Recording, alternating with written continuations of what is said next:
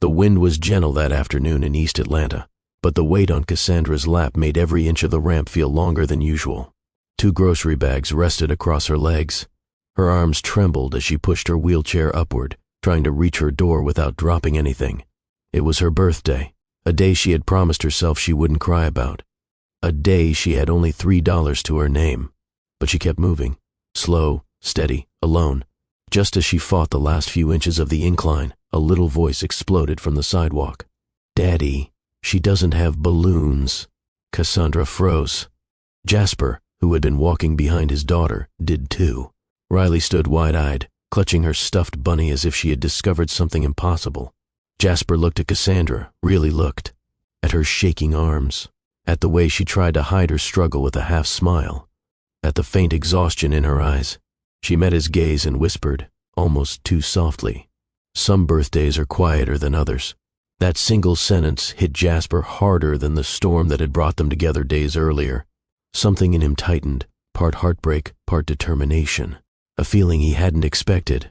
A feeling that told him this moment wasn't small. It wasn't random. It was the start of something that would change all 3 of their lives. He glanced down at the worn wallet she'd dropped while adjusting her grip. Only $3 peeked out. Not enough for cake, not enough for candles, barely enough for anything. He swallowed hard. Because sometimes the world gives you a glimpse into someone's quiet pain, and you don't walk away from it. My friend watching this, let me ask you something. Have you ever had a birthday that didn't feel like a celebration? A day where the world kept moving, but you wish someone, anyone, would pause and see you?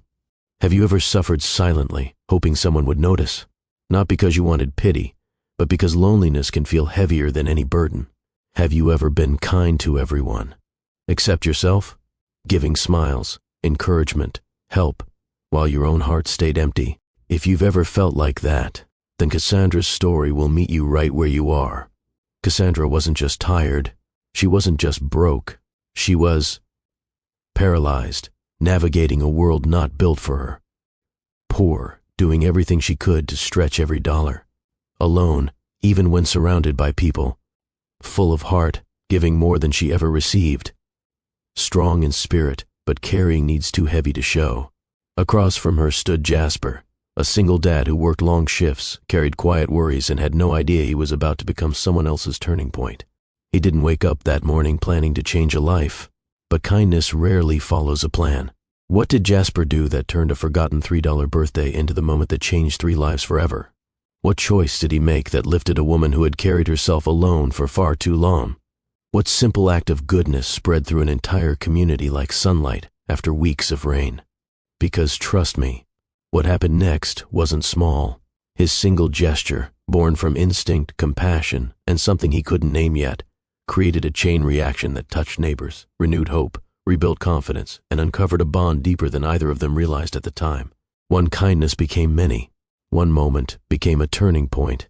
One birthday changed everything. Before we continue, if stories of hope, kindness, and life lessons give you strength, please take a moment to like this video and drop a comment telling us where you're watching from. It truly helps YouTube show this story to others who may need a little light today. Thank you. Hey there, welcome back to Mr. Brian Inspires. I'm Mr. Brian.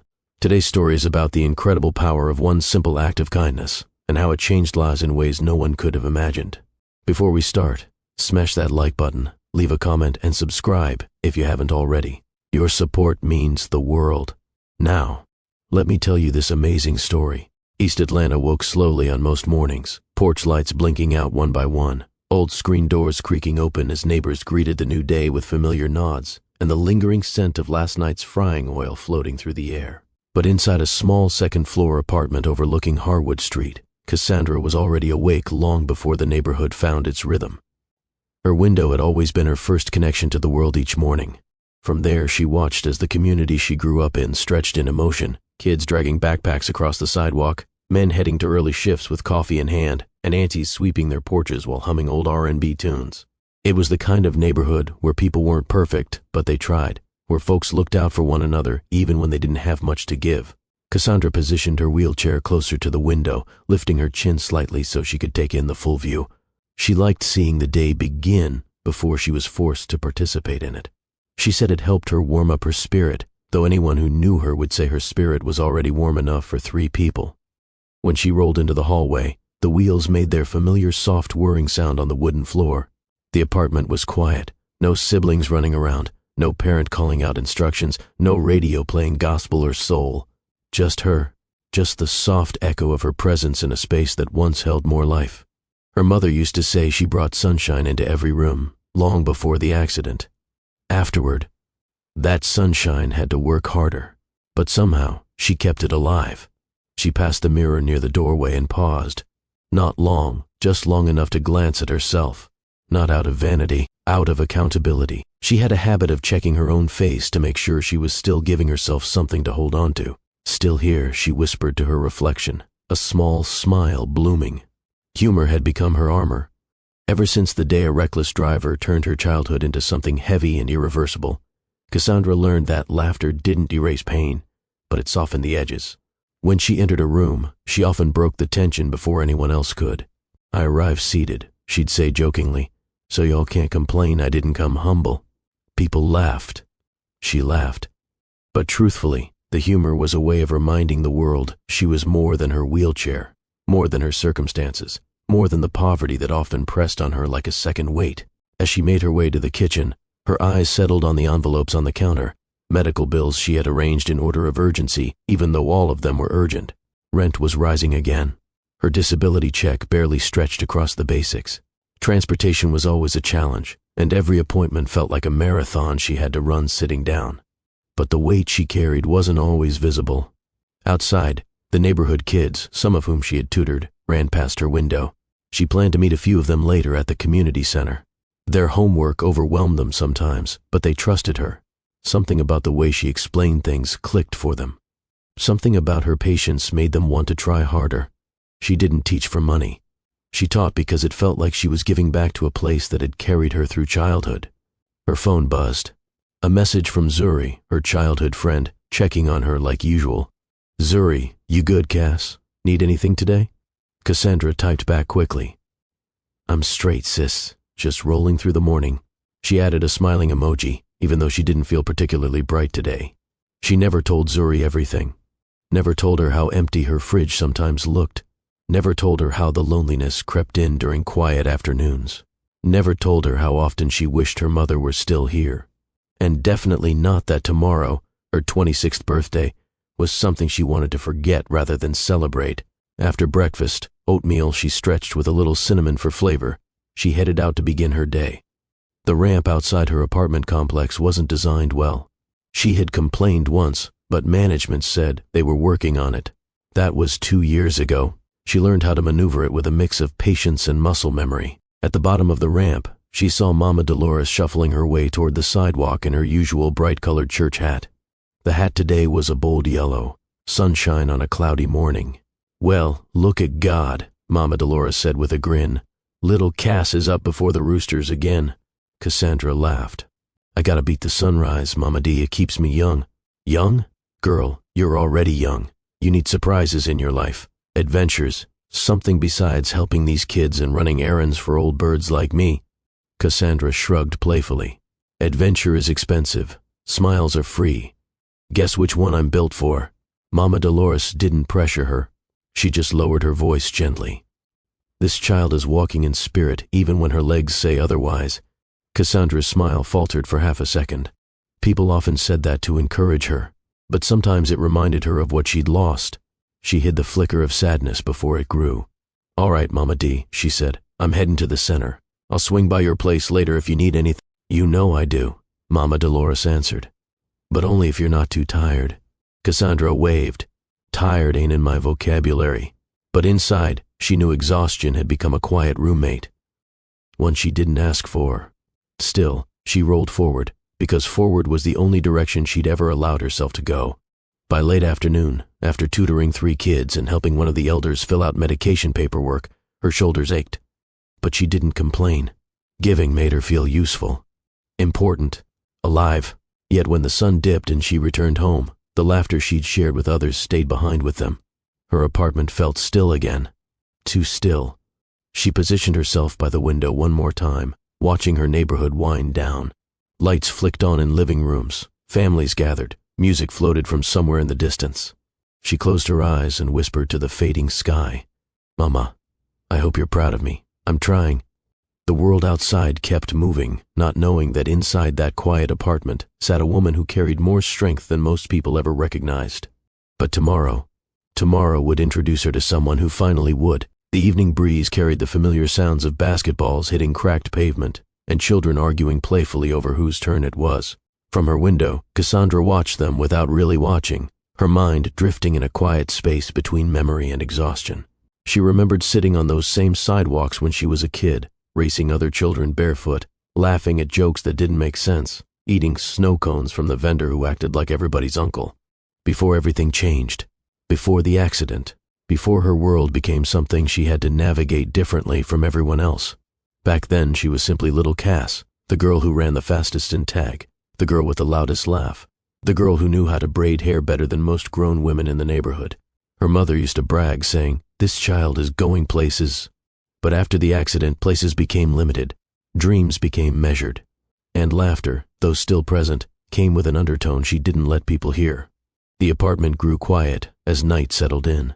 She decided to distract herself by organizing the small stack of books beside her bed, mostly donated titles from the community center. Some were worn down with pages soft from being passed through many hands. She liked that. It made her feel connected to people she had never met. As she rearranged them, her eye caught the corner of a photo frame tucked between two books. She paused, then reached for it. There she was, 9 years old, standing next to her mother on the steps of their old house.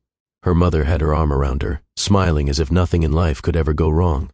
She herself had that bright, unfiltered joy only children possess. The kind you don't realize is rare until you grow older. "Hey, Mama," she whispered, touching the frame gently, still trying to figure it out down here. She slid the picture back into its place before her throat tightened too much. If tomorrow hadn't been her birthday, none of this would have hit as hard. But birthdays had a way of making her feel the absence of her mother more deeply and the weight of her circumstances more sharply.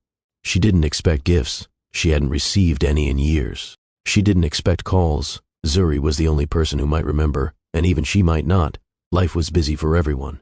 She definitely didn't expect a celebration, not with her bank account showing the kind of balance that made her laugh just to keep from crying. $3. It wasn't the amount that hurt. It was what it represented. How far life had drifted from the dreams she once had. Still, she had work to do, or rather people to help. Even without money, she tried to find purpose in small things. Her neighbor's teenage daughter, Nia Rose, knocked on the door just as she placed the last book on the shelf. The girl peeked her head in, smiling shyly. "Cass, you think you could help me with my English paper tomorrow? Miss Benton's assignments keep getting harder." Cassandra grinned. "Girl, I got you. Come by in the afternoon." "You sure? I know you be tired sometimes." "Nia, if I can help you pass that class, trust me, I'll find the energy." Nia nodded gratefully. "Thank you. You're like the smart auntie everybody should have." Cassandra laughed. "Auntie? I'm 26, child." "I know," Nia said with a shrug. "But you got auntie wisdom." When the girl left, Cassandra shook her head fondly. Even on days when her heart felt dim, moments like that reminded her she still mattered to someone. After getting herself ready for the night, she rolled back to the window for one last look outside. A few porch lights flickered as neighbors settled in. Cars hummed down the main road. Someone played slow blues on a speaker, the kind of music meant for thinking more than dancing. Cassandra closed her eyes, letting the music carry her for a moment. She imagined her mother humming along. She imagined a life where money wasn't always an obstacle. She imagined standing instead of sitting, just once, to feel her legs beneath her again. But imagination didn't change reality. Reality was simple. She had responsibilities, people counting on her, and a heart that refused to stop giving even when it felt drained. She turned away from the window and prepared to move toward the bathroom when her phone buzzed again. It was another message from Zuri. "Zuri, you ate tonight?" Cassandra smiled softly. She appreciated the concern, even if she didn't always answer honestly. "Cassandra, yeah." "I'm good, sis." Her stomach growled almost on cue, contradicting her message. She brushed it off. She could wait until morning. Hunger wasn't new, and she wasn't about to make anyone worry. As she washed up, her reflection caught her eye again. This time, she didn't smile right away. She looked longer, deeper. "You're doing your best," she whispered to herself. Even when nobody sees it, there was a loneliness beneath her laughter that even she struggled to name, not because she felt unloved, but because she had learned to live without expecting anything from anyone. Expectations hurt more when they weren't met. Hope felt dangerous sometimes, but still, she lived each day trying to do right, trying to offer the same light she once received from her mother. When she finally settled into bed, she lay still for several minutes. Tomorrow might be just another day. Tomorrow might be heavy. Tomorrow might be lonely. But she would wake up and face it the same way she faced every challenge, quietly, bravely, and with a smile strong enough to make people forget she had every reason not to. She whispered one last thought into the dark room, her eyes fixed on the ceiling. "You tell me to keep going, Mama, so I will." Outside, the neighborhood carried on, unaware that a moment of fate was preparing to introduce someone into Cassandra's life who would see her, truly see her, in a way she had not experienced in years. Someone she hadn't met yet. Someone walking through Atlanta with his daughter and a heart that still believed in kindness, even when life hadn't been kind to him. Tomorrow, their paths would cross again, and nothing would ever be the same. Morning arrived quietly, slipping through the thin curtains in narrow beams that landed across Cassandra's blanket. She lay still at first, listening to the familiar rhythm of the street outside, cars starting, a dog barking at nothing in particular, someone dragging a trash bin across pavement. Harwood Street moved like an old friend, steady and predictable, and she often found comfort in its routine. But today, the light felt different on her skin. Softer, maybe. Or maybe she was more aware of it. Birthdays had a way of making even the smallest details feel louder. She pushed herself upright, adjusting her pillows with practiced ease.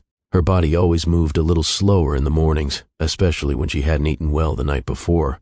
Still, she forced a small smile as she reached for the brush on her nightstand.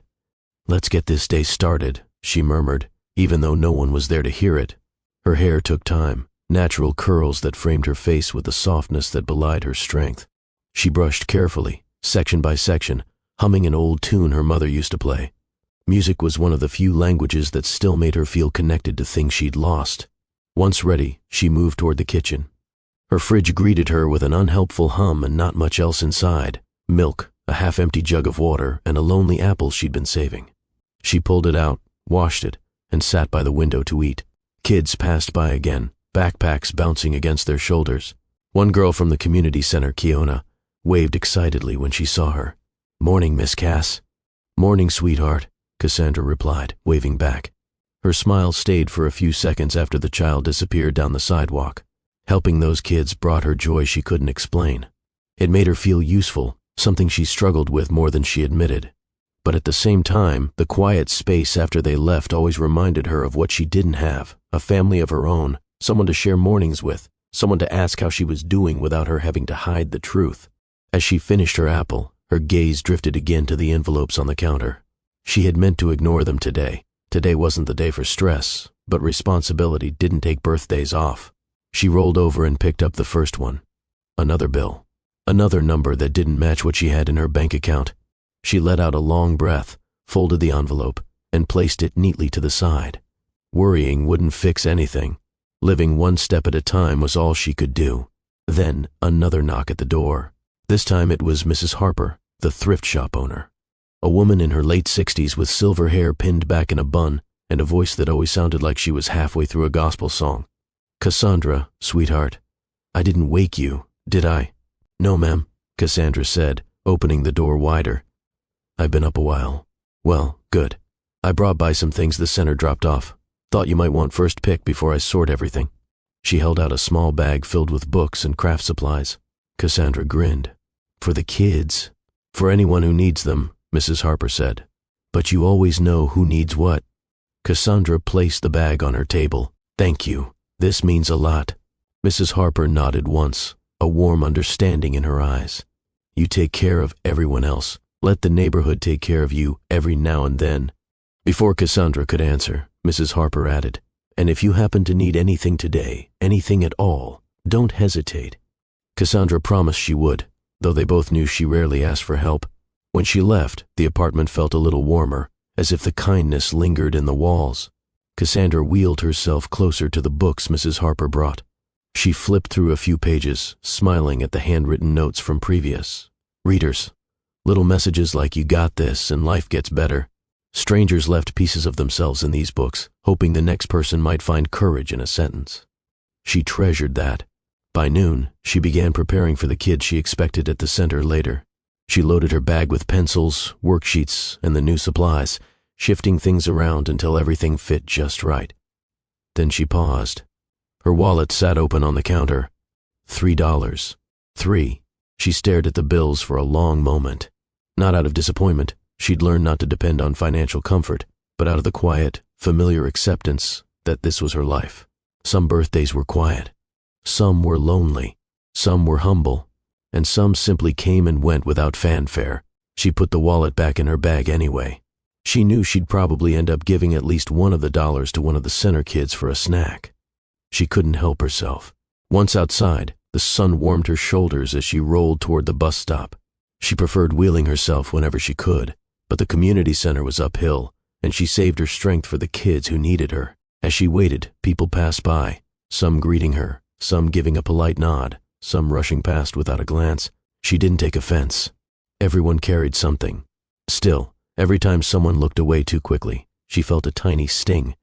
Not because she needed their attention, but because the world often didn't know how to look at someone like her. People saw the wheelchair before they saw her strength, her humor, her intelligence, her heart. She adjusted her bag and took a steadying breath. Forward, she whispered to herself. Always forward. The bus arrived, hissing as the ramp lowered for her. She rolled inside, greeted the driver politely, and settled into her usual spot. The ride wasn't long, but it gave her time to think. She glanced out the window, watching familiar buildings and houses pass. Children with lunch bags, couples walking dogs, men sitting outside barbershops arguing about sports. She watched life happening, and for a moment, she felt like a spectator. But she wasn't. Not for long. Because somewhere in Atlanta, at that very moment, Jasper was finishing a long shift, picking up Riley from a neighbor's house and heading down a street he didn't usually take. A street that would lead him right past Cassandra. Their worlds were moving toward each other with quiet purpose. Neither of them knew it yet. But tomorrow, her birthday, would pull their lives into the same moment again. And everything would start from there. While Cassandra rode the bus toward the community center that afternoon, another part of Atlanta was waking up to the rhythms of a different kind of struggle.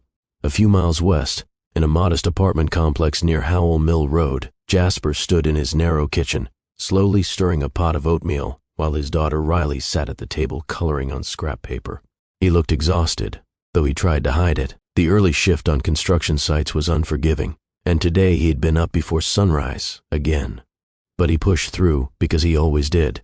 Single fatherhood didn't give him the option to stop. "Daddy," Riley said with her usual morning seriousness, "do you think birds ever get tired of flying?" He blinked twice, not expecting the philosophical question before breakfast. "Probably sometimes," he answered, "but they still fly because that's what they're made to do." Riley nodded thoughtfully and went back to coloring. Her mind lived in a world full of questions.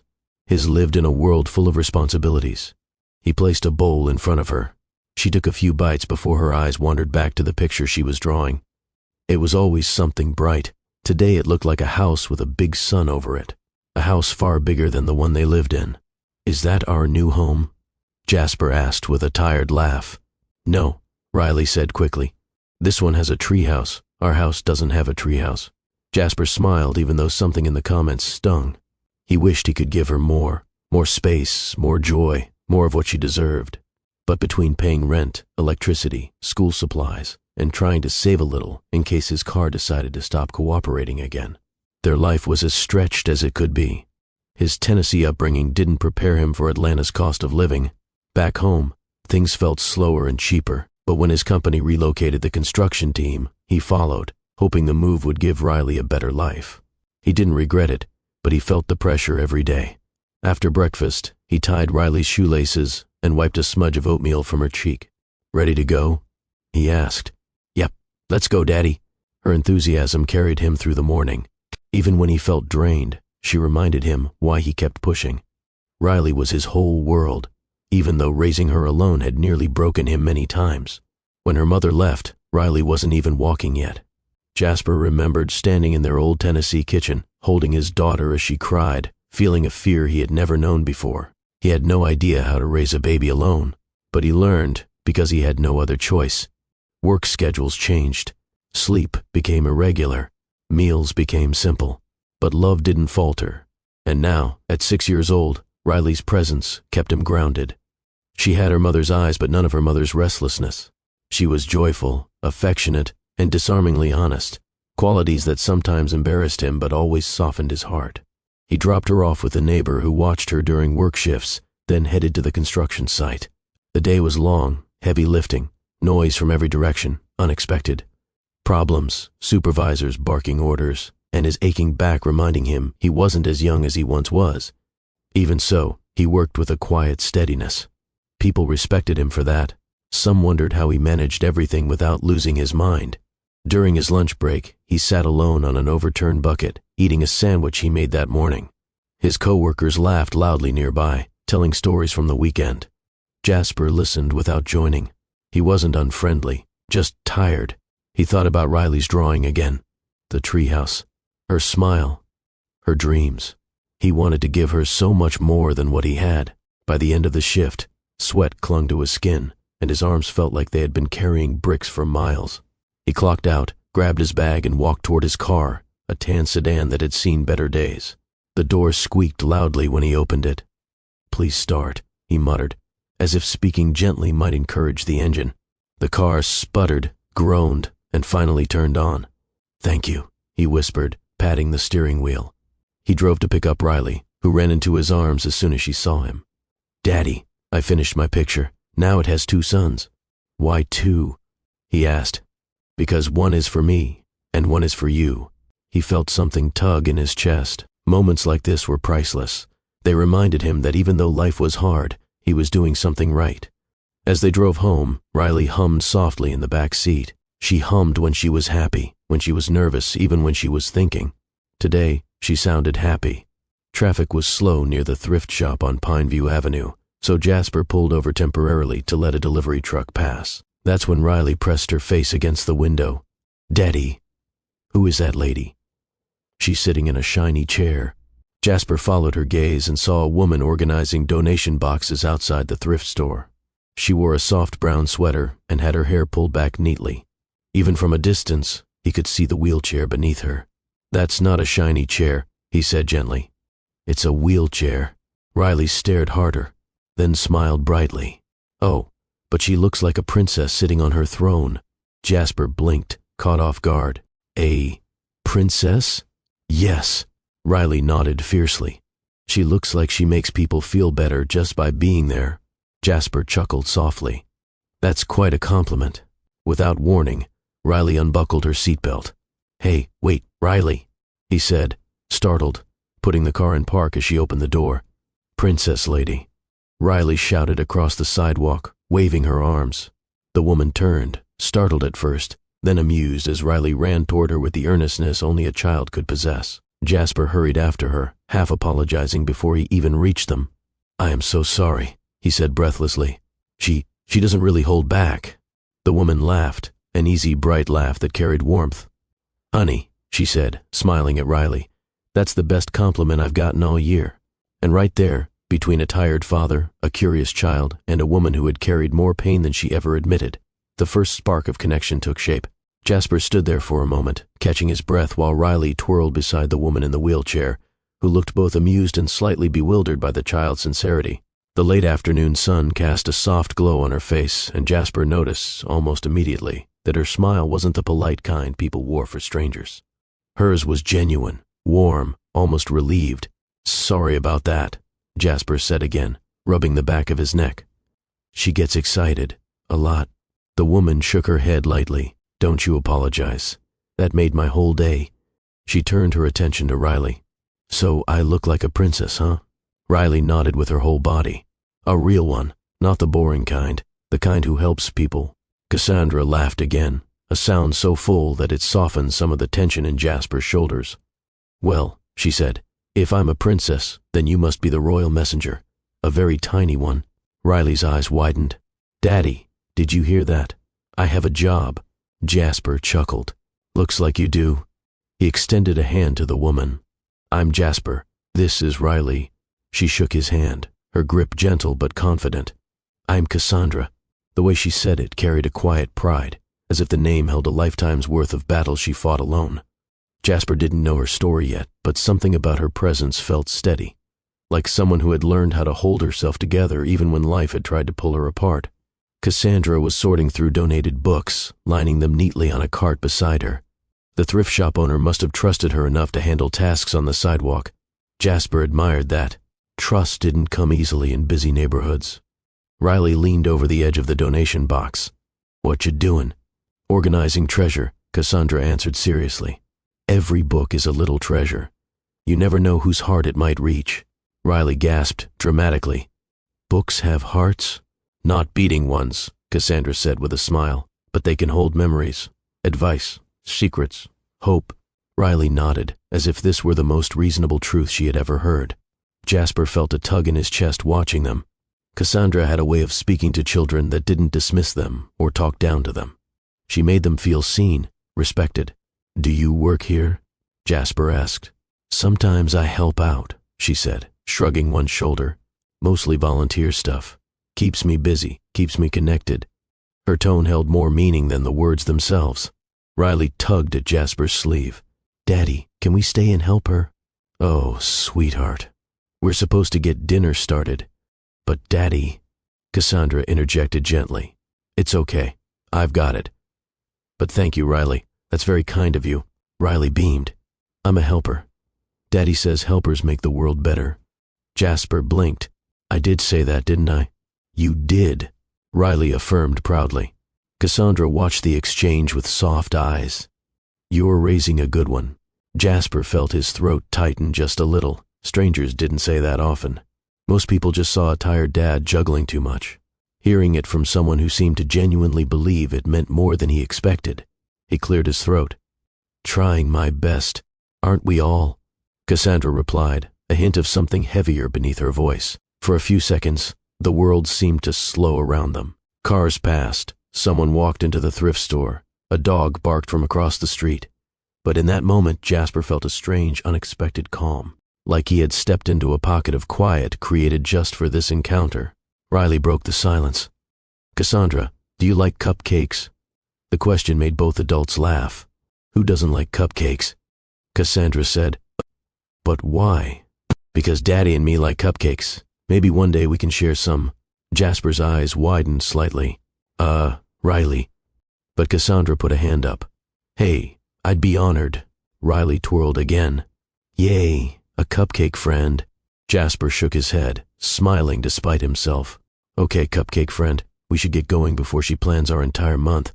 "I wouldn't mind," Cassandra replied softly. He didn't know how to respond to that, so he offered her a small smile.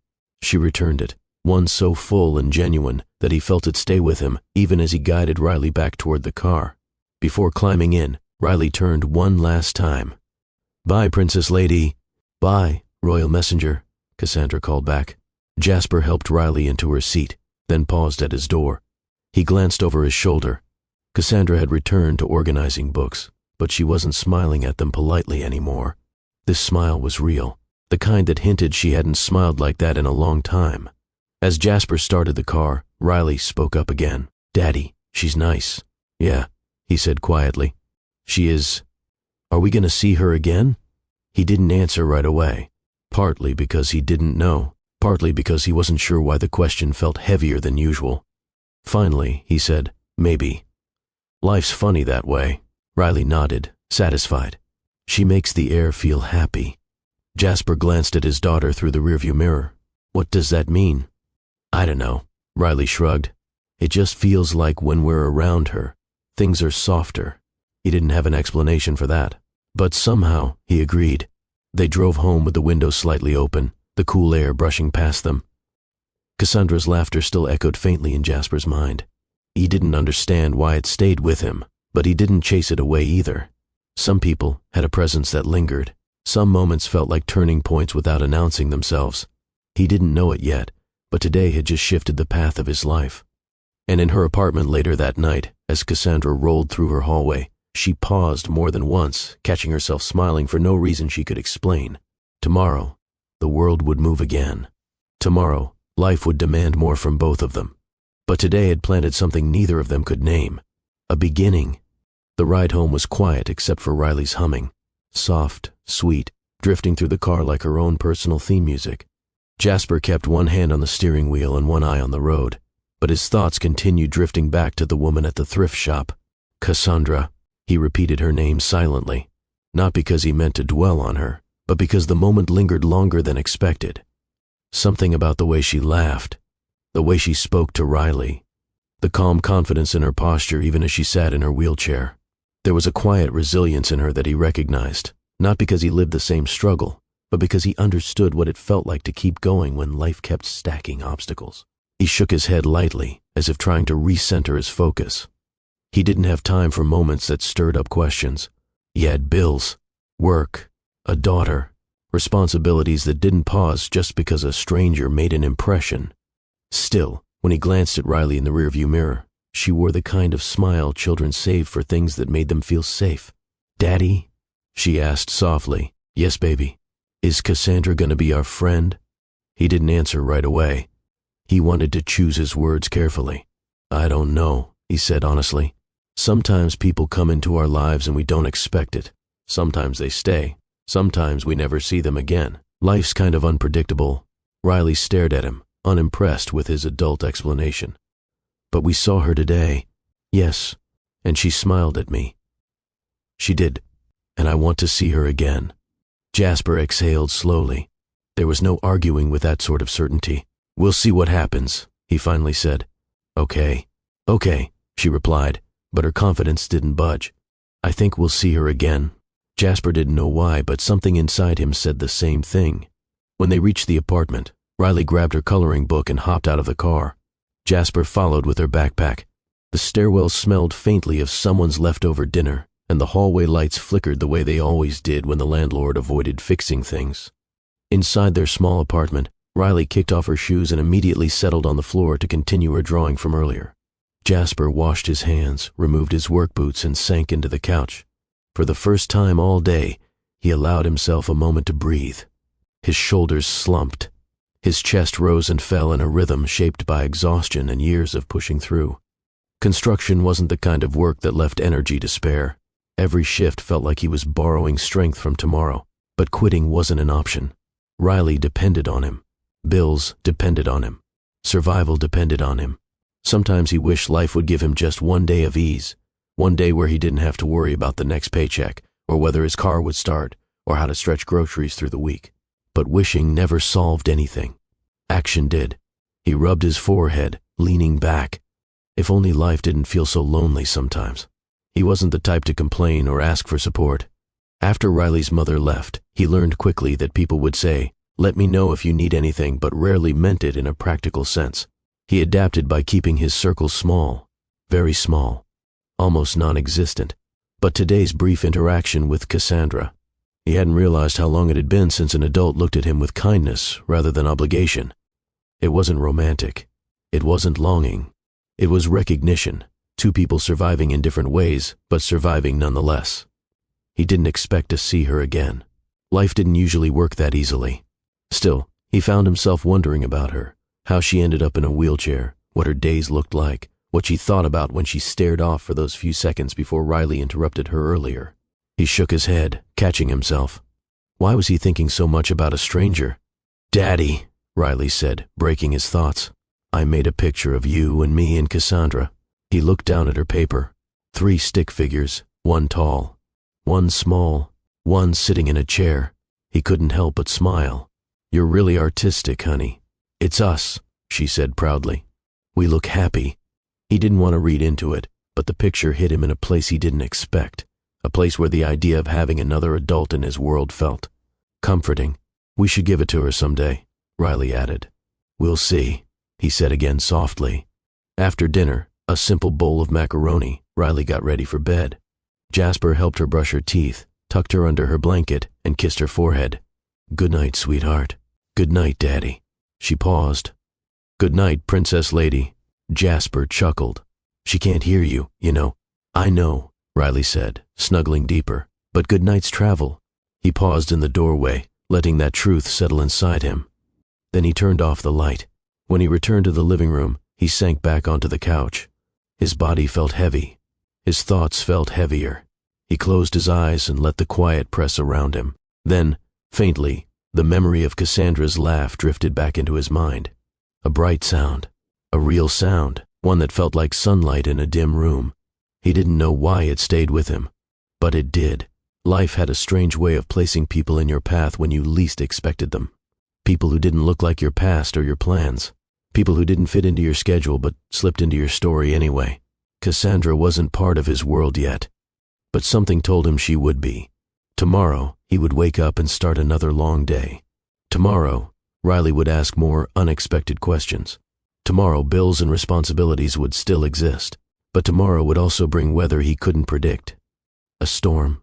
The very storm that would break down his car, force him to carry Riley through pouring rain, and lead him, soaking wet, exhausted and desperate for shelter, to the apartment building where Princess Lady lived. Without knowing it, Jasper was walking toward the moment that would tie his story to hers in ways he couldn't imagine. And Cassandra, miles away, had no idea that the stranger with the gentle eyes and the little girl with the stuffed bunny would become a part of her tomorrow, and every day after. Atlanta's sky had a certain way of warning people when rain was coming. The air shifted first, growing heavier, thicker, then the clouds rolled in slowly, swallowing patches of blue one by one. By the time the sun dipped behind the horizon that evening, the whole city felt like it was holding its breath. Cassandra noticed the change as she left the community center, her bag full of worksheets and donated supplies resting across her lap. The wind brushed against her cheeks, cooler than usual, carrying the sharp scent of moisture. "Storm's coming," she whispered to herself as she maneuvered down the ramp. The center's director, an older gentleman with a kind voice, held the door for her. "Make sure you get home before it starts pouring, Cass. I'm heading out now." "I'll be fine," she reassured him. But in truth, she always worried a little when storms picked up. Rain made the sidewalks slippery. Wind made the hills harder. And once lightning started, she preferred being inside her tiny apartment where the world couldn't touch her so loudly. She made her way toward the bus stop, rolling steadily but keeping an eye on the darkening sky. The clouds had shifted from gray to something deeper, heavier. A few people rushed past her, umbrellas already open. She muttered softly, "Come on, bus. Don't make me fight this weather today." After several long minutes, the bus arrived with a screech of brakes. She boarded, nodded at the driver, and settled into her usual spot near the front. The ride home was quiet, almost too quiet. People stared at their phones, tapping screens with urgency as if checking the forecast would stop the storm from doing what storms do. When she finally reached her stop and wheeled herself off the bus, the first raindrop hit her arm. Then another, then several more. "Great," she sighed, pushing harder. She was halfway up the uneven ramp leading to her building when thunder growled overhead. Wind rushed against her shoulders, pushing back as if testing her strength. She tightened her grip on her wheels, leaned forward, and pushed again. By the time she reached her door, her sweater was damp and her curls had begun to frizz at the edges. She let out a relieved breath as she shut the door behind her. Inside, the apartment felt extra quiet, as if even it were waiting for something. She settled into her living room, watching rain streak across the window pane. Storms usually made her reflective. Something about the heavy sky reminded her of the night she lost her mother. She closed her eyes for a moment, letting herself feel the ache before pushing it back where it always lived. "Tomorrow's just another day," she whispered. "Just another birthday." But deep down, she knew that wasn't entirely true. Birthdays felt different, even when she tried to downplay them. She wished she had someone to share them with, a voice that would say happy birthday without hesitation, arms that would wrap around her even when she insisted she didn't need comfort. The thought drifted away when the rain intensified, pounding against the building, the kind of rain that made car tires hiss and drain pipes overflow. She sighed and wheeled closer to the window, watching the storm unfold. Somewhere out there, she imagined, families were huddled together, sharing warm food and loud conversations. Others were complaining about traffic from the safety of their vehicles. And somewhere else, someone was probably caught in the downpour with no umbrella. She didn't know that one of those people would soon be Jasper. Across the city, Jasper was clocking out late from a shift that had been harder than usual. The sky had already turned a deep charcoal color, and the first droplets of rain tapped against the construction trailer roof as he packed his tools. "Looks bad out there," one of his coworkers muttered. "Yeah, Jasper replied, glancing toward the horizon. Gonna try to get home before it gets worse. He hurried to his car, the wind tugging at his jacket. When he opened the door, he checked the back seat.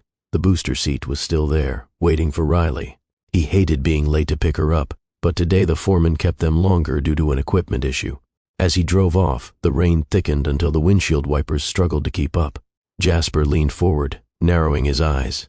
Come on, just get me to her, he muttered. When he reached the neighbor's house, Riley ran out holding her stuffed bunny, which was wearing a makeshift paper raincoat. Daddy, Mr. Thomas helped me make Bunny a jacket so she won't get wet. Jasper managed to smile. Good job, sweetheart. Let's get you inside before this gets worse. He lifted her into the car, settled her in the booster seat, then climbed in himself. Water hit the roof in relentless sheets. He turned the key. The engine sputtered, coughed, stopped. He tried again. Nothing, not today, he whispered, gripping the steering wheel. Please, not today. Riley leaned forward.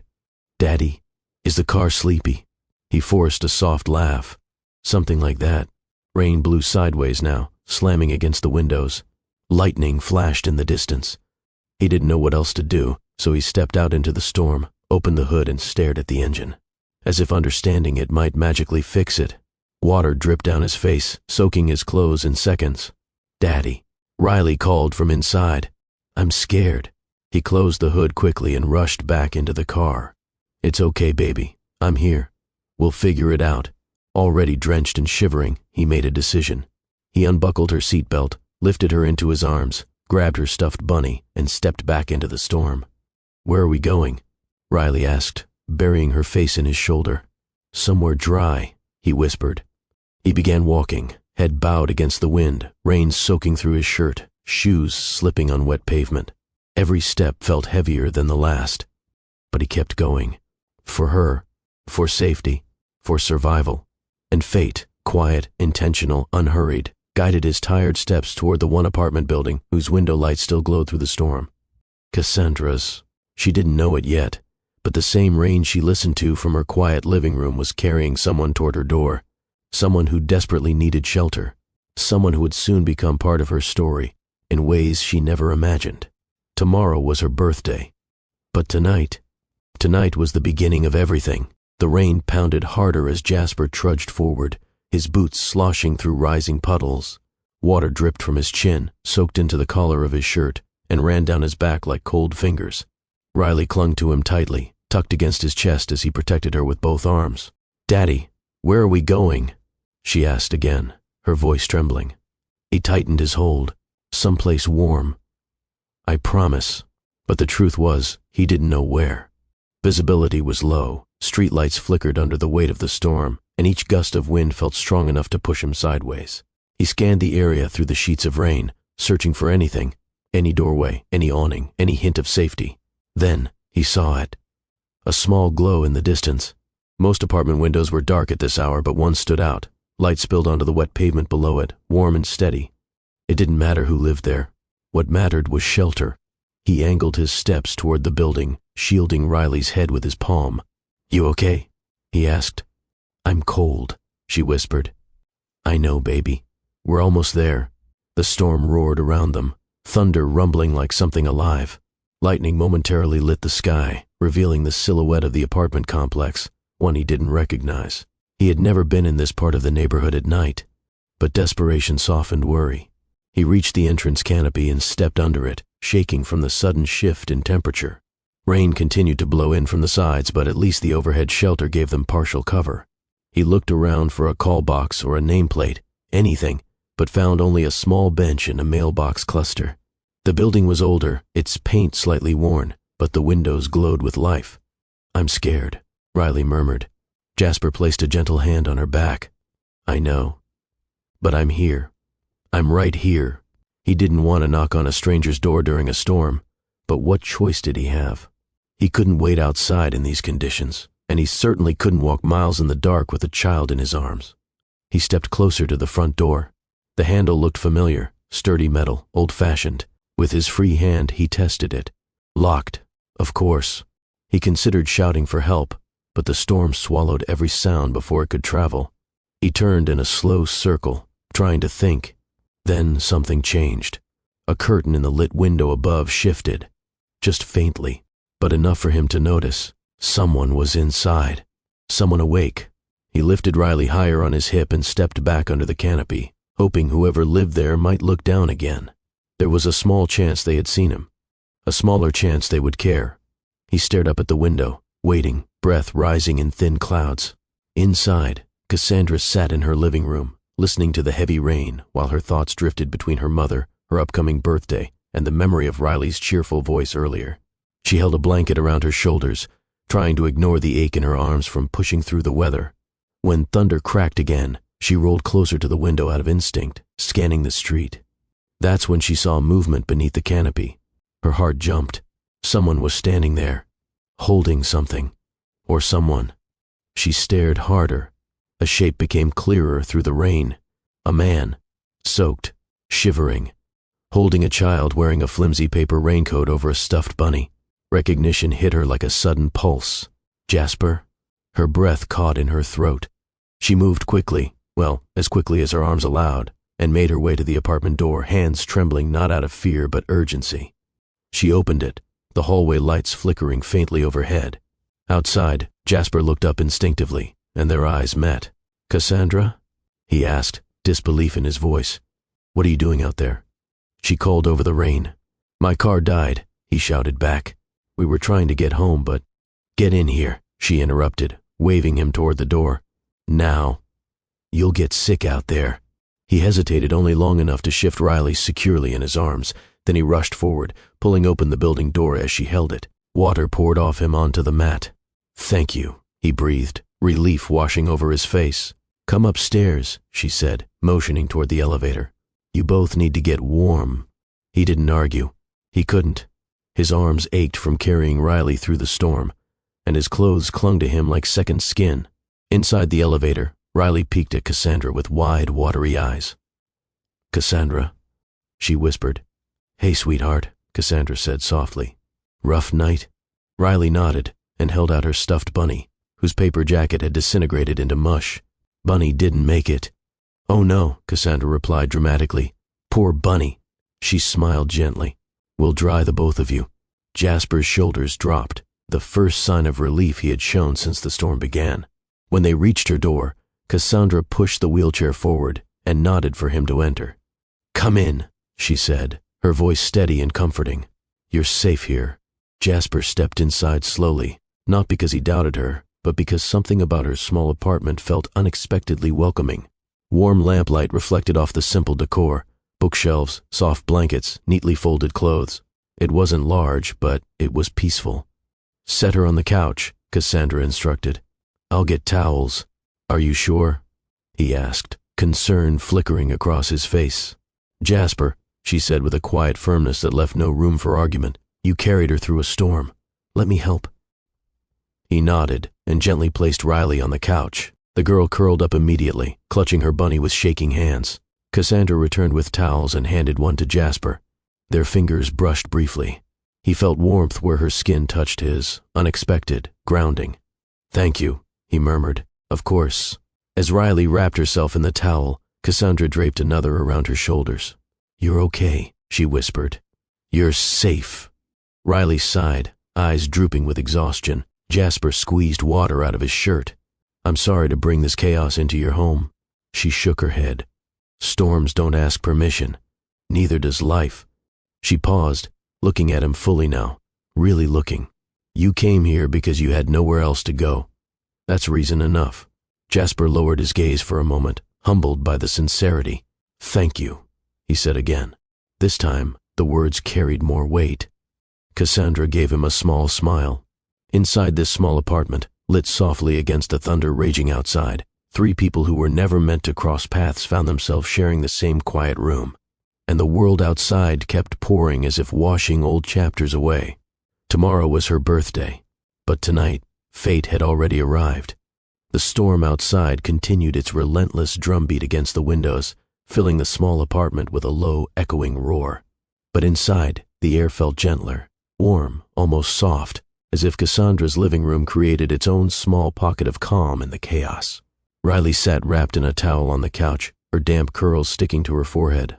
She looked tired, but relieved, her little stuffed bunny resting beside her in a soggy heap.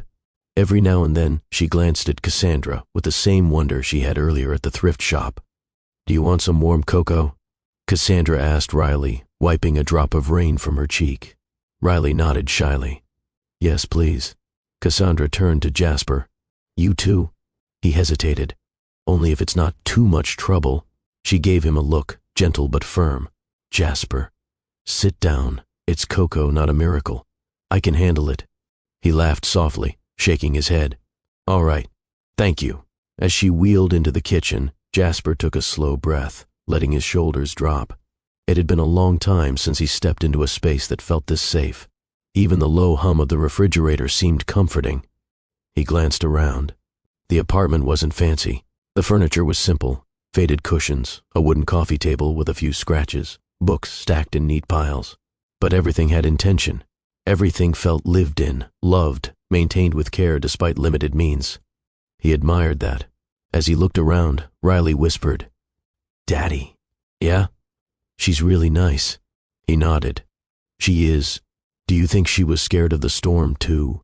He thought about that question longer than expected. Maybe. But she still helped us. Riley nodded thoughtfully. "That means she's brave." Jasper opened his mouth to respond, but the truth of her statement caught him off guard. Yes, Cassandra was brave, not in an obvious, loud way, but in the way she lived every day, in the way she showed up for others, in the way she kept laughter in her voice, even when her life was anything but easy. He didn't know her story yet, but he sensed depth behind her humor, strength behind her softness, a quiet resilience that made him feel something he hadn't felt in a long time: respect and curiosity. He didn't want to analyze it too closely, not when he had just met her. But still, it lingered. In the kitchen, Cassandra took her time whisking cocoa on the stove. Not because it was complicated, but because moments like this, where someone needed her, made her feel useful, needed, connected. She poured 2 mugs and 1 smaller cup, placed marshmallows on top of Riley's, and returned to the living room, balancing everything carefully. "Here we go," she said, handing the cups out. "One for the princess, 1 for the tired night, and 1 for me." Riley's eyes lit up. "Marshmallows."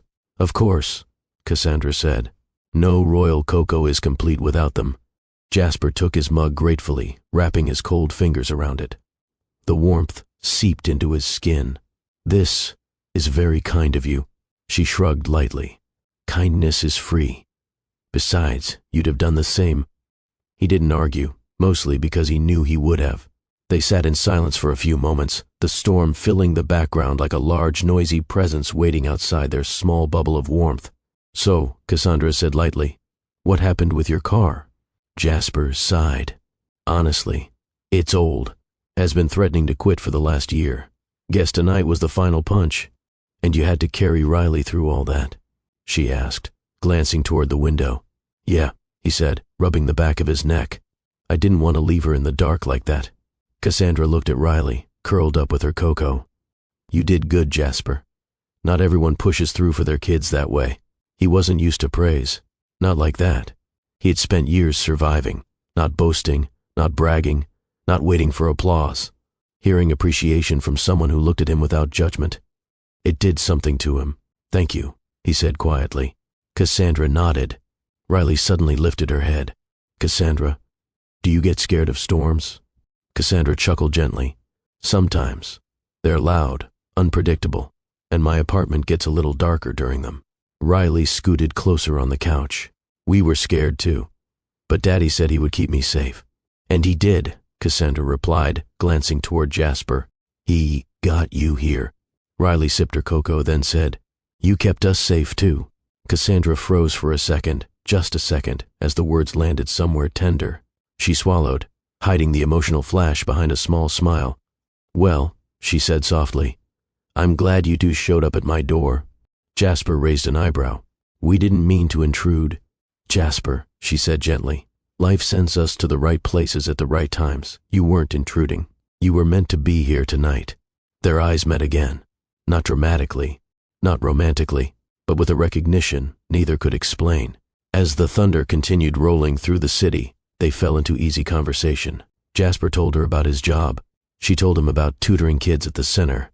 He told her how Riley refused to eat broccoli unless he called them little trees. She told him how Mama Dolores always insisted on wearing bright hats to keep sadness confused. They laughed, softly at first, then with more ease. Between them, Riley listened and occasionally offered small bursts of commentary. But beneath the lightness of the moment, there was something deeper growing. Not attraction, not yet, but familiarity, comfort, connection. A feeling that said, "You're not alone tonight. You don't have to carry everything by yourself." As the night went on, the storm began to lessen, just slightly. The thunder softened, the rain slowed, but none of them rushed to end the moment. Finally, when Riley's eyelids drooped and her cocoa sat half-finished on the table, Jasper cleared his throat. "She's exhausted," he said. "I should probably get her home once the rain stops." Cassandra nodded, though something inside her wished they didn't have to leave so soon. "You're welcome to stay until it eases up. The wind's still strong." "Are you sure?" "Absolutely." Riley yawned loudly, leaning against Cassandra's arm. "Can I stay with Princess Lady until the sky stops yelling?" Cassandra laughed. "Of course, sweetheart." Jasper smiled at the sight, his daughter safe, warm, choosing trust so easily. He felt gratitude settle in his chest like steady warmth. Cassandra looked at Riley, smoothing her damp curls. Then she glanced at Jasper, her voice softening. "You both got here just in time. Storms feel smaller when you don't face them alone." He nodded. "Yeah, they really do." Outside, the storm began to break. Inside, something new quietly began to take shape. Tomorrow was her birthday, but tonight she wasn't alone. Tonight, fate had brought company. Morning crept slowly into Cassandra's apartment, slipping through the blinds in soft, uneven stripes. After the stormy night, the world outside felt washed clean, quiet, almost pretending nothing dramatic had happened mere hours ago. But inside her room, reality returned with the same weight it always carried. Her birthday. She blinked awake, rubbing the sleep from her eyes as her body adjusted from rest to responsibility. The rain had left a chill in the air, and she tugged her thin blanket closer as she sat up in bed. For a moment, she listened to the city's distant hum, cars starting, doors shutting, the muffled rhythm of people beginning their day. She exhaled slowly. Another year, another morning that didn't feel special. But today, she had planned a quiet routine, get ready, volunteer for a couple hours at the community center, then come home and pretend the day was fine. Before she moved, she reached for the small drawer near her bed. She opened it gently, as though it contained something fragile, and pulled out her worn wallet. The fabric had frayed corners, and the zipper caught each time she closed it. She opened it, knowing what she would find. One crumpled dollar. A second. A third. $3. That was it. She stared at the bills for a long moment, pressing her lips together. Birthdays used to mean balloons, cupcakes, laughter, and her mother's warm hands cupping her face. Her mother always found a way to make joy out of nothing. Even when money was tight, she somehow made each birthday feel big. After the accident, when Cassandra turned 10, her mother decorated her wheelchair with ribbons and stickers, turning it into a celebration throne. "Baby, even queens sit down," her mother had said. Cassandra smiled at the memory, but it quickly faded into something heavier. After her mother died, birthdays changed. They weren't celebrations anymore. They were reminders. Reminders of empty seats. Reminders of conversations she longed for but could never have again. Reminders of how quiet life could feel when you were trying to be brave alone. She sighed, folding the $3 neatly and placing them back in her wallet. "No point crying about it," she whispered to herself. Still, the ache lingered. She rolled herself to the bathroom, washed up, and fixed her curls the best she could. The mirror reflected a woman who had learned how to survive on grit and grace. She didn't pity herself. She didn't wallow, but she did feel the emptiness of the morning. As she dressed, she whispered softly, "Mama, I hope I'm making you proud. I'm trying. I'm still trying." Her voice cracked just a little. She wiped her eyes before a tear had the chance to fall. Once she was ready, she moved through her apartment with practiced motions. She grabbed her bag, locked the door, and rolled toward the elevator. On the way out of the building, she passed two familiar faces. Zuri, a young girl from the second floor, waved excitedly. "Morning, Miss Cass." "Morning, sweetheart. You headed to school?" "Yes, ma'am. We're learning about the moon today." "Ooh, that's important stuff. Don't let them trick you into thinking it's cheese." Zuri giggled. I won't.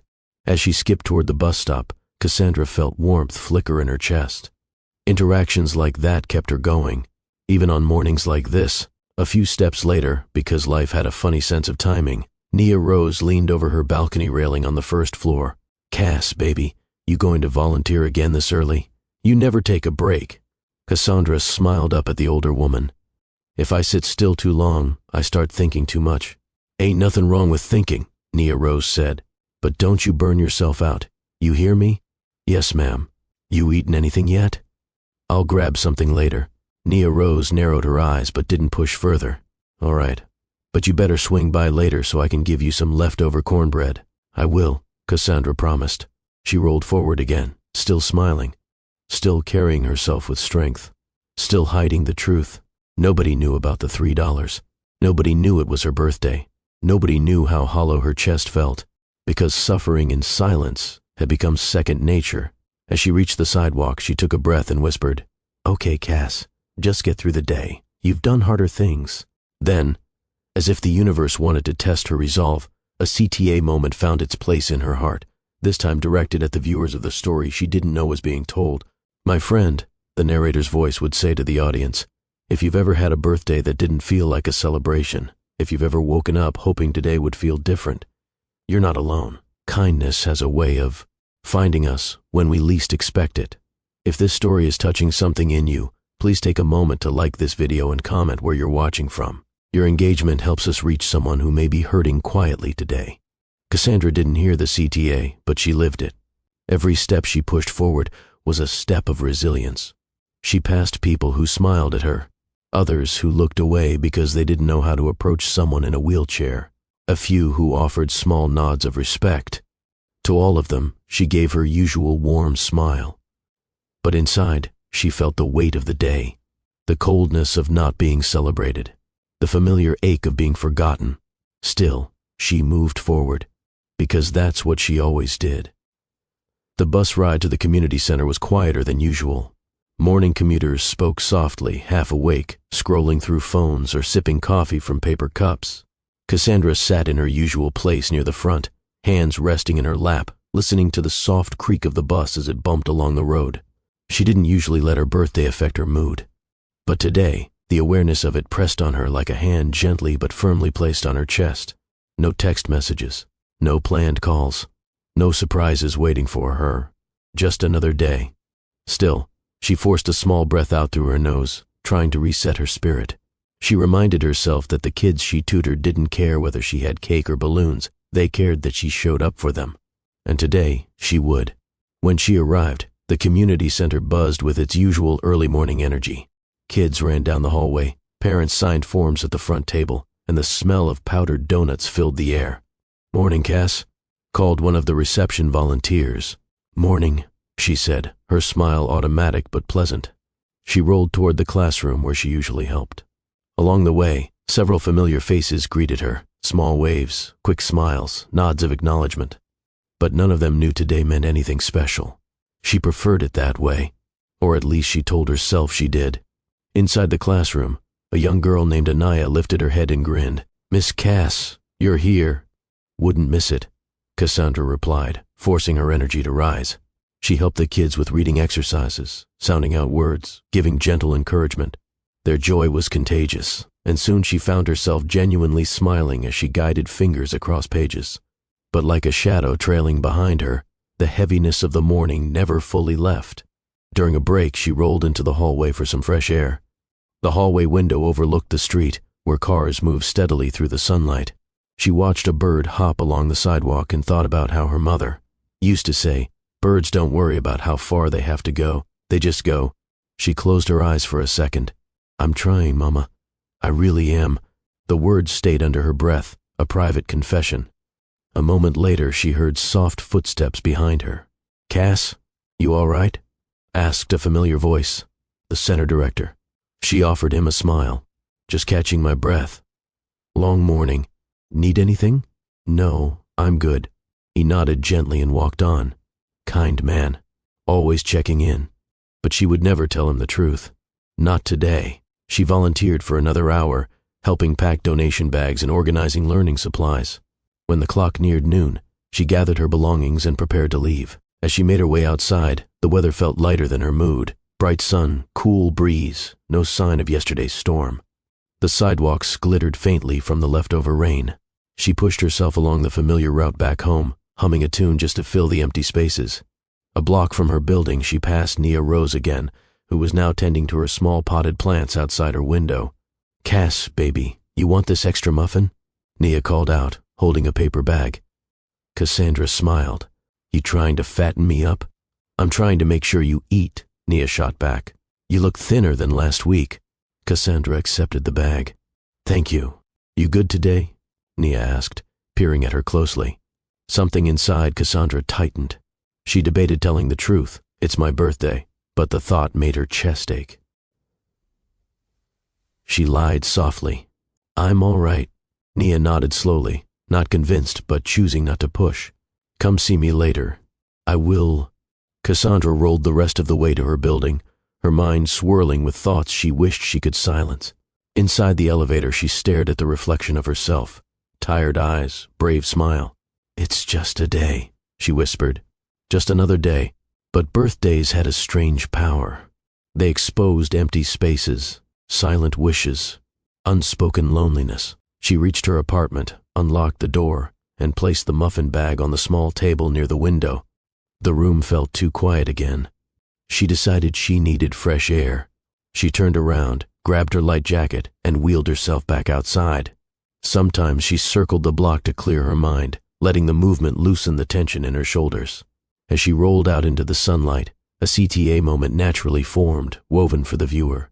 "My friend, if you've ever carried a smile on the outside while your heart felt heavy on the inside, please drop a comment saying I'm still pushing.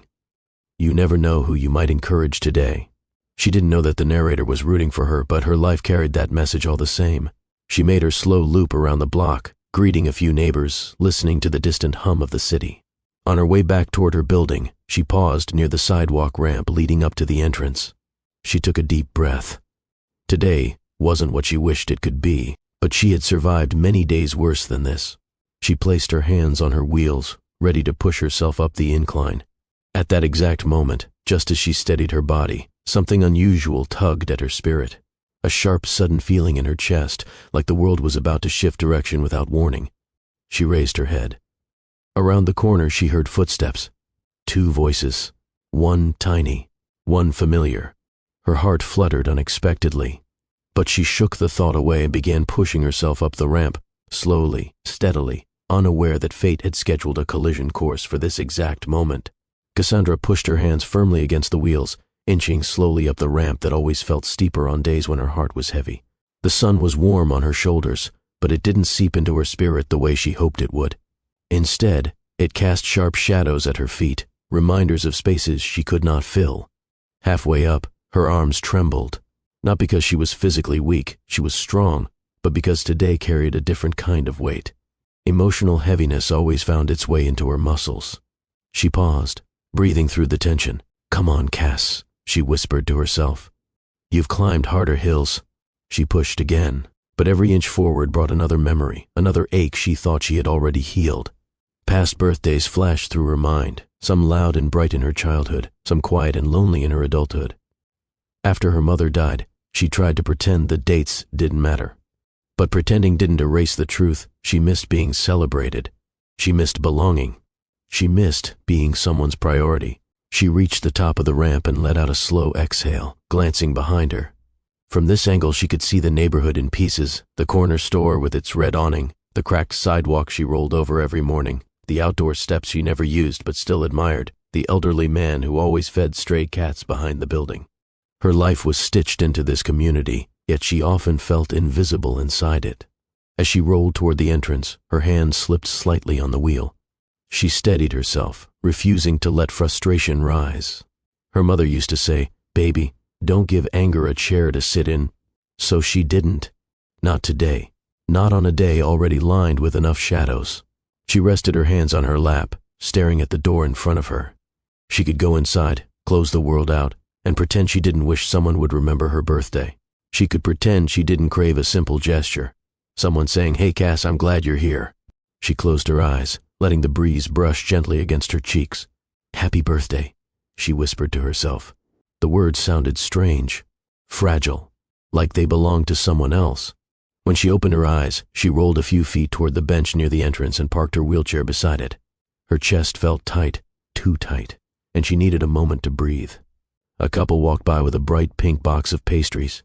She heard their laughter and felt a small ache she couldn't hide. Another neighbor jogged past, earbuds in, completely unaware that the woman sitting quietly by the entrance was fighting the urge to cry. "I'm okay," she whispered again. "I'm always okay." But the truth was harsher. She was tired. Tired of being grateful for scraps of kindness. Tired of pretending that loneliness didn't sit beside her like a silent roommate. Tired of birthdays that came and went without even a candle. Her hands trembled again, and she pressed them firmly together to stop the shaking. Then came the guilt, because she had always believed she shouldn't want more. People had it worse. She had a roof. She had neighbors who cared in small ways. She had kids who adored her. Complaining felt selfish, but needing love wasn't selfish. Wanting companionship wasn't selfish. Craving a gentle presence wasn't selfish. Still, the world taught her to swallow those wants quietly. She tilted her head back and stared at the sky. Even after yesterday's storm, it was a flawless blue now, mocking her mood with its brightness. "Why does today hurt more than the others?" she murmured. But before sadness could wash over her fully, something shifted on the breeze. A sound, distant but unmistakable. Footsteps. Soft ones. A child's voice bouncing lightly. And a deeper voice trying to keep up. Her pulse fluttered, not because she knew who it was, but because something inside her recognized the warmth approaching even before her mind processed it. She straightened her posture slightly. Maybe it was instinct. Maybe it was hope. Maybe it was something she didn't yet have a word for. The voices grew clearer. "Daddy, we have to walk faster. What if she's gone already? Baby, she lives here. She can't be gone. But what if she's... Daddy, Daddy, I see her, I see her." Cassandra blinked.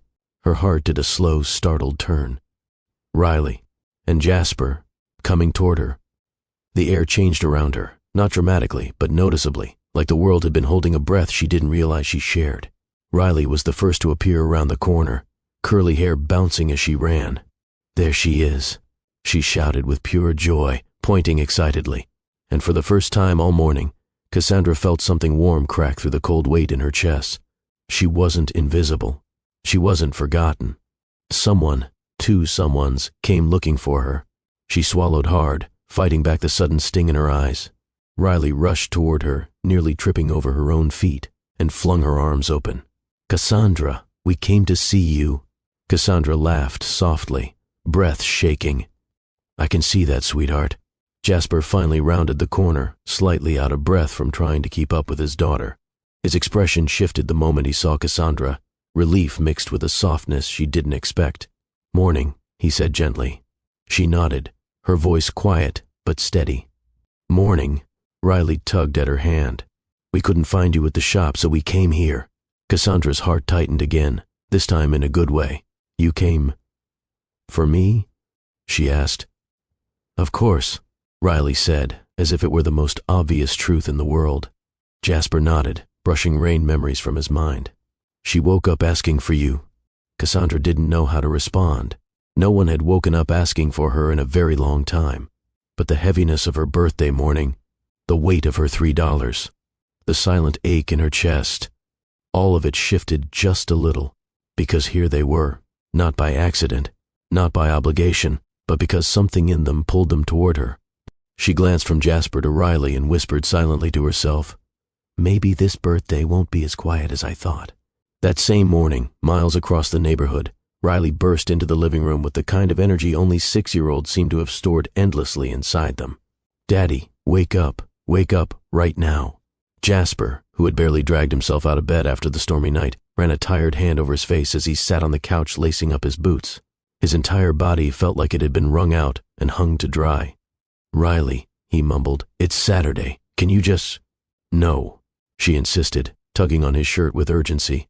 "Daddy, we gotta go. We gotta go see Cassandra." He blinked twice, still adjusting to the brightness of her enthusiasm. "Sweetheart, can Daddy drink some water first?" "No, We have to go now before she disappears. Disappears? He echoed, raising an eyebrow. That's what people do when Daddy takes too long, she said with matter-of-fact seriousness. They disappear. Jasper let out a tired chuckle. I promise you she didn't evaporate in the night.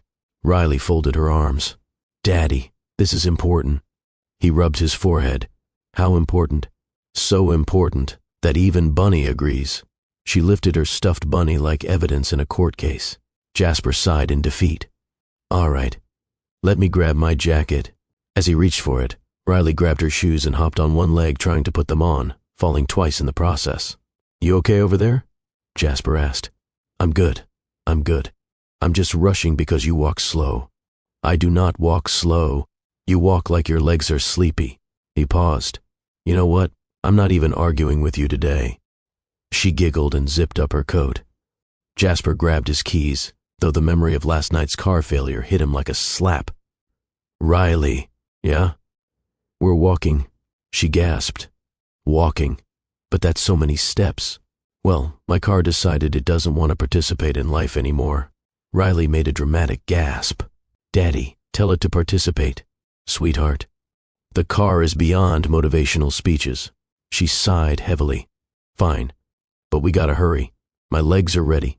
Jasper shook his head with amusement, despite how exhausted he felt.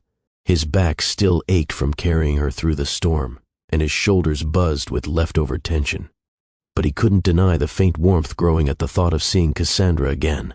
He hadn't planned on returning so soon, but some part of him didn't fight it. The walk toward Pineview Avenue was long, but Riley filled it with chatter. Daddy, do you think she had breakfast yet? Do you think she likes coloring? Do you think her wheelchair gets tired like our legs? Do you think she sleeps with socks on? Jasper responded to each question with half-attentive murmurs. Maybe. I don't know, honey. No idea. Eventually, Riley stopped walking and pointed her tiny finger at him. Daddy, are you listening to me? He blinked. I'm trying, sweetheart. I'm tired. She frowned, softening her voice a little. Are you tired in your bones again? Yes. My bones need a vacation. Can bones take vacations? I wish. She giggled and grabbed his hand. It's gonna be okay, Daddy. After we see Cassandra, you'll feel better. He raised an eyebrow. Will the first? Yes, because she's nice, and she makes the air feel soft. He let out a genuine laugh. You and this air thing. What? It's true. He shook his head but didn't disagree. Riley had a way of speaking wisdom accidentally. As they turned the corner toward the thrift shop, Riley suddenly dropped his hand. Daddy, she's not here. The small table where Cassandra usually sat organizing donations was empty. The boxes were pushed aside. The chair she used to rest between sorting rounds was missing. Riley spun in a circle. Where is she? Daddy, she's gone. Relax, Jasper said, though even he felt a small pinch of disappointment. Maybe she's inside. They checked through the windows. No Cassandra. Daddy, Riley whispered, eyes drooping. She's really not here. He crouched in front of her. Hey, it's okay. We'll try again another day. No, she insisted fiercely, shaking her head. Daddy, we have to go find her. He sighed. Honey, we can't go knocking on random doors. It's not random. I know where she lives. You do? Yes, my brain remembers everything. He stared at her. Your brain remembers everything. Yes, she lives near those bushes that look like grumpy eyebrows. Jasper blinked. Well, that's oddly descriptive. And she has the window with the warm light. The one that made me feel safe yesterday. Something inside Jasper softened at that. He exhaled. All right. Show me. Riley grabbed his hand and marched forward with surprising confidence. And with each step, Jasper felt the pull grow stronger. Not forced, not planned, but natural. They turned a corner, then another, and soon the familiar beige building came into view. Riley pointed dramatically. There, that's her ramp. Jasper felt his chest tighten. Not with fear, not with excitement, but with something he couldn't yet name. They moved closer, and then they saw her, at the very top of the ramp, struggling, pushing herself forward with visible effort, arms trembling slightly from the weight of the day. The sun hit her just right, showing the shadow in her expression, the one she hid from the world. Riley froze, then whispered, as if she feared breaking something delicate. "Daddy." "She looks sad." Jasper swallowed. "Yeah," he said softly. "Yeah, she does." But before he could take another step, Riley dropped his hand and ran forward. "Cassandra." The sound of her name on Riley's voice made Cassandra turn her head sharply, and the moment the three of them locked eyes, something shifted again. Something the universe had been waiting for. "Cassandra." The sound of Riley's voice sliced through the quiet of the morning, bright and full of urgency. Cassandra, who had been lost in her thoughts at the top of the ramp, paused mid-push and turned her head. For a split second she looked startled, then confused, then something softer. Riley ran toward her with open arms, not to hug her but to simply reach her, as if making contact with her presence was enough to fix the heaviness of the morning. Cassandra blinked through her surprise. "Riley?" "Sweetheart, what are you doing here?" Riley skidded to a stop in front of her, panting a little. "We came to see you." Cassandra's heart quivered. Nobody said those words to her, not since her mother died, not since her world shrank to a few familiar streets and the small circle of kids she helped. "You came to see me?" she asked quietly, needing to hear it again. Jasper appeared behind Riley, slightly out of breath, shoulders rising as he tried to recover from the brisk walk. He gave Cassandra a gentle, embarrassed smile. "Yeah," he said. Riley woke up ready to sprint across Atlanta if she had to. "I did sprint," Riley added proudly. "Daddy just walks like his bones are slow." Cassandra laughed, really laughed, and the sound lifted something inside her chest. "Well, I'm glad you two are here," she said softly. Riley frowned, studying Cassandra closely. "Why were you pushing so hard up the ramp? You look tired." Jasper shot his daughter a look. "Riley." But Cassandra waved him off. "It's okay. She's just being honest." Riley stepped closer, placing her tiny hand on Cassandra's knee, as if offering comfort the only way she knew how. "Are you sad today?" The question hit deeper than Riley could ever understand. Cassandra opened her mouth, closed it again, then tried to answer lightly. "Just a long morning, sweetheart, but I'm all right." Riley narrowed her eyes. "Are you sure?" Cassandra swallowed. "Yes." Jasper stepped forward, watching her with a quiet concern he didn't try to hide. "Do you need help carrying anything inside? We don't want to interrupt, but you looked like you were struggling a bit." Cassandra looked down at the grocery bags across her lap, bags she had planned to lift and balance alone because asking for help had become something she avoided unless absolutely necessary. But the truth was written on her face, the weight of the bags, the weight of the morning, the weight of the birthday she wished didn't matter. She exhaled. "I could use a hand, just up to the door." Jasper nodded immediately. "Of course." Riley clapped. "Daddy has strong arms. He carried me through a whole storm." Cassandra raised an eyebrow at him. "A whole storm, huh?" Jasper rubbed the back of his neck. "She's not exaggerating." Cassandra's smile softened. "I know." He carefully lifted the bags from her lap while Riley hovered beside them, making sure her dad didn't squish anything important, as she put it. Cassandra pushed her wheels forward as Jasper walked alongside her, matching her pace without rushing. They moved together in a quiet rhythm that felt strangely natural, as if they had done this before many times in some other version of their lives. As they reached the apartment entrance, Riley darted ahead and pulled open the door. "I got it," she announced triumphantly. Cassandra laughed again. "Thank you, Royal Messenger." "Daddy, she remembered," Riley whispered loudly. "She remembered that I'm royal." Jasper shook his head, amused. "She remembers everything." Once inside the hallway, the building's familiar hum wrapped around them, soft lighting, faint smells of someone cooking breakfast downstairs, the muffled sound of a TV from another unit.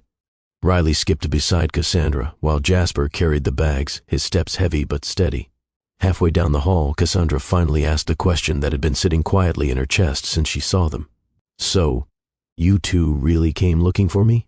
Riley spoke before Jasper could answer.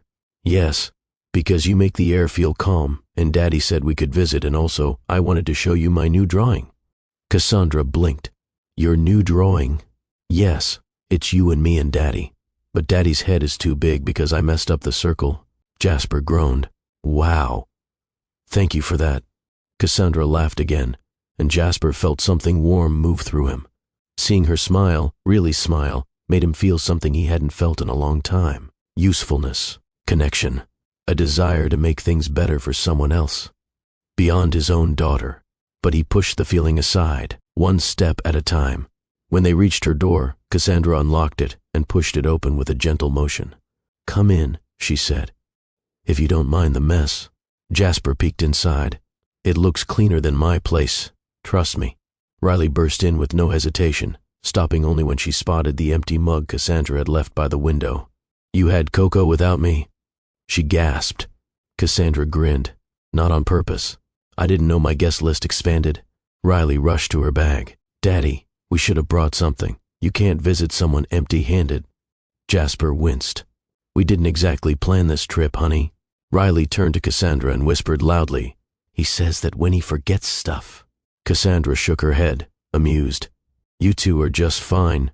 But the moment stretched into something quieter, deeper, something that made Jasper pause, because now that he saw her up close, he sensed a heaviness beneath her smile. "You okay?" he asked gently. Cassandra looked down at her hands. "I'm all right." Riley didn't buy it. She marched up to Cassandra and cupped her cheeks with tiny hands. "You look like your heart is tired." Cassandra froze, breath catching. Jasper stepped forward. "Riley, sweetheart, give her space." But Cassandra raised a hand. "It's okay." She looked at Riley, this little girl with a heart too open for the world, and saw something she hadn't felt in years. Someone noticing her pain without being told. It was both comforting and terrifying. She swallowed hard. "Maybe. Today is a little heavy." "Why?" Riley asked, tilting her head. Cassandra hesitated. Jasper watched her closely, quiet, patient, giving her room. And right as she opened her mouth to answer, the emotion flickered across her face. Raw, honest, unprotected. It was her birthday, but she couldn't bring herself to say it. Not yet. Cassandra didn't say the words. It was written all over her face. Her eyes darted down, a soft tremor touched her hands, and she pulled her breath in just a little too sharply. Riley saw it first. Jasper felt it next. The air in the room changed, not heavy, not sad, but honest. Riley kept her small palms pressed lightly against Cassandra's cheeks. "Why is today heavy?" Cassandra's lips parted, but the explanation snagged on emotion before forming. Finally, she managed a soft, practiced smile. "It's nothing, sweetheart. Just one of those days." Riley shook her head. "No. Grown-ups say that when they don't want to tell the truth." Jasper cleared his throat gently. "Riley, remember what we talked about? Sometimes adults have things they're figuring out. We don't push." But Riley stepped back and folded her arms with a very serious expression. "But Daddy, people shouldn't figure out sad stuff alone." Those words, so simple, so pure, landed directly where they were needed. Cassandra's shoulders loosened. A small breath escaped her. She looked away for a moment, letting her gaze fall on the window, where sunlight bounced off leftover raindrops like tiny reminders of yesterday's storm. "If I tell you, it stays here, just here," she said softly. Riley nodded fiercely. "My lips are zipped." Cassandra smiled at that, then shifted her attention to Jasper. "You too?" He nodded. "Of course." She hesitated only a heartbeat longer. Then, almost in a whisper, "It's my birthday." Riley gasped, a loud, dramatic sound that filled the entire room. "What?" Jasper's eyes widened. "It's your birthday?" Cassandra nodded, looking a little embarrassed, a little exposed. "Yeah." Riley threw her hands into the air. "Daddy, she didn't tell us. She didn't tell anybody." Cassandra laughed weakly. "It's not really a big deal." "Yes, it is," Riley cried. "Birthdays are huge. They have cake and balloons and music and—" "Daddy, she didn't get anything?" Cassandra shook her head gently. "Sweetheart, I'm fine. Some birthdays are quieter than others." The moment those words left her lips, Jasper felt something deep inside him shift. Quiet birthdays. He thought about the $3 she hid in her wallet. He thought about her pushing herself up the ramp alone. He thought about the way she smiled through exhaustion. He thought about how she kept every struggle tucked away behind humor and kindness. And something inside him broke, not in a tragic way, but in a protective way. A way that said, she shouldn't carry this alone. Riley stepped closer again, eyes glossy with emotion. "Cassandra, did you get a present?" Cassandra shook her head. "Did anyone bring you breakfast?" No. Did you get a birthday hug? The question stopped her. She blinked, taken aback. A birthday hug? No, she whispered. Not this year. Riley didn't hesitate. She wrapped her tiny arms around Cassandra's waist as far as she could reach and squeezed. There, she said softly. Now you got one. Cassandra froze. Then her eyes closed and a single tear escaped. Not dramatic, not loud, but real. Thank you, sweetheart, she whispered, brushing Riley's hair gently. Jasper watched the moment with a softness in his expression he rarely showed. Something about the scene cracked open a door inside him, one he thought he had sealed shut long ago. He stepped forward, clearing his throat. Cassandra, do you have plans for today? She wiped her cheek quickly. Not really, just staying in, keeping busy. You shouldn't spend your birthday alone, Riley declared immediately. Riley, Jasper started. No, Daddy, nobody should be alone on their birthday. Cassandra laughed again, the sound fragile but sincere. It's okay. I've spent lots of birthdays by myself, but not this one, Riley said with authority. Not when we found you. Not when your heart is tired. Jasper looked at Cassandra, and for the first time since meeting her, he spoke with an unguarded tone. She's right, he said quietly. Nobody should have a birthday like this. Cassandra swallowed. I don't want to be a burden. You're not, Jasper said firmly. Not even close. She looked down at her hands, hands that had pushed through years of silent struggle, hands that carried weight no one ever saw, hands that trembled this morning under the pressure of unspoken loneliness. And slowly, she nodded. Okay, she whispered. Okay. Riley jumped up and down.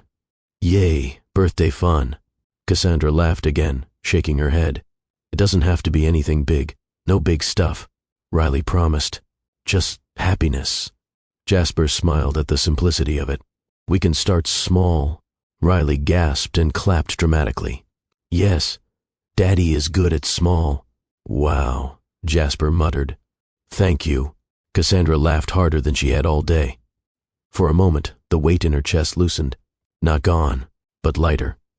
My friend, if you've ever felt overlooked on a day that should have brought joy, please drop a comment saying, I deserve light too. Your words might give someone else courage today. And as always, remember to like this video. Your support helps us keep sharing stories that remind people they matter.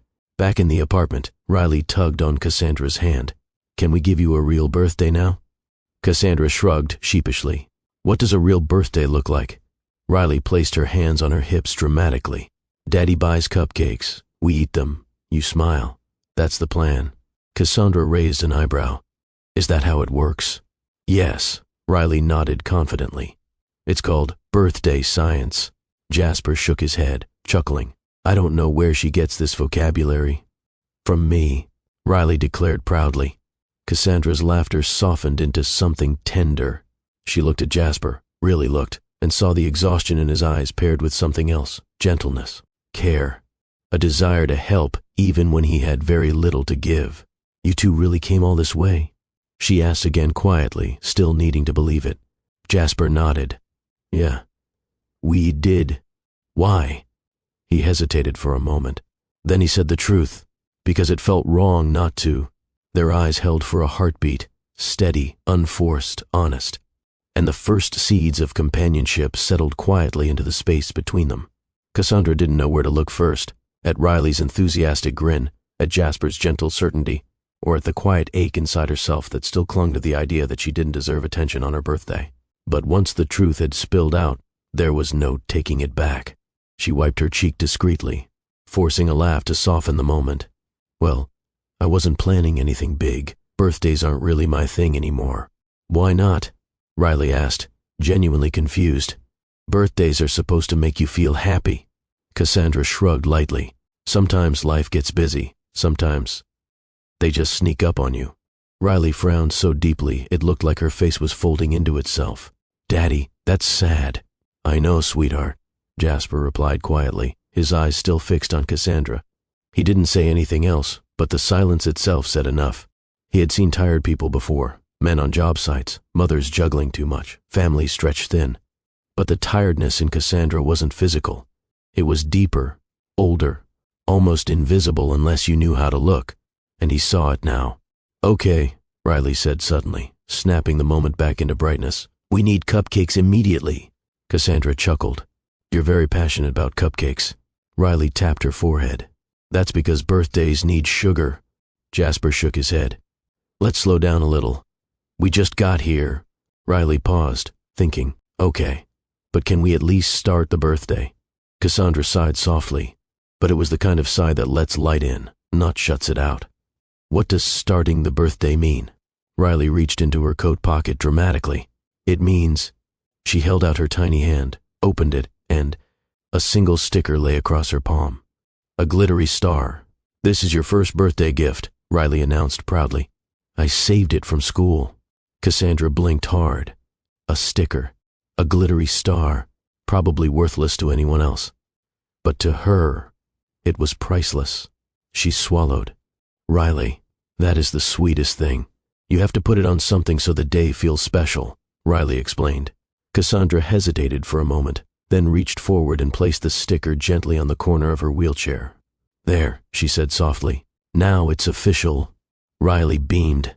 Jasper stepped closer, lowering the grocery bags onto the small table. "If we're celebrating, maybe we should sit for a bit. You look like you've had a long morning." Cassandra opened her mouth to disagree, but her body answered for her. It had been a long morning, and a long few years.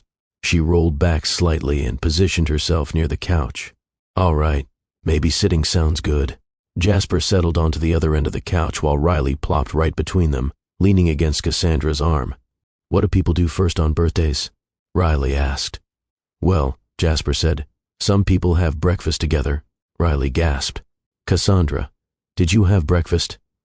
Cassandra hesitated a second too long. "No," Riley whispered, eyes rounding. "Daddy." She didn't eat birthday breakfast. "It's all right," Cassandra said quickly. "I wasn't very hungry." But her stomach betrayed her with a soft growl. She froze. Jasper pretended not to hear it. Riley did not. "Daddy, her tummy is calling for help." "Riley," Jasper began. "No, Daddy," it said grumpy. "That's the birthday hunger sound." Cassandra covered her face with one hand and laughed, a warm, embarrassed, uncontrolled laugh that lit the room. "I cannot believe my stomach betrayed me like that," she said between breaths. Jasper smiled. "It happens." "No, Daddy," Riley corrected him. "It's telling us to save her."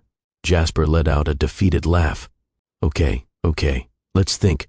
Cassandra waved him off. "Really, I'm fine. I don't want you two spending money or—" Riley gasped. "Cassandra, do you have money for breakfast?" Jasper's eyes shot toward his daughter. "Riley." "What?" she asked innocently. "I just want to know if she's okay." Cassandra froze. The truth clamped her tongue. She didn't want to tell them. Not today. Not like this. But kids have a way of peeling off the layers adults hide behind. Cassandra's fingers twitched slightly.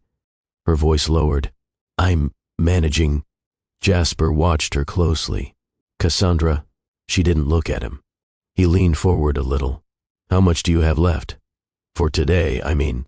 She pressed her lips together. Riley's small hand curled around her wrist, warm, steady, waiting.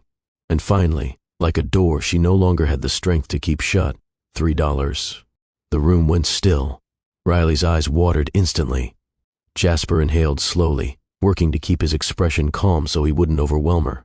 $3, he repeated gently. "For your whole birthday?" Cassandra nodded once, quick and embarrassed. "It's not a big deal. I've stretched less. I'll get through the day." Riley shook her head fiercely. "No, birthdays are not for getting through.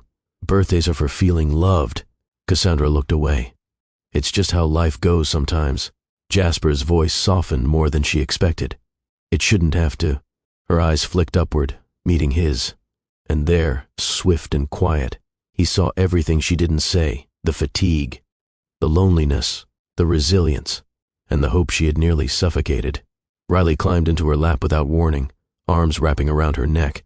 "We're gonna fix it," the child whispered. "Daddy and me. We're gonna fix your birthday." Cassandra's breath wavered. "You don't have to fix anything." "Yes, we do," Riley insisted. "Because you helped us. You gave us cocoa. You saved us from the storm." Jasper nodded. "Riley's right.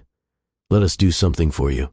Cassandra blinked slowly, trying to keep the emotion from spilling over. I don't want to be a burden. You're not, Jasper said firmly. You're someone worth caring about. Her breath caught. The words, simple as they were, wrapped around her like warmth she didn't expect. My friend, if you've ever held your pain quietly because you didn't want to inconvenience anyone, take a second to like this video and comment, I matter too. Your voice may be exactly what someone else needs today. Inside the apartment, Riley slid off Cassandra's lap and stood tall. Daddy, she announced, we need birthday plans. Jasper nodded. We do. Cassandra covered her face again, laughing through the emotion building in her chest. For the first time all morning, for the first time in years, her birthday didn't feel quiet. It felt seen. It felt like the beginning of something she didn't yet understand. Something gentle, something new. Riley stood with her hands on her hips, looking between her father and Cassandra like she was organizing a rescue mission. Daddy, step one of fixing a birthday is making a list. Jasper raised an eyebrow. A list? Yes, Riley said seriously. We need, she started counting on her fingers. Something sweet, something happy, and something that makes her smile so big her cheeks get tired. Cassandra let out a soft laugh, covering her mouth. That's a lot of work for one morning. Nope, Riley corrected. That's birthday science. Jasper sighed in defeat. There it is again. Cassandra shook her head with a smile, but as Riley danced toward the kitchen, the apartment fell into a quieter moment. Jasper glanced at her, really looked, and the way she avoided eye contact told him she wasn't used to being cared for. He kept his voice low. Cassandra, why didn't you tell anyone? She looked down at her lap, her fingers tracing the edge of the glittery sticker Riley had given her. Because, she said softly, people have their own lives, their own responsibilities, their own storms, and I don't want to add weight to anybody. Jasper studied her for a long moment. Asking for help isn't adding weight. She gave a small, sad smile. It feels like it. He leaned forward slightly, elbows on his knees. Do you know how many times people have helped me and Riley? If I had tried to do everything alone, I wouldn't have made it this far. She exhaled slowly. You're strong. So are you, he said. But even strong people need hands to hold sometimes. Cassandra swallowed hard. Her throat tightened with a quiet emotion she didn't want to show. It's been a long time since someone asked me if I needed anything. He didn't break eye contact. Then today is a good day to start. Before she could answer, Riley dashed back into the room with a plastic bowl from Cassandra's cabinet. Daddy, we need ingredients. Jasper chuckled. Honey, we don't know how to bake cake here. Riley waved that off. Not cake, birthday cereal. Cassandra blinked. Birthday cereal? Yes, Riley said proudly. It's when someone lets you choose any cereal in the cabinet and we eat it together and pretend it's cake. Daddy invented it. Jasper sighed. It was a survival tactic. Cassandra laughed softly. I love it. Riley ran to the cabinet and pulled out a box of off-brand cornflakes, the kind Cassandra bought because it lasted long and cost little. The sight twisted something in Jasper's chest. He knew those boxes well. He had eaten from plenty of them during hard months. Riley poured 3 bowls and placed them on the table like she was presenting a feast. There, she said. Birthday breakfast. Cassandra wheeled closer, smiling gently. You two are really doing the most. No, Riley said stubbornly. We're doing the minimum, but we will upgrade soon. This child, Jasper thought, was pure sunshine, and somehow Cassandra, who carried storms quietly, needed exactly that. As they ate, Riley filled the silence with stories about school, about a boy named Mason who tried to glue 2 pencils together to make a mega pencil, and about how her teacher said Riley talks like her mouth is powered by lightning. Jasper nearly spit out his cereal laughing. She really said that? Yes, Riley said proudly. It means I'm fast. Cassandra giggled, covering her face. Oh, Riley. It felt warm, unexpectedly warm, like they weren't 3 people who barely knew each other, but a small, mismatched family sharing a simple meal. After a quiet moment, Jasper glanced at Cassandra. So, what would you usually do on your birthday? She looked out the window thinking, my mom and I used to dance in the kitchen. Even when I couldn't stand anymore, she'd hold my hands and sway me in my chair. After she passed, I tried doing it alone one year, but it didn't feel the same. Jasper nodded slowly. Losing traditions hurts more than people realize. Cassandra drew in a breath. Yeah, it does. Riley leaned over. We can make new traditions. Cassandra's eyes shimmered. Maybe we can. The room softened again, filled with the quiet understanding that something meaningful was forming, something none of them knew how to name yet. Jasper stood and began clearing the table. Let me wash these. You don't have to, Cassandra started. I know, Jasper said gently, but I want to. She watched him, watched the way he moved with a quiet, deliberate kindness, the way he didn't rush, the way he treated her small space like it mattered. Her throat tightened again. She had not been cared for like this in years. And Jasper didn't even know the whole truth yet. Her $3, her overdue bills, her groceries bought one item at a time, her body aching from pushing herself everywhere without help, her mornings swallowing loneliness like medicine. He didn't know any of it, yet he cared. Riley climbed into her lap again. Cassandra. Next year we're doing cake, real cake. Cassandra smiled. Real cake sounds wonderful. Riley beamed. And candles. And Daddy will sing. But he sings kind of weird. I do not sing weird, Jasper called from the sink. Yes, you do, Riley insisted. You sound like a sleepy robot. Cassandra laughed so hard a tear rolled down her cheek. Everything felt lighter, different, like someone had opened a window in her life she didn't know had been stuck shut. Just then, a small buzzing came from Jasper's pocket, his phone vibrating. He checked it quickly, saw a message from his job, and his shoulders tensed. Work wanted him back early tomorrow. The project was behind schedule. He was already stretched thin, but he tucked the worry away and looked back at Cassandra. Today wasn't about him. It was about her. And as he stepped back toward the table, he saw it, something he hadn't expected, a small spark in Cassandra's eyes, faint but real, the spark of someone who had almost given up on being seen, but was slowly remembering what it felt like. Once he returned to the couch, Jasper asked quietly, Cassandra, what would make today feel a little brighter? Even just a little. She didn't answer immediately, but for the first time all day, she looked like she might actually let herself hope. Jasper's question lingered between them, soft but powerful. What would make today feel a little brighter? Cassandra looked away, her fingers tightening on the armrest of her wheelchair. She didn't want to answer honestly, because the honest answer felt too small, too embarrassing, too revealing. Riley watched her intently, chin resting in her palms as if the universe depended on Cassandra's response. After a moment, Cassandra cleared her throat gently. I don't know. Riley tilted her head. Yes, you do. Grown-ups always say, I don't know, when they're scared to say the real thing. Cassandra blinked, surprised by how easily the little girl saw through her. I'm not scared. Yes, you are, Riley whispered with complete innocence. But it's okay. You can tell us.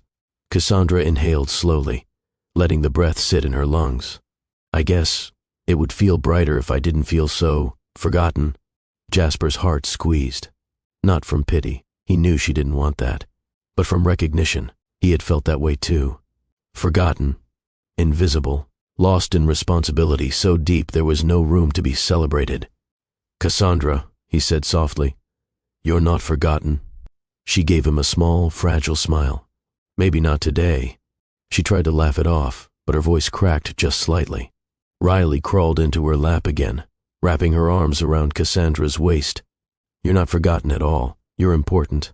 Daddy says the people who make the world better are the ones nobody pays attention to. Jasper's eyes widened. I said that one time when you were half asleep. Well, I remembered. Riley insisted.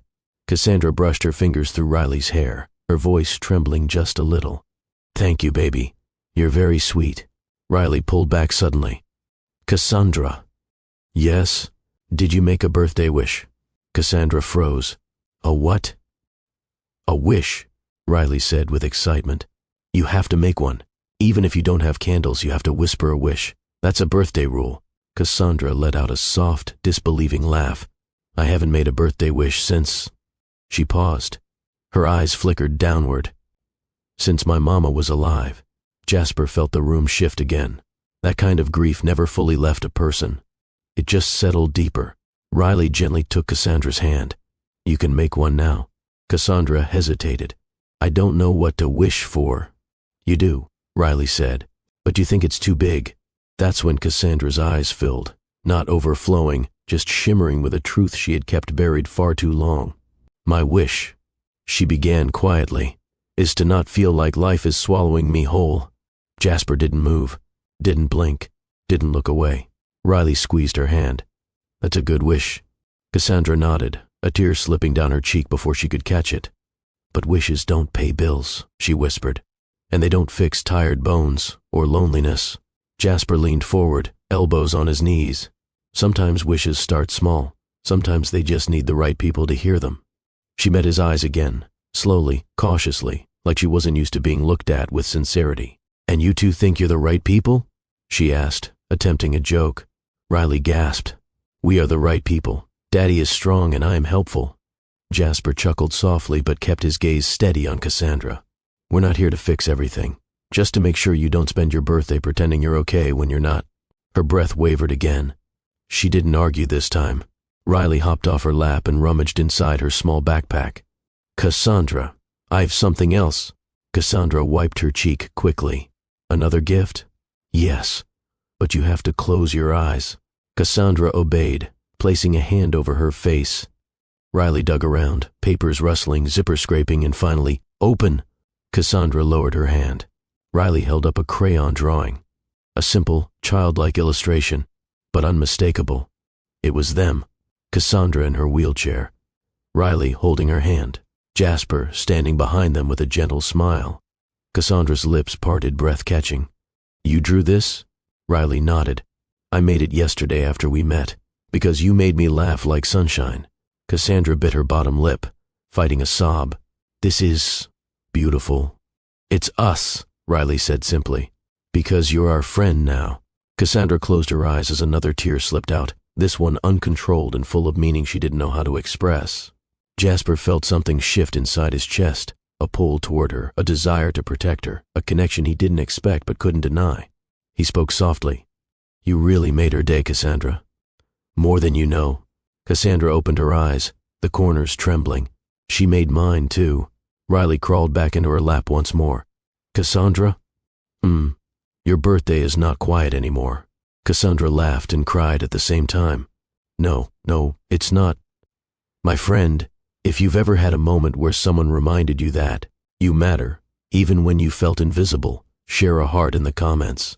Your little symbol might brighten someone else's day. And if this story is touching you, please like the video. It truly helps us keep going. As the emotions settled, Jasper stood again. "Cassandra, there's one more thing we need to do." Cassandra raised an eyebrow.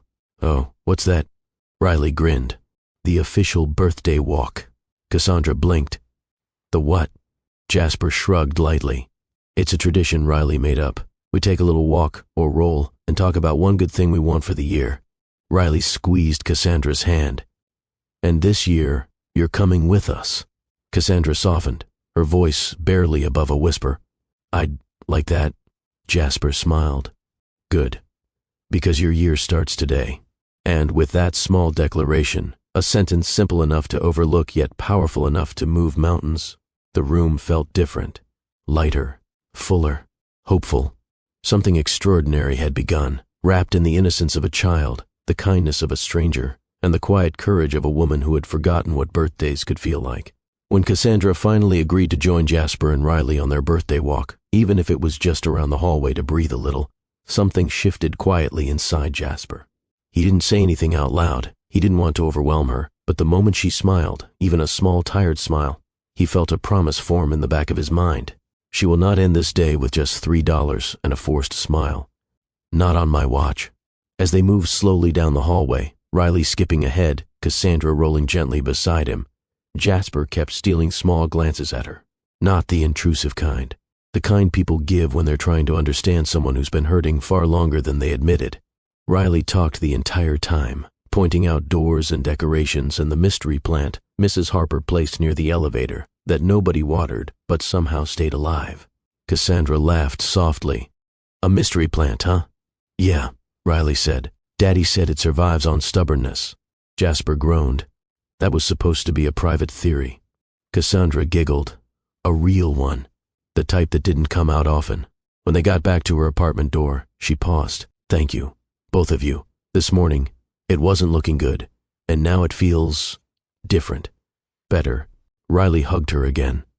Because we're birthday rescuers. Jasper rubbed the back of his neck.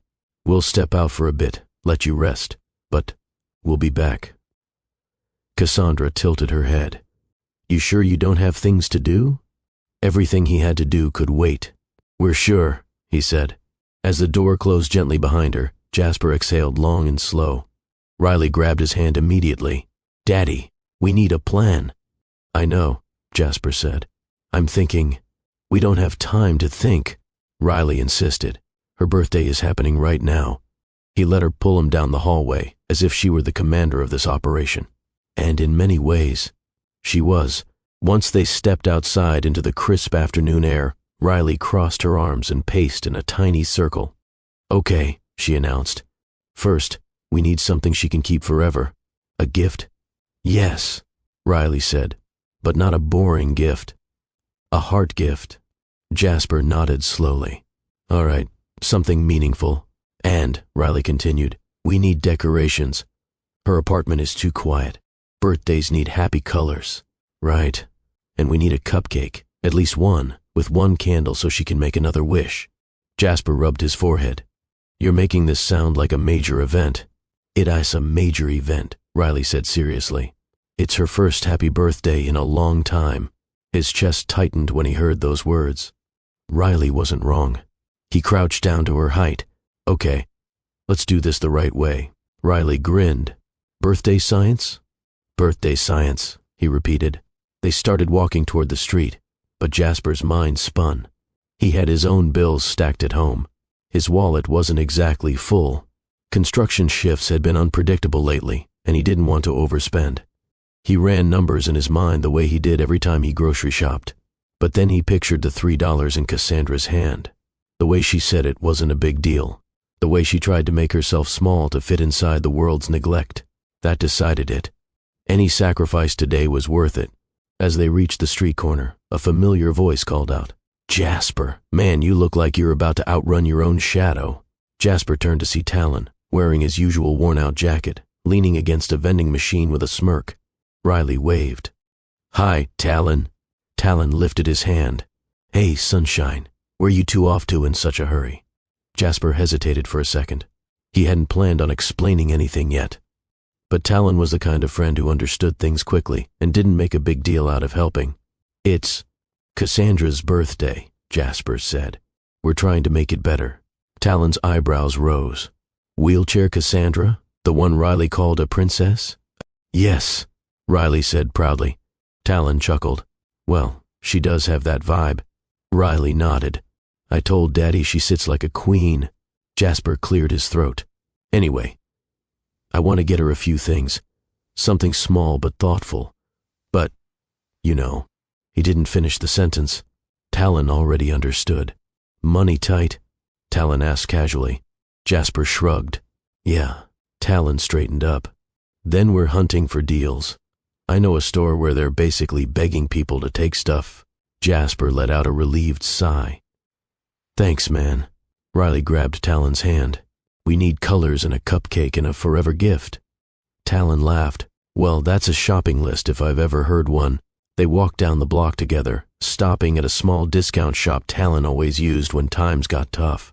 Inside, the shelves were crowded but colorful. Streamers, paper banners, tiny trinkets, everything cheap but cheerful. Riley gasped.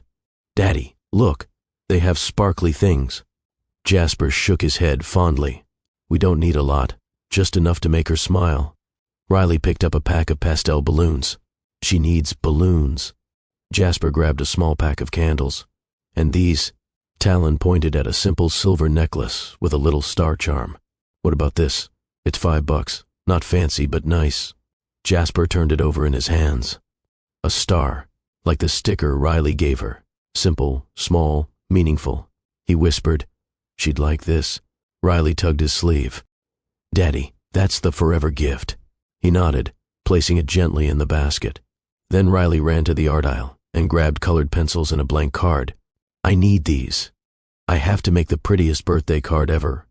Jasper laughed softly. All right, put them in. As they moved toward the checkout, Talon studied Jasper quietly. Hey, you're doing a good thing, man. Jasper shrugged. Feels like the bare minimum. Talon shook his head. Bare minimum is walking away. You're showing up. Jasper didn't have a reply for that. He just knew it felt right. They bought everything. Balloons, candles, a tiny banner, the necklace, the card supplies, with Jasper counting every dollar carefully but without regret.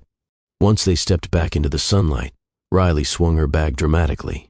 Daddy, we're ready. Talon grinned. Y'all go make that woman smile. She deserves it. Jasper nodded. Yeah, she does. And as they headed back toward Cassandra's apartment, with a bag of colors, a simple necklace, and more heart than money, Jasper felt something he hadn't felt in a long time, purpose. Today wasn't just about giving Cassandra a better birthday. It was about showing her she wasn't invisible. By the time Jasper, Riley, and Talon made it back to the apartment building, the energy around them had shifted from urgency to excitement, at least for Riley. She bounced ahead of them, humming a tune she claimed was her official birthday song, even though it changed every few seconds. We gotta hurry, Daddy, she called back. Birthday fun is waiting. Jasper shook his head with a quiet smile. She's going to wear herself out before we even start? Talon nudged him. Nah. She runs on pure optimism. That stuff never runs out. As they reached the lobby, Riley stopped abruptly, turning around with a dramatic gasp. Daddy, mission rules. Jasper raised an eyebrow. Mission rules? Yes, she said, planting her hands on her hips. Cassandra cannot see anything until it's all ready. We have to distract her. Talon chuckled. You got a whole strategy going, huh? Riley nodded proudly. This is a birthday rescue, Talon. You have to do it right. Jasper crouched down. Okay, Commander, how do we distract her? Riley thought for 3 seconds, then pointed toward the hallway. I'll knock on her door and tell her it's quiet time. Grown-ups need quiet for surprises. Jasper blinked. You want her to sit in silence? Yes, Riley said confidently, so she doesn't see the decorations. Talon whispered to Jasper, honestly, that might actually work. So Jasper agreed. Riley marched down the hall, knocked 3 times, and when Cassandra opened the door, Riley lifted her chin and declared, Cassandra, you have to stay inside and relax. Daddy says grown-ups need relaxation for their birthday muscles. Jasper slapped his palm to his forehead. Cassandra blinked. My birthday, muscles? Yes, Riley insisted. They get weak if you don't relax before fun. Cassandra laughed, really laughed. Okay, I'll relax. But you better not be doing anything wild out there. Riley zipped her lips. We'll be so normal, so quiet. Jasper gently pulled Riley back before she revealed too much. We'll see you soon, Cassandra. When the door closed, Riley whispered, Daddy, phase 2.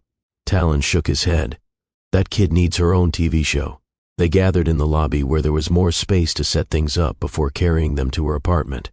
Talon laid out the little decorations on a bench, while Jasper unpacked the necklace, candles, and string banner. Riley pulled out her drawing supplies and immediately sprawled on the floor, legs crossed, tongue sticking out in concentration. I have to make this perfect, she murmured as she started sketching. No crooked hearts this time. Daddy said my last heart looked like a potato. I said it lovingly, Jasper defended. Talon burst out laughing. A potato heart? Riley glared. You two don't understand art. She bent over her card again. As she worked, Jasper began practicing tying the banner. The paper sign wasn't fancy. It said happy birthday in big bright letters, but Jasper held it carefully, making sure it wasn't bent or crooked. Talon tossed him a roll of tape. This'll hold it up. As long as the paint on her wall isn't too old. Jasper snorted. Everything in that building is old. True, Talon said, but it's got soul. Jasper smiled at that. Yeah, it does. He looked down at the small silver necklace inside its tiny box. The star charm glistened gently under the lobby lights. Riley stopped coloring just long enough to peek inside. Do you think she'll like it? Jasper nodded slowly. I think she'll treasure it. Riley beamed. Because it's a heart gift. Exactly. As they prepared everything, the apartment building's front door swung open and Mrs. Harper from 1 Billion stepped inside carrying grocery bags. She paused when she saw Jasper, Talon, and Riley surrounded by streamers, colored pencils, and a birthday banner. Well, would you look at this? She said with a smile. Who's the lucky one? Riley popped up. Cassandra, it's her birthday, and we're fixing it. Fixing it? Mrs. Harper asked. Yes, Riley explained, because nobody knew it was her birthday and she only had $3. Mrs. Harper's expression softened. Bless that child. Jasper nodded. She didn't want anyone to know. But we thought she deserved something special. Mrs. Harper's eyes glistened. She absolutely does. Hold on. She handed one of her grocery bags to Jasper. Add this to your celebration. Jasper blinked. Mrs. Harper, it's some fresh bread and a box of tea. I know she likes peppermint. She pushed the bag into his hands. Consider it part of the surprise. Riley gasped. Community power. Talon grinned. That's what I'm talking about. As Mrs. Harper left, she said, Tell her she's loved. She needs to hear it. Jasper nodded tightly. I will. Riley finished her birthday card, holding it up for approval. There were 3 figures, Cassandra, Riley, and Jasper, drawn with exaggerated smiles. Above them were big, colorful letters. You are loved. Jasper felt his throat tighten. Sweetheart, she's going to adore that. Riley walked it over to him proudly. I even fixed Daddy's big head. See? Now it's normal-sized. Talon almost choked laughing. Jasper sighed. Thank you, I think. They packed the decorations into a bag, placed the necklace box safely inside Jasper's jacket pocket, and gathered the small grocery contribution from Mrs. Harper. Riley tugged Jasper's sleeve. Daddy, are you nervous? Jasper paused before answering. Yeah, a little. Why? He hesitated. Because sometimes when people have been hurt for a long time, it's scary giving them something good. You don't want to overwhelm them. Riley nodded slowly, as if she understood more than she should. But if you don't help, then the sad stays. Jasper smiled. You're right. She took his hand, squeezing. We're doing the right thing. He squeezed back. Yeah, we are. They stood before Cassandra's door, decorations ready, card in hand, necklace tucked close, hearts pounding just a little. Riley whispered, Daddy, this is the fun part. Jasper knelt beside her. What's the fun part? The moment before she smiles. Jasper felt something warm bloom in his chest. He whispered back, Yeah, that's always the best part. Riley bounced lightly on her toes, palms pressed together like she was holding electricity. Daddy, knock, knock before the surprise escapes. Jasper took a breath. Riley, we need to set everything up before she sees it. Oh, Riley whispered dramatically. Right, we must sneak. Talon snorted. Stealth mode activated. Jasper gently knocked on Cassandra's door. When she opened it, she looked relaxed, like she'd taken Riley's birthday muscle advice to heart. There was still a trace of emotion in her eyes, but it wasn't as heavy now. Cassandra, Jasper said with a warm smile, we're going to borrow your apartment for a few minutes. Could you hang out in the hallway with Riley and Talon? She blinked. Wait, what? Why? Jasper hesitated. We, need to prepare something. Her eyebrows rose. Prepare what? Riley zipped in between them. Secret things, birthday things. Daddy says you're not allowed to see. Cassandra covered her smile with her hand. I can't see anything? Nope, Riley insisted. You have to wait patiently like a princess waiting for her royal cake. Jasper groaned. Riley. Cassandra giggled. All right, I'll wait. She rolled her wheelchair out gently, and Talon stood beside her. Come on, Talon said. We'll keep you company. But no peeking. Cassandra raised both hands playfully. I wouldn't dare. As soon as she was in the hallway, Jasper slipped inside and closed the door. Jasper looked around the small space. Plain walls, a modest couch, a small table with yesterday's mail still stacked on it. It wasn't much, but it was hers. And today, he wanted it to feel different, brighter. He unpacked the banner first, spreading it across the wall above the window. The letters were slightly uneven from the factory printing, but something about them felt perfect anyway. He taped the edges carefully, making sure it didn't droop. Next, he opened the bag of balloons and blew them up one by one, tying each knot with determination. He placed them around the room, letting them rest in corners where they brought color without overwhelming the space. He set Mrs. Harper's bag of peppermint tea on the counter with quiet gratitude and placed the small box with the star necklace on her table, right where she couldn't miss it. Then came Riley's masterpiece. Jasper held the hand-drawn card carefully, smoothing its edges. The words "You are loved" felt louder than anything he could have said himself. He propped it up beside the necklace, so the first thing she'd see was a reminder that she mattered. He took a step back and looked around. Nothing expensive, nothing flashy, just kindness stitched together with care, and somehow, it felt right. Outside, Riley sat on the carpeted floor directly next to Cassandra's wheelchair, chatting without breathing, telling her about birds, school, how she wanted a puppy but Jasper said no, how she named imaginary pets every week. Cassandra listened with a soft smile. "You're quite the storyteller." "I know," Riley said proudly. "I inherited it." Talon grinned. "From who? Your dad?" "No," Riley said quickly. "I inherited it from myself." Cassandra giggled again, shaking her head. "Makes perfect sense." Talon leaned against the wall. "He's really doing something special in there, you know." Cassandra lowered her eyes. "He doesn't have to." "That's why it means more," Talon said simply. She blinked. Her throat tightened. Riley rested her head on Cassandra's arm. "We like you." Cassandra's voice softened. "I like you too." Jasper lit the single candle on the cupcake they bought earlier, vanilla with. A swirl of pink frosting Riley picked because it looked birthday-ish. He didn't light it all the way yet, but seeing it there, ready, waiting, did something to him. This wasn't just a gesture. It was a beginning. He walked to the door and cracked it open. "All right," he called softly. "We're ready." Riley shot up like a rocket. "Cassandra, close your eyes." Cassandra laughed. "I'm rolling, not reading your mind. Just tell me what to do." "Close them." Riley squealed. Cassandra covered her eyes with both hands. Okay. Talon gently guided her chair toward the apartment. Riley whispered loudly, "Daddy, get the candle." Jasper quickly lit the candle and positioned himself near the table. "All right," he said quietly. "Bring her in." Talon pushed her in slowly. Riley tiptoed behind them, even though tiptoeing served no purpose.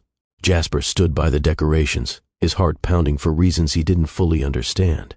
Once she was centered in the room, Jasper said, "Cassandra, you can open your eyes." Her hands lowered. Her breath caught instantly. The balloons, the banner, the card, the cupcake with one small flame, the necklace waiting quietly beside it. Everything was tiny, everything inexpensive, but everything was chosen with love. Her lips parted, but no sound came out. Riley jumped in front of her. "We fixed your birthday." Cassandra placed a hand over her chest. Her voice trembled. You did all this?" Jasper rubbed the back of his neck. "It's nothing huge, just something to make you feel seen today." Cassandra stared at him, eyes filling, voice cracking. "Jasper, no one has done anything like this for me in years." Riley's eyes widened. "Years?" Cassandra nodded slowly. "Years." Talon shifted awkwardly toward the door, suddenly emotional. I should let y'all celebrate. Happy birthday, Cassandra." She called after him softly. "Thank you, Talon." He lifted a hand and slipped out quietly. Now it was just the three of them. Riley took Cassandra's hand. "Make a wish." Cassandra looked at the candle, voice barely above a whisper. "I don't even know what to wish for." Jasper stepped closer. "Then wish for something gentle, something small, something that matters." Her eyes glistened. After a long pause, she closed her eyes and breathed out slowly. The tiny flame flickered once, then went out. Riley clapped. "Yay! Birthday science works." Cassandra laughed through tears, wiping her cheek. "You two, you have no idea how much this means to me." Jasper met her eyes. "I think we do," he said quietly.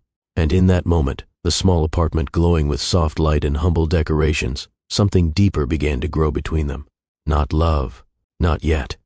Something smaller, but stronger, recognition, safety, a quiet belonging neither had felt in years. For a moment after the candle went out, the whole room felt suspended in a quiet warmth. Cassandra sat perfectly still, her fingers trembling just enough that she curled them under her palm so nobody would notice. Riley bounced excitedly beside her, already proud of the wish that hadn't even come true yet. "Okay," Riley exclaimed. "Now you have to tell us your wish so we can help it come real." Cassandra laughed softly. "No, sweetheart. Wishes don't work if you say them out loud." "That's not true," Riley argued. "Daddy says the best wishes come from action." Jasper froze. "I said that one time. After you asked for a pony." Riley pointed at him. See, you said it, which means Cassandra can tell us and we can help. Cassandra shook her head. It's all right, Riley. Some things, they're meant to stay quiet for a while. Riley's shoulders sagged, but she nodded. Okay. But I hope your wish is happy. Cassandra's smile softened. It is.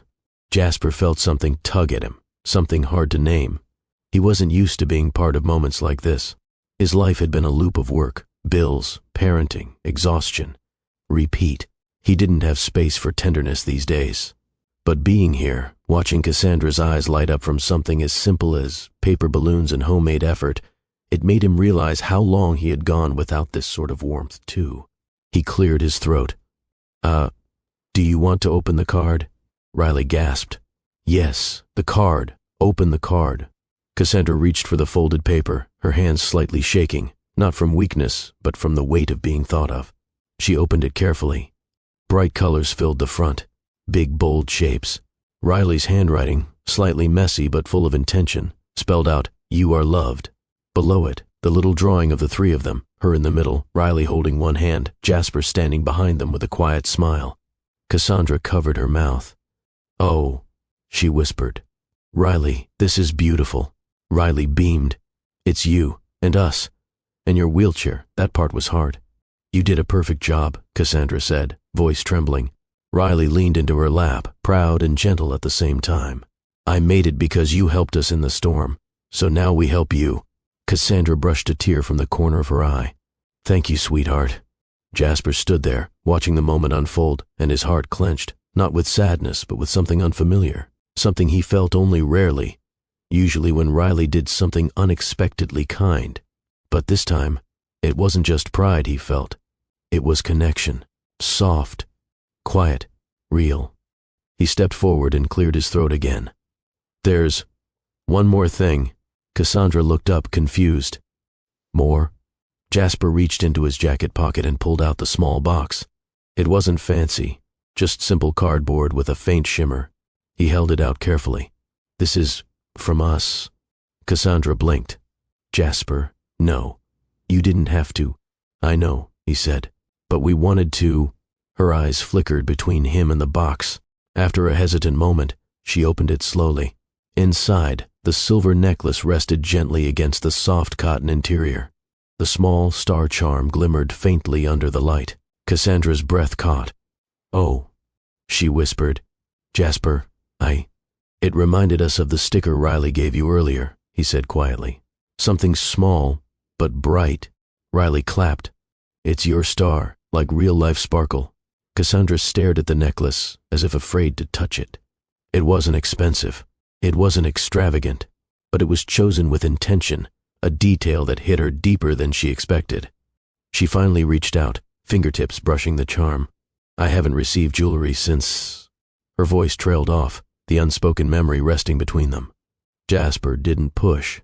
He simply stepped closer. Do you want to wear it? Her eyes lifted slowly. Yes, but could you help? Jasper swallowed, surprised by the request. Yeah, of course. She lifted her hair gently, exposing the back of her neck. Jasper moved behind her, careful not to brush against her too suddenly. His hands were steady, until they weren't. The closeness, the trust, caught him off guard. He hooked the clasp with quiet concentration. There, he said softly. Cassandra lowered her hair again and touched the pendant. It's beautiful. It suits you, he said. Riley jumped up and down. Daddy, you're supposed to say happy birthday now. Jasper chuckled. Right.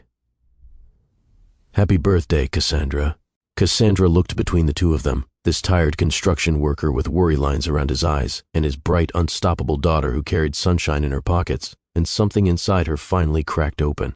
Not pain, not sorrow, something else, something long overdue. Thank you, she whispered. I don't remember the last time I felt this seen. Jasper didn't know what to say, only that he didn't want her to feel unseen ever again. A soft silence fell over the room, a silence full of emotion, not emptiness. Then Riley broke it by shouting, Now we celebrate. Cassandra burst into laughter. Jasper laughed too, and just like that, the room filled with a joy that hadn't existed there in years. Riley danced, waving her arms dramatically. Jasper glanced at Cassandra, their eyes meeting for a gentle second that neither of them rushed to break. Something was happening, quietly, slowly, but definitely happening.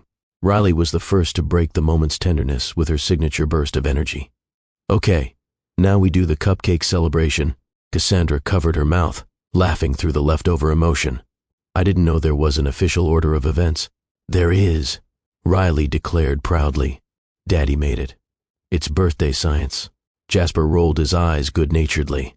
"I really need to stop saying catchy things around you." Riley marched to the small table, grabbed the cupcake carefully, like it was a priceless artifact, and held it in front of Cassandra. "Here, the cupcake of joy." Cassandra giggled. "Is that its real name?" "Yes," Riley insisted. "I named it 5 seconds ago." Jasper leaned closer with the lighter. "Ready for candle number 2? Cassandra blinked. 2. "The first one was for a wish," Jasper said. "This one is for a moment." "A moment?" she repeated softly. "Yeah," Jasper shrugged. "Sometimes a moment is more powerful than a wish." Cassandra's throat tightened at the simplicity of that sentence. Wishes. She had let go of those years ago. Moments. Those she could understand. Riley tapped the table impatiently. "Light it, Daddy." Jasper lit the candle, the tiny flame dancing gently. Riley stepped back, clasping her hands. "Okay, now you have to think about something that made you smile today." Cassandra's eyes dropped instantly to Riley. "You," she said softly.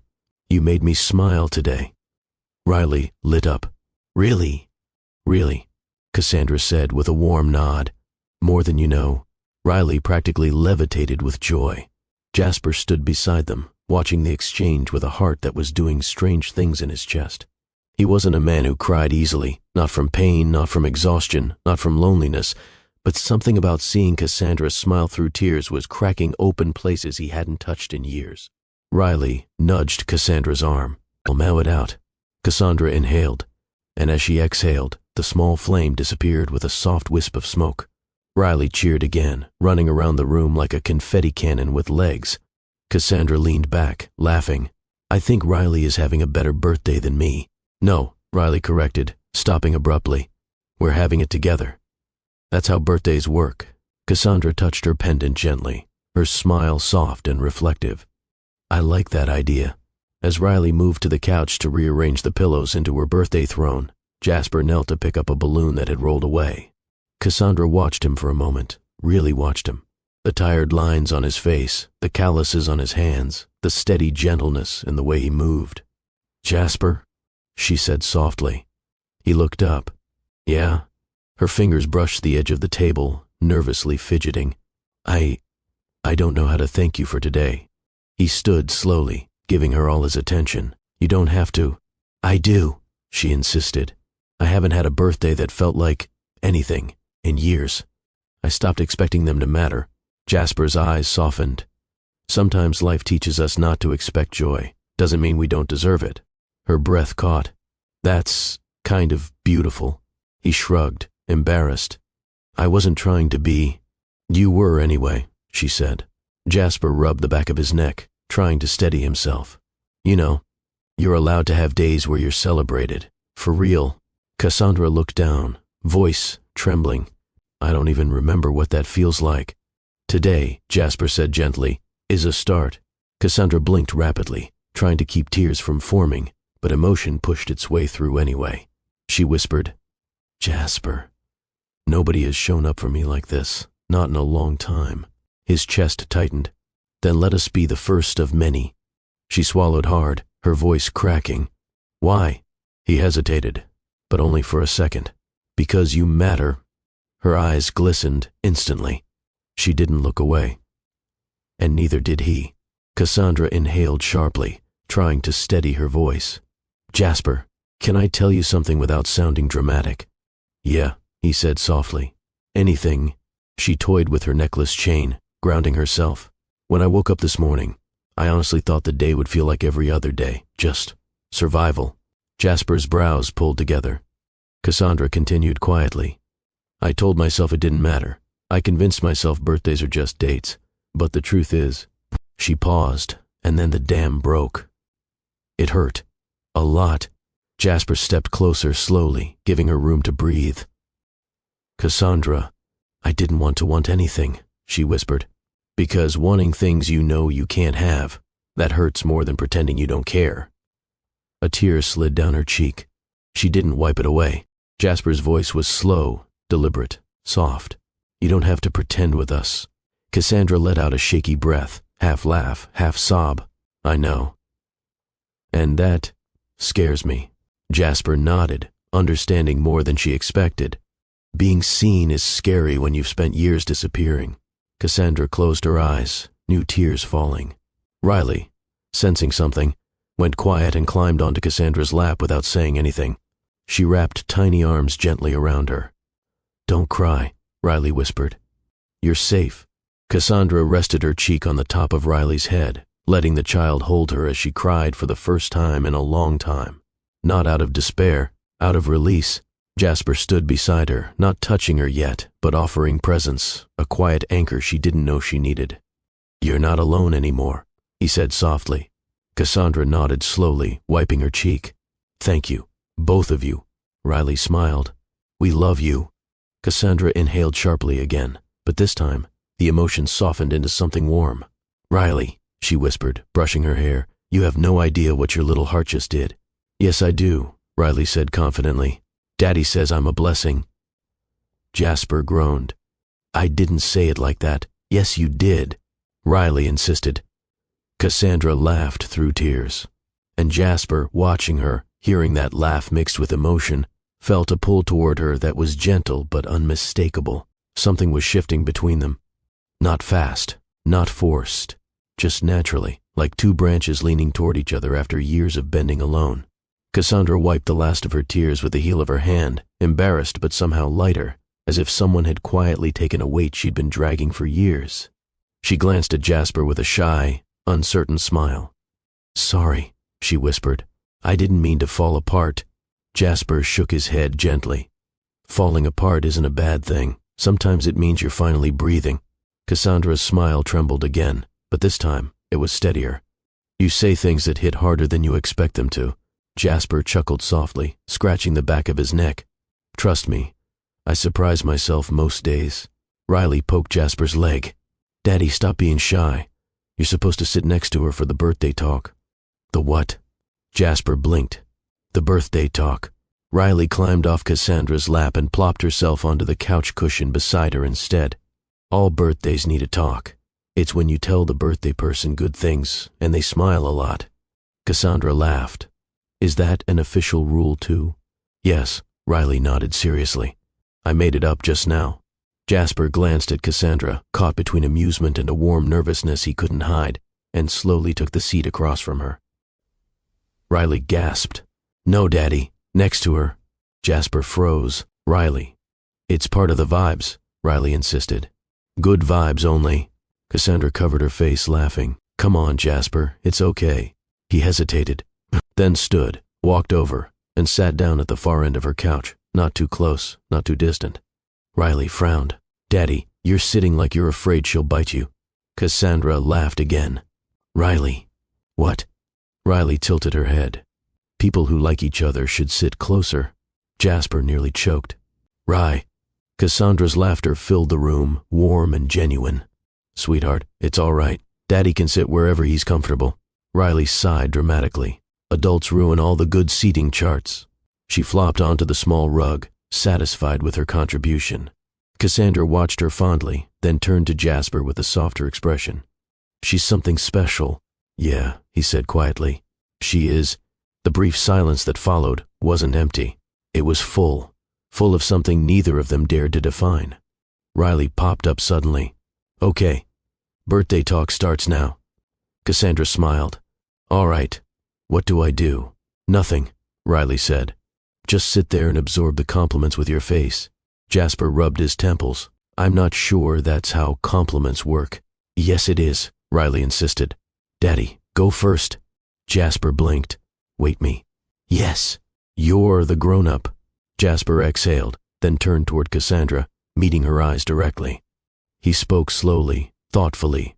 "You have a strength that's quiet but impossible to miss. When we met you the first time, your laugh made the whole day lighter, like you took a storm and turned it into something soft." Cassandra's eyes widened, caught off guard. "You care about people," he continued. "Even when nobody checks on you, even when you have nothing to give, you still find ways to give anyway.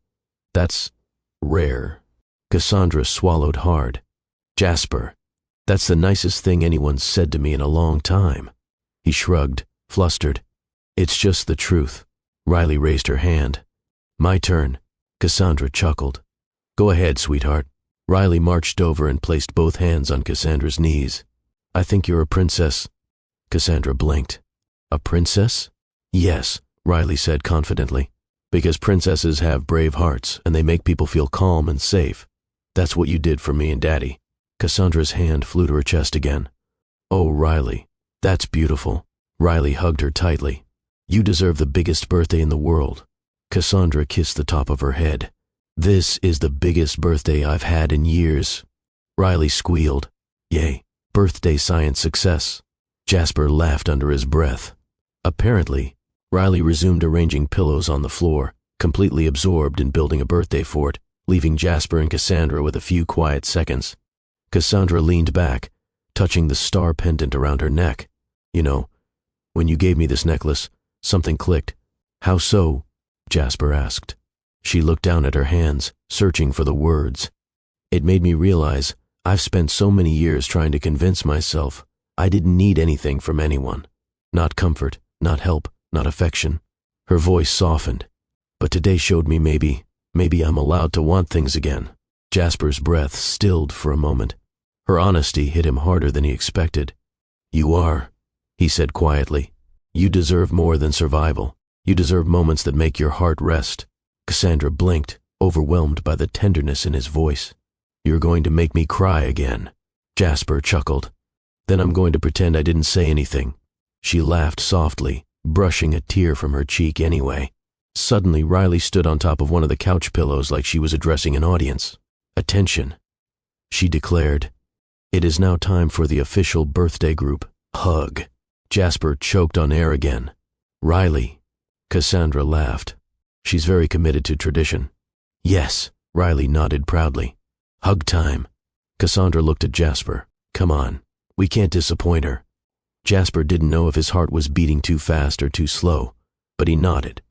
He stepped forward and carefully wrapped one arm around Cassandra's shoulders, gentle and respectful. Cassandra leaned into the embrace instinctively, just enough to show she felt safe. Riley squeezed both of them with all her tiny strength. For a second, just a second, it felt like the three of them had known each other far longer than a few days, like something old and comforting had finally found them. My friend, if someone has ever shown you kindness at a moment you needed it most, take a second to like this video and drop a comment saying thank you, even if they'll never see it. Gratitude keeps the heart soft. As the hug broke, Riley ran off to finish her pillow fort.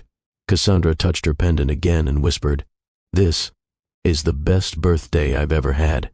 Jasper smiled, warm and gentle. "Good, because this is only the beginning." Cassandra looked at him, eyes softening. "What do you mean?" He gestured toward the door. "You'll see."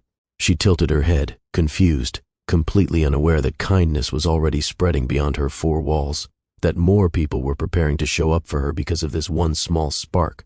But she would learn. Soon. Very soon. The morning after her birthday felt different in a way Cassandra couldn't fully name. She woke before the sun rose, the neighborhood still quiet except for the distant hum of a passing bus. Usually mornings came with a familiar heaviness, the reminder that she had to push through another day on limited energy, limited funds, and a body that demanded more from her than she could always give. But today, she sat up slowly and smiled. The necklace Jasper had given her lay against her collarbone, catching the small bit of light slipping through the blinds. She touched it gently. Yesterday didn't erase her struggles. It didn't solve her bills. It didn't heal her spine. But it lit something inside her she thought was gone, the part of her that believed small joys still belonged to her. She whispered into the quiet room, "Mama, I think you'd like them." And for once, the silence didn't feel lonely. When she rolled down the ramp outside her building later that morning, she expected to greet the day like usual, with a polite smile and the careful, practiced energy of someone who didn't want to worry others. But the first person she encountered changed that rhythm immediately. Nia Rose, the teenager with purple braids and a permanent air of confidence, was standing near the walkway, untangling her headphones. She looked up as Cassandra approached. "Oh, Cass, happy late birthday," Nia Rose called out. Cassandra blinked. "How did you know?" Nia smirked. "Girl, Riley told everybody this morning. That child is a walking announcement system." Cassandra covered her face, laughing. "Lord, what did she say?" "That you're the best princess who sits in a chair. And that you had a cupcake but needed more celebrations because adults forget to have fun." Cassandra shook her head. "That sounds exactly like Riley." Nia stepped closer, her expression softening. "Is it true, though? Was it your birthday yesterday?" Cassandra nodded shyly. "Yeah, but it was actually really sweet.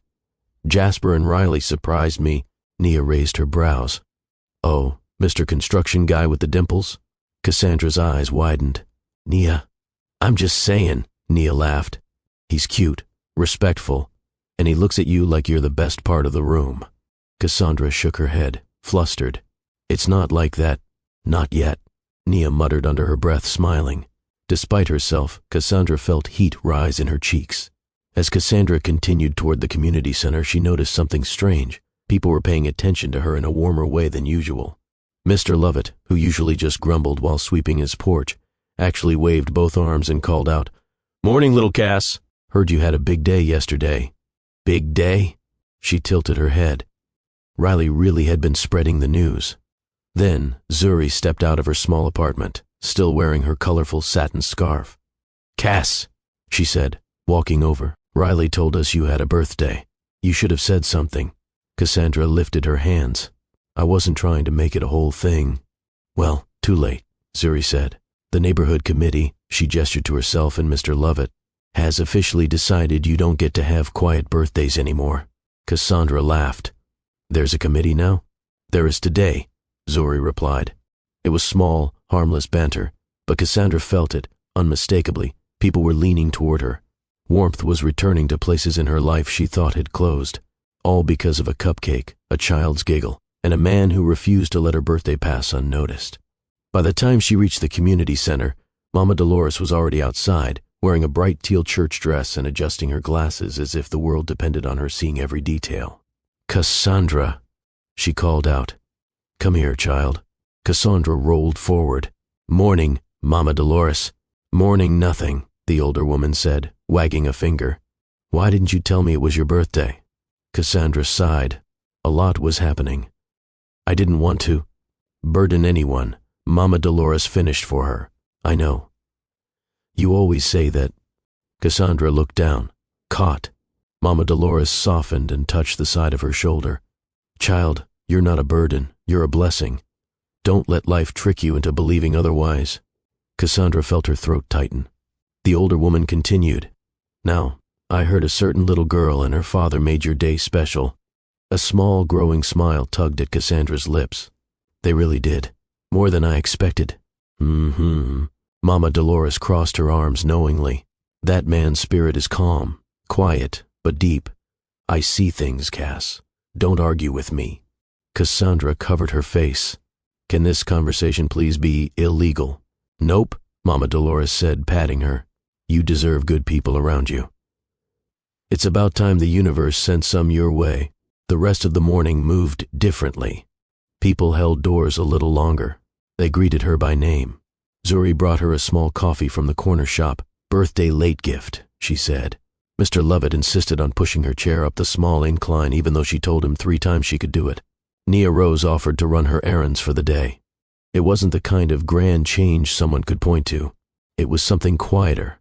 A neighborhood, realizing one of its own had been carrying too much alone. A place waking up to her presence again. And it all began with one man and his daughter stepping into a storm. And into her life. Cassandra felt that truth settle deep in her heart like a soft ember. Kindness doesn't just land. It spreads. It touches. It echoes. She looked down at her necklace. "Jasper," she whispered under her breath, "you have no idea what you started." Before we continue, my friend, take a moment to think of someone whose kindness changed the direction of your day or your life. If you're comfortable, share their name or a short memory in the comments. Your story might inspire someone else who needs it today. After leaving the community center, Cassandra began her slow roll back toward her apartment. The morning sun had risen fully now, smoothing a soft glow across the neighborhood. Kids were riding bikes, someone was barbecuing too early for any reasonable explanation, and music played faintly from a nearby window. It felt like the neighborhood was waking with her. As she approached her ramp, she noticed someone standing near the bottom step. Mrs. Harper, a short, sharp-eyed woman in her mid-50s with a pencil tucked behind her ear and a binder full of handwritten lists pressed against her chest. She ran the after-school program at the community center and was known for two things. 1. Being strict enough to scare teenagers into cleaning up after themselves. 2. Loving those same teenagers like they were her own. She turned at the sound of Cassandra's wheels. "There you are," Mrs. Harper said, marching toward her with purpose. Cassandra blinked. "Is everything okay?" "Depends," Mrs. Harper replied. "Is it true yesterday was your birthday?" Cassandra groaned. "Oh no. Riley told you too, didn't she?" Mrs. Harper snorted. "She didn't tell me. She performed it." With gestures, Cassandra covered her face. "I'm never escaping that child's enthusiasm." "You don't want to," Mrs. Harper said with a firm nod. "That girl has the kind of joy grown folks need to borrow sometimes." Cassandra smiled, lowering her hands. "Yeah, she really does." Mrs. Harper studied her for a moment. "You look lighter today." "I feel different," Cassandra admitted. "Yesterday was special." "I'm glad," Mrs. Harper said. Then she added, "And speaking of that." She opened her binder. Cassandra's brows lifted. "Mrs. Harper, what's going on?" "You've been helping the kids at the center for years, tutoring, listening, guiding. You do it for free, even when you're tired." Her tone softened. "I never forgot that." Cassandra shifted, embarrassed. "It wasn't a big deal." "Yes, it was." Mrs. Harper flipped a page. "Which is why I want to offer you something." Cassandra felt her breath catch. Offers were rare in her life. People rarely saw her beyond her wheelchair or her struggles. Mrs. Harper continued, "I could use someone to help with organizing homework packets, sorting, materials, and making sure the younger kids stay on track with their reading logs. It's only a few hours a week, but..." She looked up. "I can pay you." Cassandra stared at her, stunned. "Pay me?" "Mrs. Harper, I mean, are you sure?" "Absolutely," the older woman said. "You deserve to be compensated for what you already do naturally." Emotion rose instantly in Cassandra's throat. A paid role, something steady, something meaningful, something that affirmed she still had value in a world that often made her feel invisible. I don't know what to say," she whispered. "Say yes," Mrs. Harper replied simply. Cassandra blinked away tears. "Yes. Of course, yes." Mrs. Harper smiled, the kind of smile that made her sharp eyes soften. "Good. We'll start next week." She tapped her binder, turning away. "Happy birthday, child. A new year should come with a new beginning." Cassandra watched her walk off, heart swelling. A new beginning. She whispered the words again to herself. A new beginning. As if on cue, Mama Dolores appeared at the end of the block, pushing a small cart filled with grocery bags. Her bright teal dress caught the sunlight in a way that made her impossible to miss. "Mama D," Cassandra called. "Don't Mama to me," the older woman said, huffing dramatically as she reached her. "I told you I'd bring these by." Cassandra frowned. "What are those?" "Groceries," Mama Dolores said. "What else would they be? Bowling balls?" Cassandra laughed, despite herself. "You didn't have to do that." "I know I didn't," Mama Dolores replied. "But sometimes folks need to see that help doesn't always come with strings. Sometimes it just comes with love and a cart with a wobbly wheel." Cassandra looked into the bags, canned goods, rice, fruit, bread, and even a small slice of carrot cake wrapped neatly in foil. Her throat tightened. "Mama D, I really don't know what to say." "Say thank you," the older woman said, "and accept that you're cared for." Cassandra wiped her cheek. "Thank you." Mama Dolores cupped her face gently. "Good. Now feed yourself, child. You can't pour into people on an empty stomach." As Mama Dolores walked off, Nia Rose emerged from her porch carrying a small broom and dustpan. "All right," Nia announced. "I'm cleaning your porch." Cassandra blinked. "Why?" "Because you don't need to be doing it alone. Nia replied. And because I've seen that step outside your door, it looks like it's fighting for its life. Cassandra snorted. It does need help. Nia tapped her foot. Then let me help. Cassandra softened. Thank you, Nia. Don't get sappy, Nia warned, but her smile betrayed her. I got you. She started sweeping with dramatic flair, humming an off-key tune that made Cassandra giggle. As she watched Nia cleaning, Mama Dolores heading home, and neighbors waving at her with new energy, a realization settled over her. Kindness wasn't random. It wasn't luck. It was a chain reaction sparked by a single moment, by one construction worker and his little girl stepping into her life during a storm. This wasn't pity. It wasn't charity. It was connection. People weren't helping her because she was struggling. They were helping her because she mattered to them, because she had mattered to them long before she ever realized it. Her eyes drifted toward the street, where Jasper usually parked. She wondered if he knew what he had set in motion. By late afternoon, Cassandra was back inside her apartment, sorting through the small stack of groceries Mama Dolores had brought, and smiling at the unexpected abundance. She placed everything carefully in its spot, humming quietly as she worked. The steady rhythm of her hands was interrupted by a gentle knock. 3 taps, soft, familiar. Her heart did a little skip. Come in, she called. The door opened slowly, and Jasper stepped inside with Riley at his side. Riley was carrying a tiny toolbox that looked almost too small to be real. Hey, Jasper said with a warm smile. Hope we're not interrupting. You're never interrupting, Cassandra replied softly. Riley marched up proudly. We came to fix things. Jasper gave her a look. Well, I came to fix things. Riley came to supervise. Supervisors are important, Riley said, crossing her arms like a manager at a job site.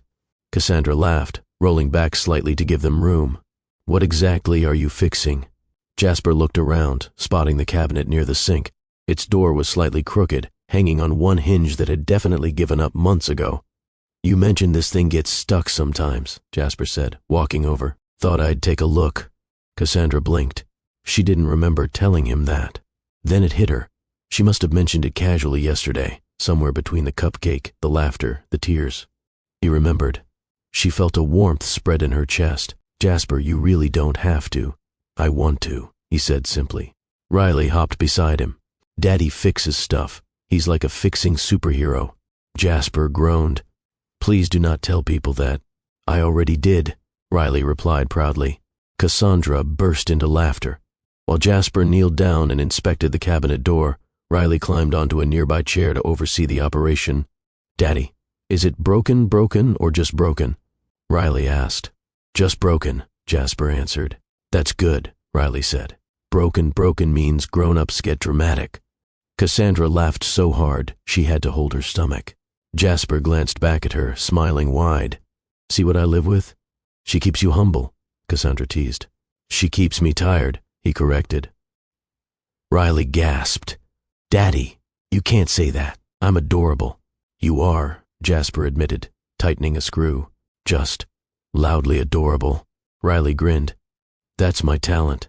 Cassandra watched them with a softness she didn't expect. The easy way they bantered, the warmth in their connection, the quiet competence in Jasper's hands as he fixed the cabinet. It had been so long since she'd had moments like this in her home. Not noise, not chaos, not obligation, just presence, company, life. She didn't realize how empty the apartment had felt until now. There, Jasper said, standing up and brushing off his knees. Try it now. Cassandra rolled forward and gently pulled the cabinet door open. Smooth, silent, easy. Her eyes widened. Jasper, it hasn't worked that well in years. It just needed attention, he said. Cassandra stared at the cabinet, then at him. So did I. The room went quiet. Not awkward quiet. Tender quiet. Jasper swallowed, his voice dropping. I know. Riley, oblivious to the emotional shift, clapped loudly. We did it. Teamwork. High five, everybody. Cassandra and Jasper both laughed, grateful for the moment's gentle break, and high-fived Riley in turn. Just then, the sound of a broom swishing outside drew their attention. Nia Rose peeked her head through the doorway.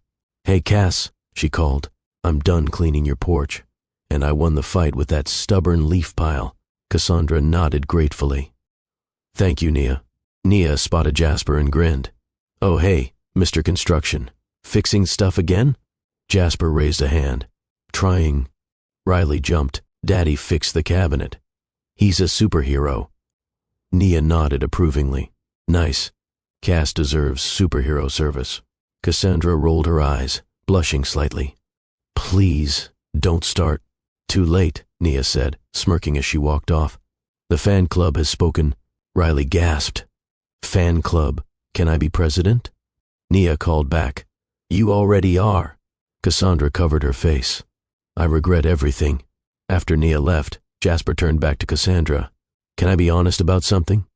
he asked. She nodded slowly. He rubbed the back of his neck, his telltale sign of nervousness. "I didn't expect any of this. Yesterday was supposed to be just fixing a bad day, helping someone who needed it. And now?" she asked softly. He met her eyes.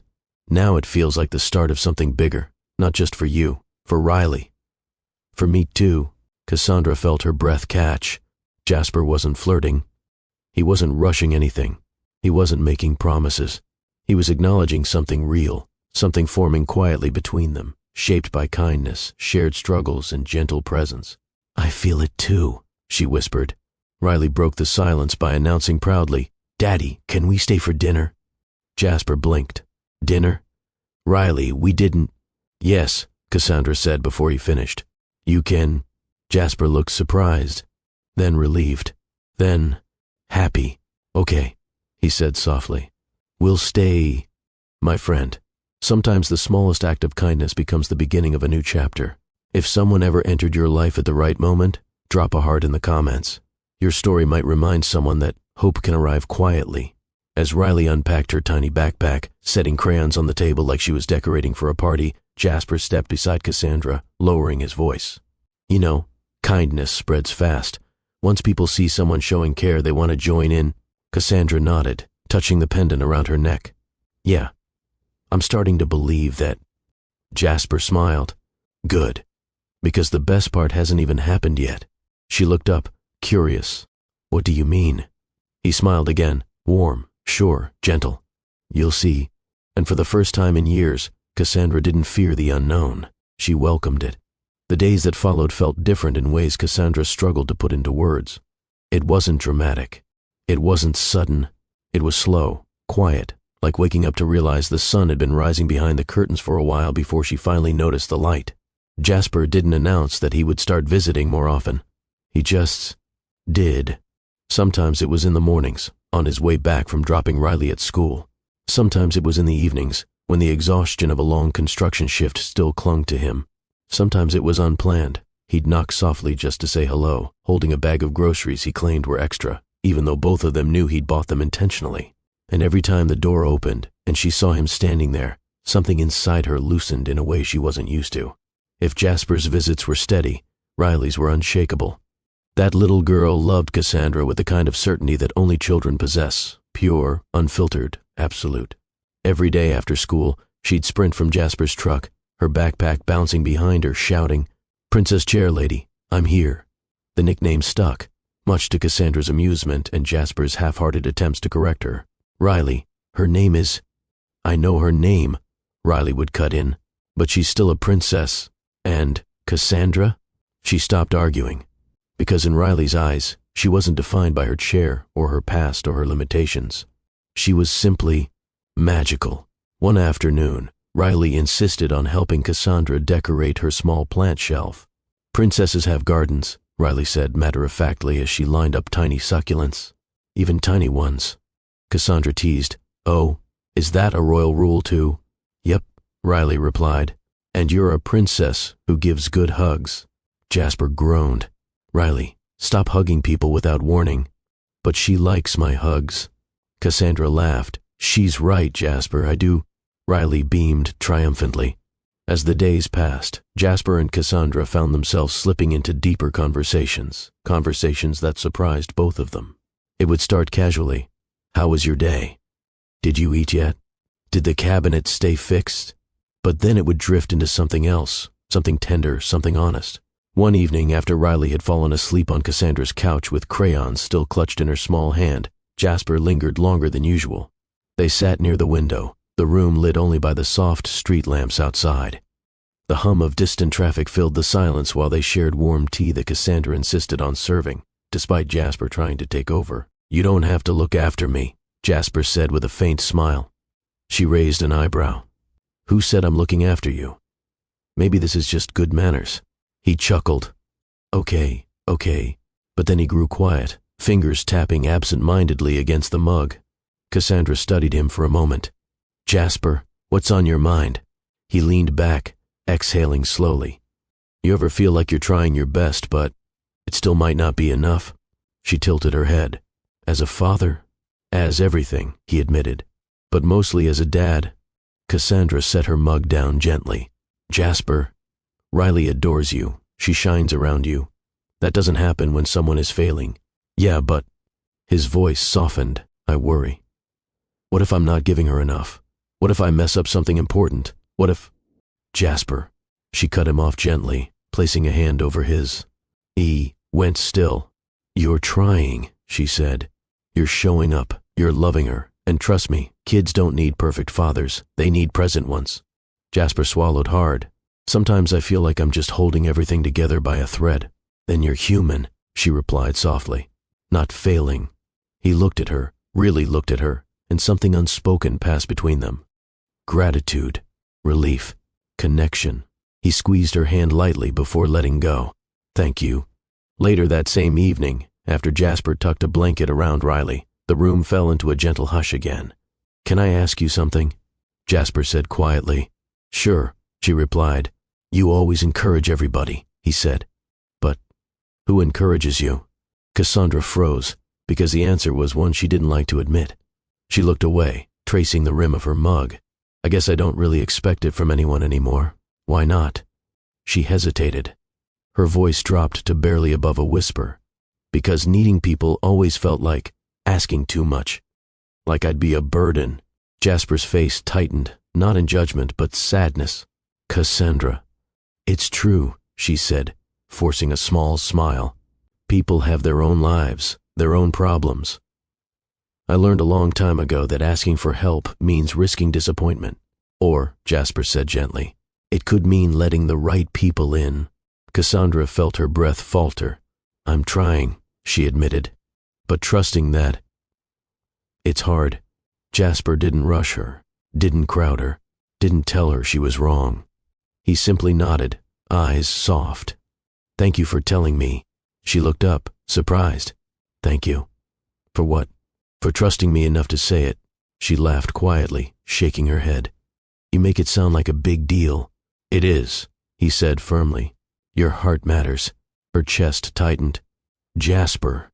He looked at her for a long moment, something deep and unspoken flickering behind his eyes, but then Riley stirred, mumbling in her sleep, and the moment passed. They both smiled. Eventually, Jasper gathered Riley in his arms, lifting her gently from the couch. Her head lolled against his shoulder, curls spilling over his shirt. Cassandra watched them, heart swelling in ways she hadn't expected. "You know," she said softly, "you two bring a lot of life into this apartment." Jasper gave her a shy smile. "We like being here." She nodded. "I'm glad." As he reached the door, he paused. "Cassandra?" "Yes." He hesitated, just long enough to make her heart jump. "Good night," he said quietly. "And thank you for talking with me." "Good night, Jasper," she replied. "Anytime." He left with Riley in his arms, the door closing softly behind them. Cassandra sat still for several seconds after they disappeared. Her apartment wasn't quiet anymore, not in the lonely way. It felt alive, and for the first time in a long, long while, she realized she wanted that feeling to stay. The next week unfolded like a soft, steady rhythm, comfortable, familiar, but new in ways neither Jasper nor Cassandra could fully explain. Jasper started stopping by after work almost automatically. At first, it felt like coincidence. Then, it became habit. Then it became something he looked forward to more than he wanted to admit. For Cassandra, those visits slowly reshaped the feeling of her days. Her mornings still had challenges. Her mobility was still limited. Her disability didn't magically disappear. But there was a new warmth threaded into her afternoons and evenings, a sense of anticipation, of companionship, of shared laughter waiting to arrive. And it arrived often, Most days, Riley barged through the door first. Princess Chair Lady. Guess what happened at school today? Then she'd launch into a story, sometimes exaggerated, sometimes chaotic, always filled with enthusiasm. Jasper would stand behind her, shaking his head with an apologetic smile. One afternoon, Riley burst in with a picture she drew, 3 stick figures holding hands. "This one is you," she said proudly, pointing to the stick figure with wheels. "And this is me. And that's Daddy. We're a team. Daddy says teams help each other." Cassandra felt her chest warm. "We're a team now?" "Yes," Riley nodded. "And teams eat snacks together. Daddy, go get snacks." Jasper blinked. "What? Why am I the snack guy?" "Because you're tall," Riley replied. "Tall people reach snacks." Jasper looked at Cassandra with a helpless smile. "I feel bullied." "You are," Cassandra teased. "And you handle it well." Riley clapped triumphantly. Team meeting success. Some evenings, after Riley fell asleep on the couch again, the apartment would settle into a peaceful stillness. And that's when the conversations shifted. One night, Jasper leaned back in the kitchen chair, rubbing his tired eyes. "You know, I didn't think it was possible to feel both proud and scared at the same time until I became a dad." Cassandra sipped her tea, watching him carefully. "You talk about fear a lot." "Yeah," he admitted. "Because I feel it a lot." She nodded thoughtfully. "I think that makes you a better father than you think." "How?" he asked. "People who are afraid of failing usually work harder not to." He looked at her with genuine appreciation. "You always say things like that." "Like what?" "Things that make heavy feelings feel a little lighter." Cassandra blushed slightly. "That's just how I cope." He shook his head. "No, you lift people without even realizing it." Her smile faded slowly, not from sadness, but from something deeper, something vulnerable. "It's nice to hear that. I'm not used to having someone really see me." Jasper's voice dropped. "I see you." Cassandra's breath caught, not because of how he said it, but because of what it finally felt like. Of course, not every moment was heavy. Riley, as usual, made sure of that. One evening, she insisted on a talent show. "Daddy will drum on the pots," she declared. "I will sing a song, and Cassandra will do, princess waving." Cassandra played along, giving her best royal wave. Jasper muttered under his breath, "How did I get recruited to be the drummer?" Riley pointed at him dramatically. "Because you look like a drummer." "I look like a tired man," Jasper corrected. But he drummed anyway, badly, making Cassandra laugh so hard she had to hold her side. "Please stop," she gasped. "You're going to break my ribs." Riley flung her hands up. "We're a success. Talent show complete." Jasper leaned toward Cassandra with a sheepish smile. "Sorry about the noise." "Don't apologize," she said softly. "It's been a long time since I laughed like that."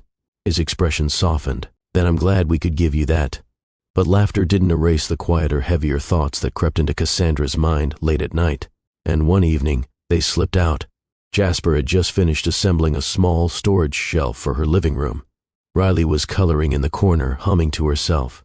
Cassandra watched him tighten the last screw, her heart full but uneasy. He looked up. "There. That should stay sturdy." She hesitated, then said quietly, "I don't want to be too much." Jasper froze. "What do you mean?" "You and Riley. You do so much for me. I don't want to take advantage of your kindness." "Cassandra, I'm serious," she whispered. "Sometimes I get scared you'll wake up one day and realize I'm a responsibility." Jasper sat beside her immediately, expression firm but gentle. "You are not a responsibility. Not to me. But I don't want to be a weight on your life." "You're not. How do you know?" He held her gaze. "Because helping you doesn't drain me. It makes me feel connected, like life has more meaning than just work and bills and routines." Her eyes softened. "Jasper. And besides," he added with a faint smile, "you help us too." "How?" He nodded toward Riley.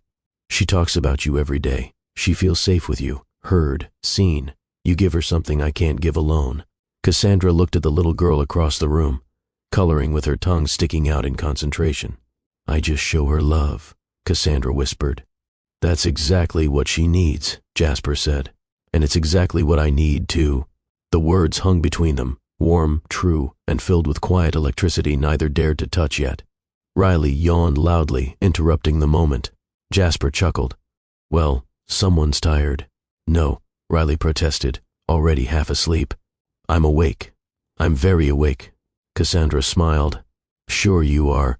Jasper lifted her carefully, adjusting her before she drooped fully onto his shoulder. He turned back to Cassandra. We'll head out, but thank you, for today, for everything. Cassandra hesitated, then said softly, Thank you, for showing up. He nodded, eyes lingering on hers for a second too long. Then he left with Riley, closing the door quietly behind him. And Cassandra exhaled, a long, shaky breath she didn't realize she'd been holding. She touched the necklace he gave her. She wasn't falling quickly. She wasn't rushing anything. But her heart was opening, slowly, carefully, toward a man who made her feel seen, and toward a little girl who made her feel treasured. It scared her, but it also warmed her in ways she hadn't felt in years. That night, long after Jasper and Riley left, long after the quiet settled into the corners of the apartment, Cassandra found herself unable to sleep. She rolled to the window, resting her chin lightly on the frame. Outside, the streetlights glowed against the pavement. A dog barked in the distance. Someone laughed 2 buildings away. Life was still happening. But inside her chest, something else was happening. Something tender and unsettling. Connection. She wasn't sure how to hold it.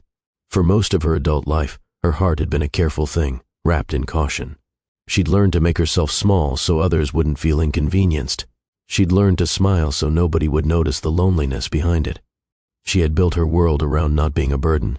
But now, someone kept stepping into that world without hesitation.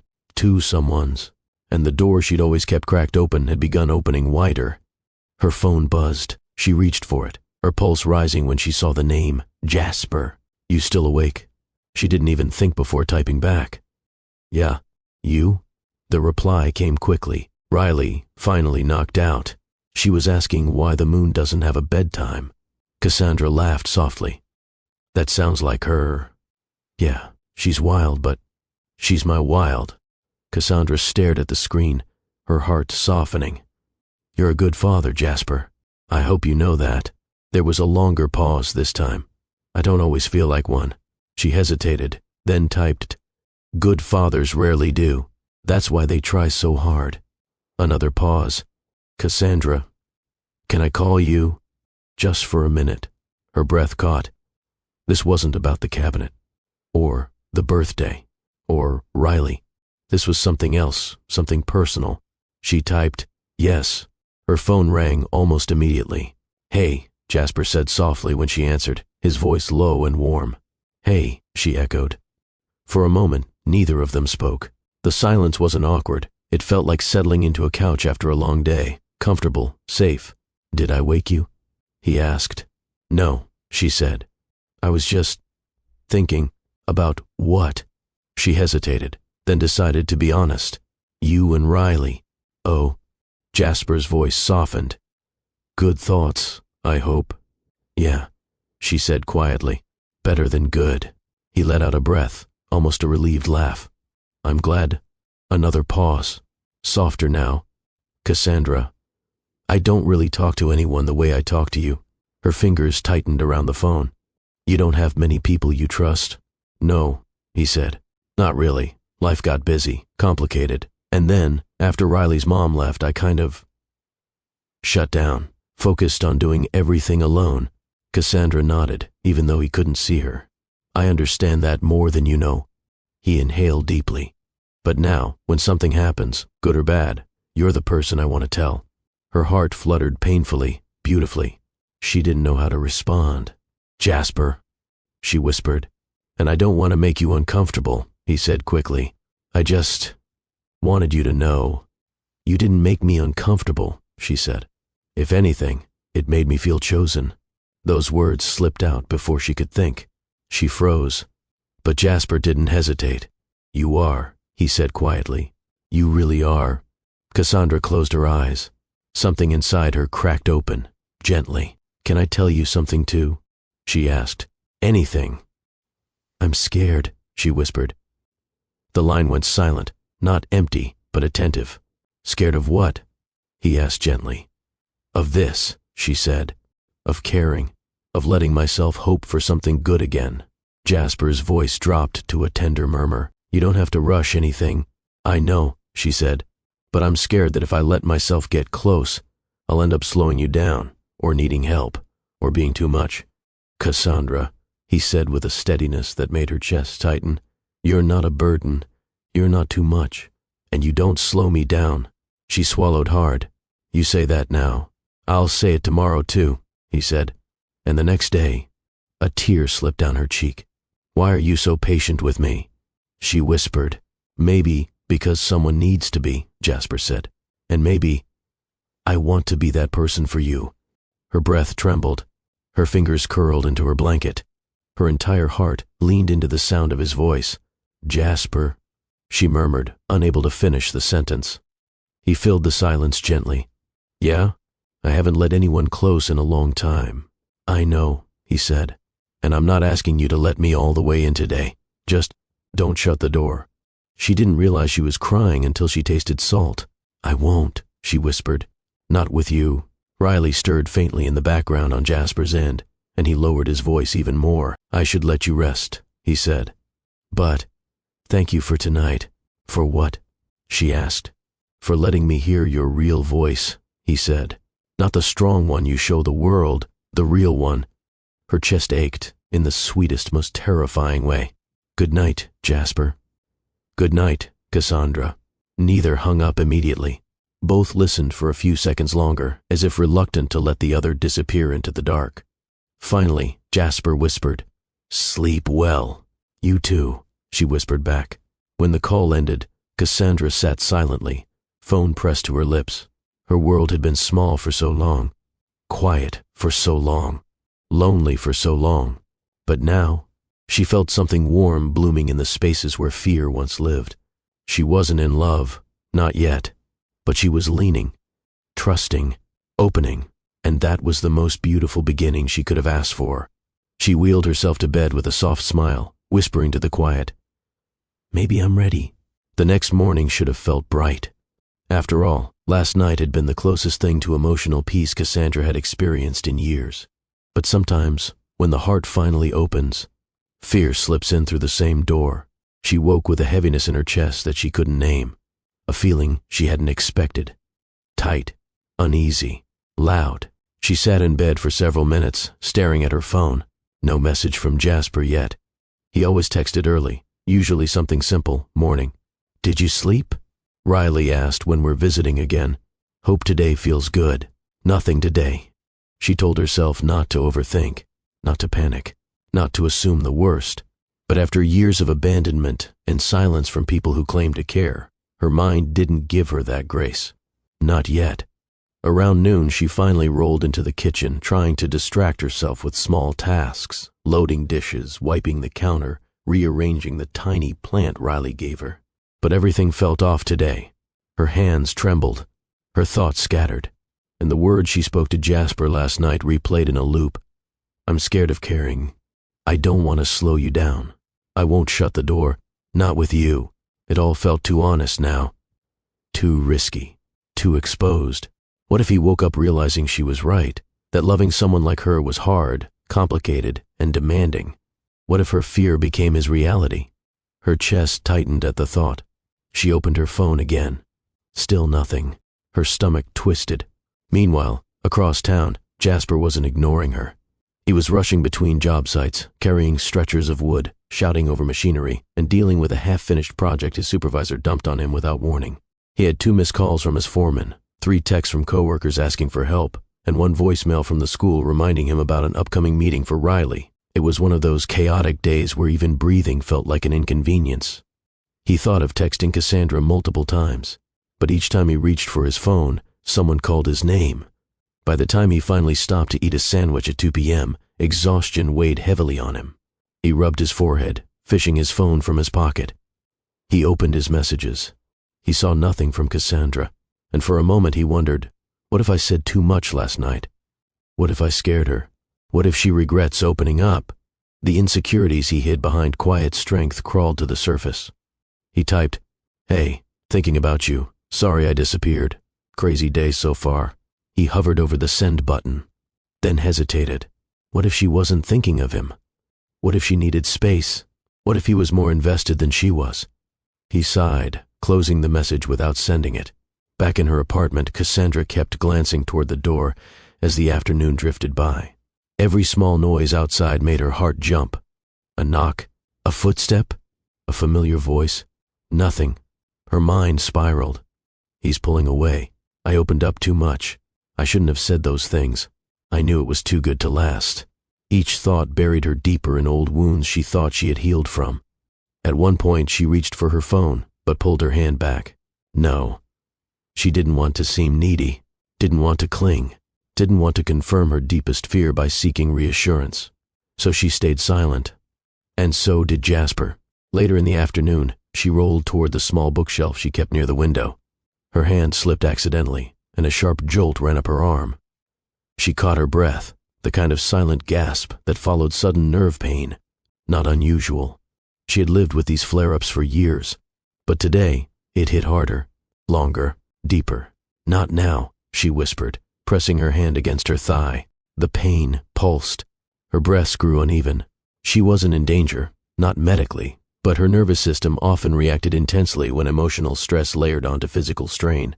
She grabbed the armrest, grounding herself. Deep breath in, deep breath out. But even as the pain eased, the fear didn't.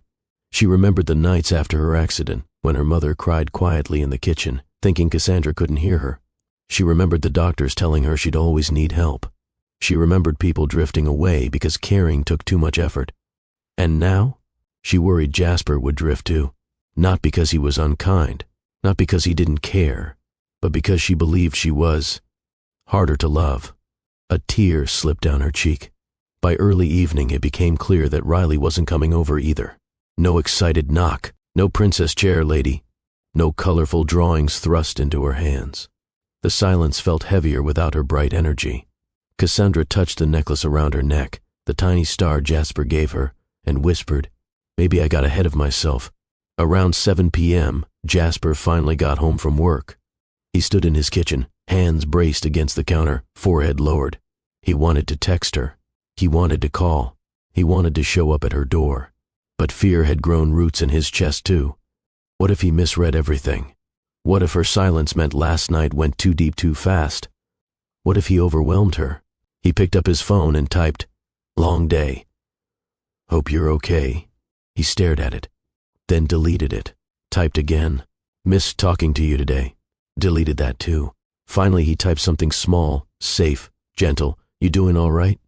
He stared at the message for a long time, but instead of hitting send, he locked his phone, sat down heavily, and said nothing.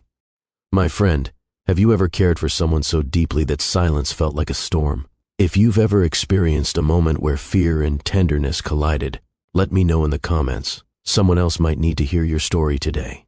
Cassandra lay in her bed later that night, staring at the ceiling, clutching her pillow with a slow ache forming inside her.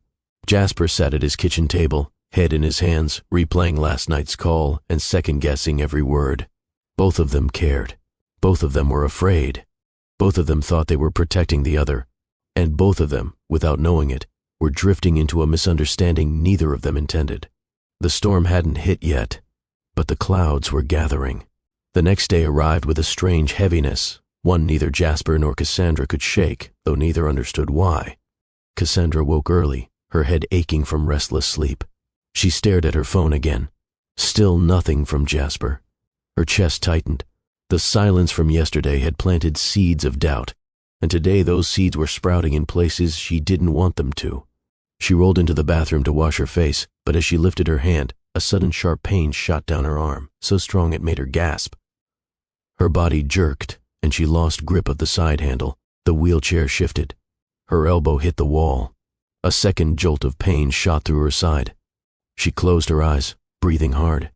Her body did this sometimes. Spasms, nerve flares, muscle jerks triggered by stress or overexertion. Usually she could breathe through them. Usually. But today wasn't usual. After sitting still for a moment, she tried again to move toward the kitchen. But halfway down the hallway, another tremor ran through her torso, sharper, deeper, and her hand slipped from the wheel. She grabbed the wall. Hard. Not today, she whispered through clenched teeth. Please, not today. Her breathing turned shallow. Her fingers curled involuntarily. She hated this. Not the pain. She had lived with pain for years, but the feeling of losing control. The fear that her body could betray her at any moment. The fear that this was the part of her that would push Jasper away if he ever saw the full reality. As another tremor hit, she let out a quiet, broken sound. She didn't want to cry, but tears pushed through anyway. At that same time, Jasper was loading lumber onto the back of a truck at work. His arms shook from fatigue, his eyes heavy from lack of sleep. A coworker nudged him. Man, you all right? You look out of it. Just tired, Jasper muttered. But that wasn't the truth. Something inside him felt wrong, uneasy, like he'd left something important undone. He pulled out his phone during a short break. Still no message from Cassandra. The silence stretched across 2 days now. His stomach twisted. Did I push her too far? Did I say too much? Did she change her mind about letting me in? He typed again. Can we talk? Then he stared at it and deleted it. He rubbed his forehead. Why is this so hard? He knew why. He cared, more than he planned to, more than he meant to, more than he was ready to admit. And silence felt like rejection, even when he knew better. Another spasm hit her, this one stronger than the last. Her back seized, her breath stuttered, and she curled forward unintentionally. Her wheelchair bumped the wall. Her hands shook uncontrollably. She grabbed her phone instinctively, not to call anyone, but to hold onto something solid. Please stop, she whispered through tears. Please, not again. Her voice cracked. Her body trembled. Her heart raced too fast. She could feel panic rising, unwelcome, overwhelming. The fear wasn't just the pain. It was the thought. If Jasper saw me like this, he'd run. That thought hurt more than the spasms. Her phone slipped from her hand and clattered to the floor. She leaned forward, sobbing quietly, face pressed against her knees. She felt small, fragile, afraid, everything she never wanted Jasper to see. During his lunch break, Jasper finally made up his mind. He wasn't waiting anymore. He ducked into the break room, wiped sawdust off his hands, and opened his messages. He typed slowly this time, choosing every word with care. Cassandra, I'm worried. Are you okay? Please message me when you can. He hovered over the send button and finally pressed it. He waited. Nothing came back. The silence stabbed deeper this time. He slipped the phone into his pocket, heart heavy. Back in her apartment, Cassandra still struggled to steady her breathing. The pain had finally eased, but her body felt weak and shaky. She wiped her tears, ashamed of crying alone again. Then she heard the faint vibration of her phone on the floor. She reached down slowly, fingers trembling, and dragged it into her lap. When she saw Jasper's name, her heart nearly stopped. Her eyes blurred as she read the message. Cassandra, I'm worried. Are you okay? Please message me when you can. She held the phone to her chest, sobbing harder now, not from fear but from the sudden weight of everything she'd been holding in. He cared, even when she didn't reach out, even when she withdrew, even when she feared becoming a burden. He still cared. Her hands shook too much to type. Her breathing was still uneven. Her body was still trembling. She placed the phone down. She couldn't respond yet. Not like this. Not while trembling. Not while crying. Not while feeling small and weak. She didn't want him to hear the fear in her voice. So she stayed silent, even though silence was the very thing hurting them both. 2 hours passed with no reply. Jasper checked his phone every few minutes, each time feeling his chest tighten more. She always responds. Even if it's short, even if she's busy, something felt wrong, really wrong. He stood abruptly, startling one of his coworkers. Jasper? You all right, man? He swallowed hard. I need to step out for a minute. Everything okay? He didn't know how to answer that. All he knew was that worry was twisting his stomach into knots. Something was happening to her. Something she wasn't telling him. Something she might be going through alone. My friend, have you ever cared for someone so deeply that their silence made your heart ache? If you have, share a small heart in the comments. Someone else might need to know they're not the only one who's felt that. Cassandra finally lay back in her bed, staring at the ceiling, tears drying on her cheeks. Jasper sat in his truck, gripping the steering wheel, running through every worst-case scenario his mind could conjure. Both hurting, both scared, both wanting to reach out, both thinking silence was safer. The misunderstanding wasn't intentional, but it was growing. And soon, something would snap. A moment was coming that neither of them expected, the moment that would change everything. Jasper couldn't shake the feeling in his chest, that heavy sinking pressure that only shows up when someone you care about might be hurting. By the time his shift ended, he wasn't even pretending to be okay. He clocked out early, something he never did. His supervisor raised a brow, but Jasper just said, "Family thing," and walked away. Family. He wasn't sure why the word slipped out so naturally. Maybe because Cassandra and Riley had become the closest thing he had to one.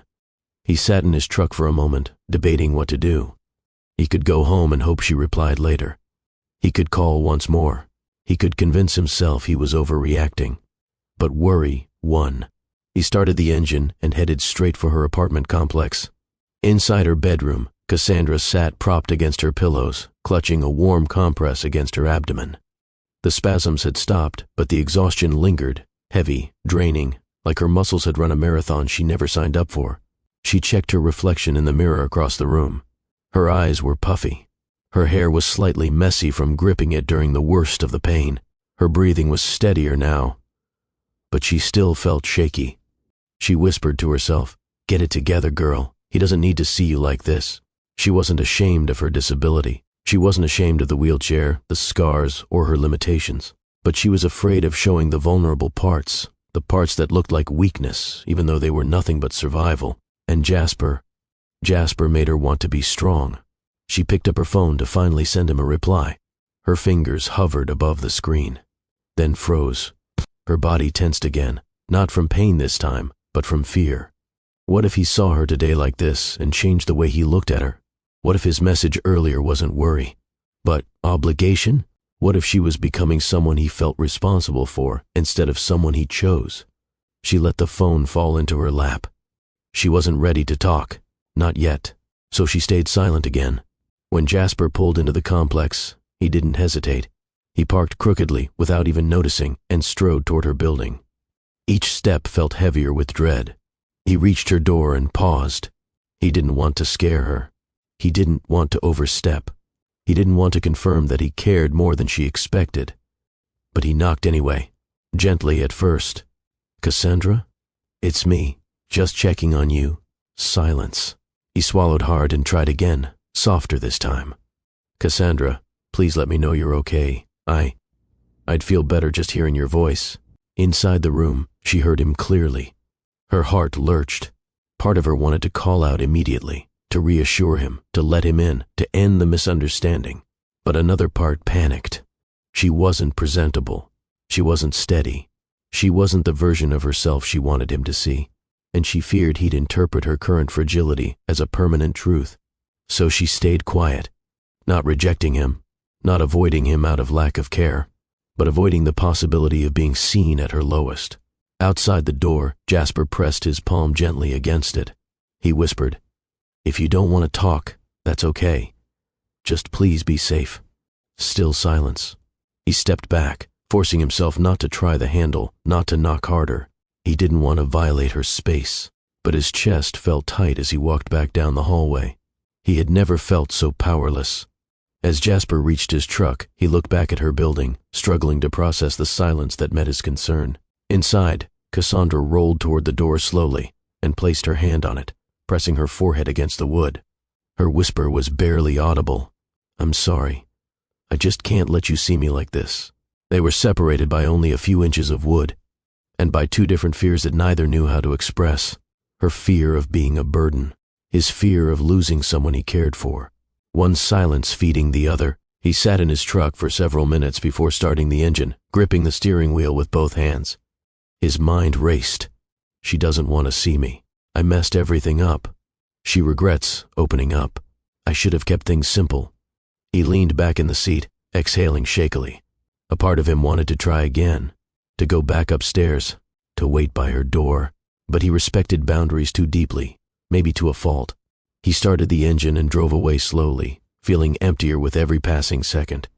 Back inside her silent room, Cassandra rubbed her palms against her knees anxiously. Guilt settled in. He was worried, and I left him standing out there, she whispered. She wiped her eyes. I didn't mean to hurt you, Jasper. I didn't want you to see me like this. She reached for her phone again. Her fingers hovered, shaking. She typed, I'm okay. Just resting. Sorry for not answering. Then froze again. It felt too formal, too distant, too dishonest. She deleted it. Typed again. Thank you for checking on me. Deleted it again. Finally, she set the phone aside and whispered, tomorrow. I'll try tomorrow. But tomorrow wasn't going to be gentle. Tomorrow was carrying a twist neither of them expected. Jasper drove home feeling further from Cassandra than ever. Cassandra lay awake feeling further from Jasper than she wanted. Two hearts moving in the same direction, toward each other. But fear had built a wall so quiet they didn't notice it growing. And while both of them wondered how to fix the silence, a letter was already on its way to Jasper. A letter that would test everything. The morning after the silence came with a chill that didn't quite match the weather. Atlanta was warm, sunlight spilling across rooftops and porches, but Jasper felt none of it. He sat at the kitchen table staring at his untouched coffee. Riley hummed in the living room, braiding the hair of her favorite doll, unaware of the knot in her father's chest. She glanced up. Daddy, are we going to see Princess Chairlady today? Jasper forced a tired smile. Maybe later, sunshine. Let's give her a little space. Riley frowned, confused. But she likes us. She likes you a lot. That last part made Jasper's heart squeeze in his chest. He wished he could believe it. Instead, the silence from yesterday replayed in his mind. The unanswered messages, the unanswered knock, the way her apartment felt quiet, too quiet. He wanted to trust that she was okay, but he didn't know. And the worst part, he didn't know if she wanted him to know. His phone buzzed on the table. Not Cassandra. A number from Tennessee he didn't recognize. He almost ignored it, but something told him to look. His eyebrows pulled together. What now?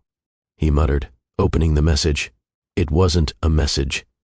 It was a notification. You have received a new letter. A digital copy appeared on the screen. Jasper blinked, confused. Tennessee? Nobody there contacted him anymore. He tapped to open. The letter was short, formal, and painfully clear. Dear Mr. Halden, due to recent project expansions, we are reopening multiple senior construction positions. Your previous performance and reliability have placed you at the top of our consideration list. If you are interested in returning to Tennessee, the offer includes higher pay, full benefits, and year-round employment stability. Please respond within 14 days. Jasper's breath caught. Higher pay, benefits, stability. Everything he had been fighting for since Riley was born. He read the letter twice, then a third time. This offer could change everything for him and his daughter. Their financial struggles, the stress of unpredictable jobs, the exhaustion that clung to him daily. On paper, it was perfect, but nothing in his life was paper anymore. Because of Cassandra. He set the phone down, rubbing both hands over his face. This wasn't a decision. This was a storm. A storm arriving at the worst possible moment, when he and Cassandra were emotionally out of sync, when everything between them was tender and complicated. He stood up abruptly and walked to the sink, splashing cold water on his face. Daddy, Riley asked softly behind him. Why do you look sad? He turned, kneeling to her level with a heavy exhale. I'm not sad, baby. Just thinking. About Cassandra? She asked sweetly. He smiled faintly. Yeah, a little. And about the phone thing that made you frown? Children noticed everything. He lifted her into his arms, just trying to figure out what's best. Riley pressed her cheek to his shoulder. You always figure it out. He wished he believed that. Across town, Cassandra woke with her head still foggy from the emotional exhaustion of the day before. She stretched in bed slowly, relieved the spasms hadn't returned. But then the memory hit her. Jasper at her door, his soft voice, his worry, her silence. Her heart clenched. She pressed her hand to her forehead. I shouldn't have ignored him. I should have opened that door. She rolled herself to the kitchen and placed her phone on the table, staring at the blank screen. She wanted to message him. She wanted to explain. She wanted to bridge the distance she had created. But the fear that he'd misinterpret her message, or worse, feel obligated, still lingered. What if he thinks I'm too much? She whispered. What if I already scared him away? Her eyes drifted toward the necklace Jasper had given her. She lifted it gently, feeling the cool metal between her fingers. For some reason today it felt heavier. She sighed and placed it back on her chest. Maybe she would message him later. Not yet. But later. She wasn't ready to talk, not realizing that waiting would make the coming twist even harder. Back home, Jasper folded the letter up and slid his phone into his pocket. He didn't want Riley to ask more questions. And he definitely didn't want to think about how Cassandra would react. Would she tell him to go? Would she encourage him to take the job because it was best for Riley? Would she withdraw even more, or worse? Would she assume he was looking for an exit?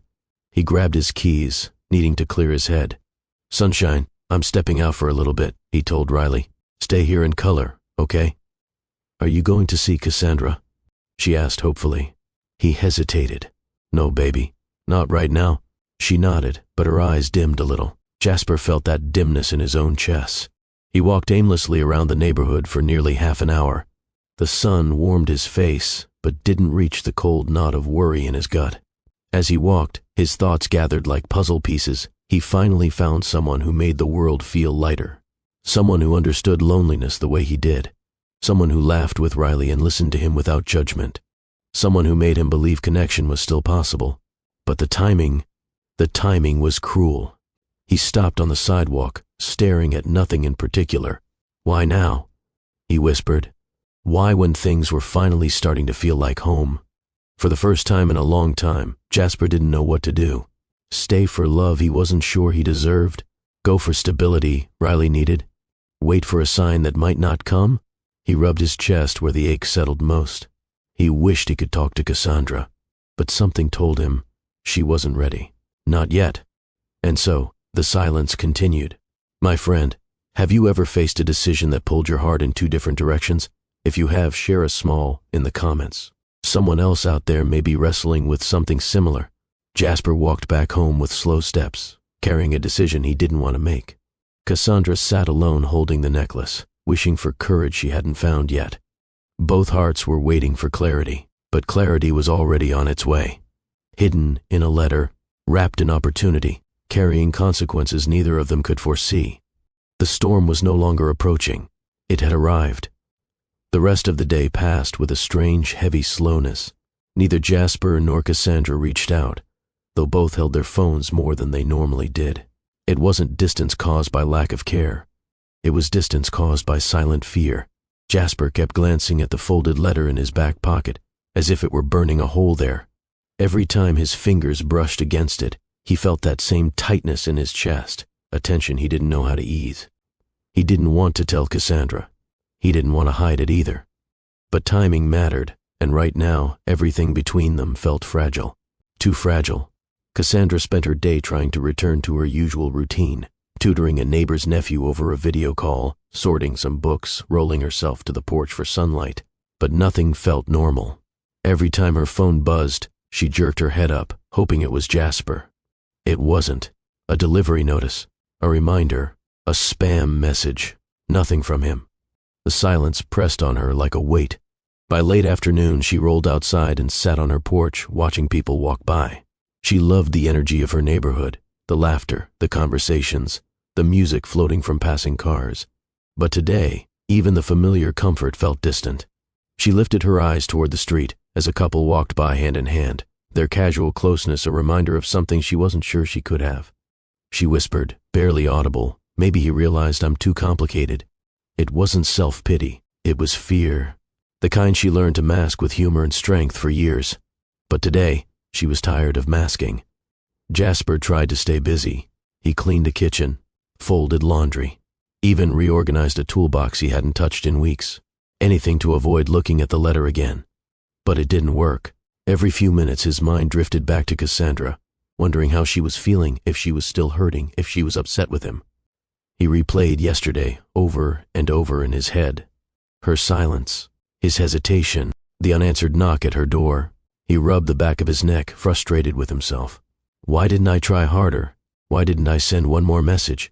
Why did I leave? Because he respected her. Because he didn't want to push. Because he didn't want to be the man who crossed boundaries She didn't ask him to cross, but doubt had a way of twisting even the best intentions. He finally stopped pacing and sat on the couch, staring at the letter in his hand. "You couldn't have come at a worse time," he muttered. Riley peeked around the corner. "Daddy, you talking to paper?" He winced. "Caught me." She padded over and climbed into his lap, curling up like she always did when she sensed he was troubled. "You're thinking loud," she said softly. Jasper wrapped an arm around her. "Yeah, baby. I know. Are you thinking about Cassandra?" He hesitated, then nodded. "Yeah. And the letter?" He raised his eyebrows. "You knew I had a letter?" "You made your worried face," she said matter-of-factly. "You only make that face for two things, Cassandra. And bills." Despite the heaviness in his chest, Jasper laughed quietly. Kids were sharper than adults ever gave them credit for. He carried Riley to her room and tucked her in for a nap. Once she was asleep, he returned to the kitchen table. He unfolded the letter again. High pay, full benefits, year-round certainty. Opportunity he couldn't ignore, but it came with one terrible price. He would have to leave Atlanta. He would have to leave Cassandra.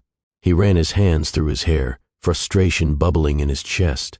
How am I supposed to walk away from the only person who's made me feel alive again? He didn't expect an answer. There wasn't one.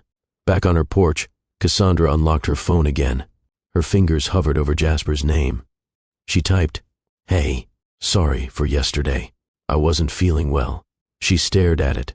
It felt stiff, cold, not enough. She deleted it. Typed again, "Thank you for stopping by yesterday. I wasn't myself." She deleted that too. Finally, she just whispered into the quiet, "I don't know what to say." She placed the phone face down. Her mind was tangled in questions she didn't know how to ask. Does he think I'm pushing him away? Does he regret getting close? Does he see me as too much work? Is he tired of the unpredictability of my body? She hated that her disability was part of her fear. Not because she was ashamed of it, but because dating while disabled required a different kind of honesty, one she was still learning to offer. She sighed deeply. "Maybe I'll talk to him tomorrow," she murmured. But tomorrow was already carrying something much heavier. As the sun lowered outside his window, Jasper sat alone, letter in hand, staring at the words that could uproot his life. He thought about his future, Riley's future, and Cassandra's place in both. The idea of leaving her twisted something inside him. He hadn't known her long, but connection wasn't always about time. It was about truth.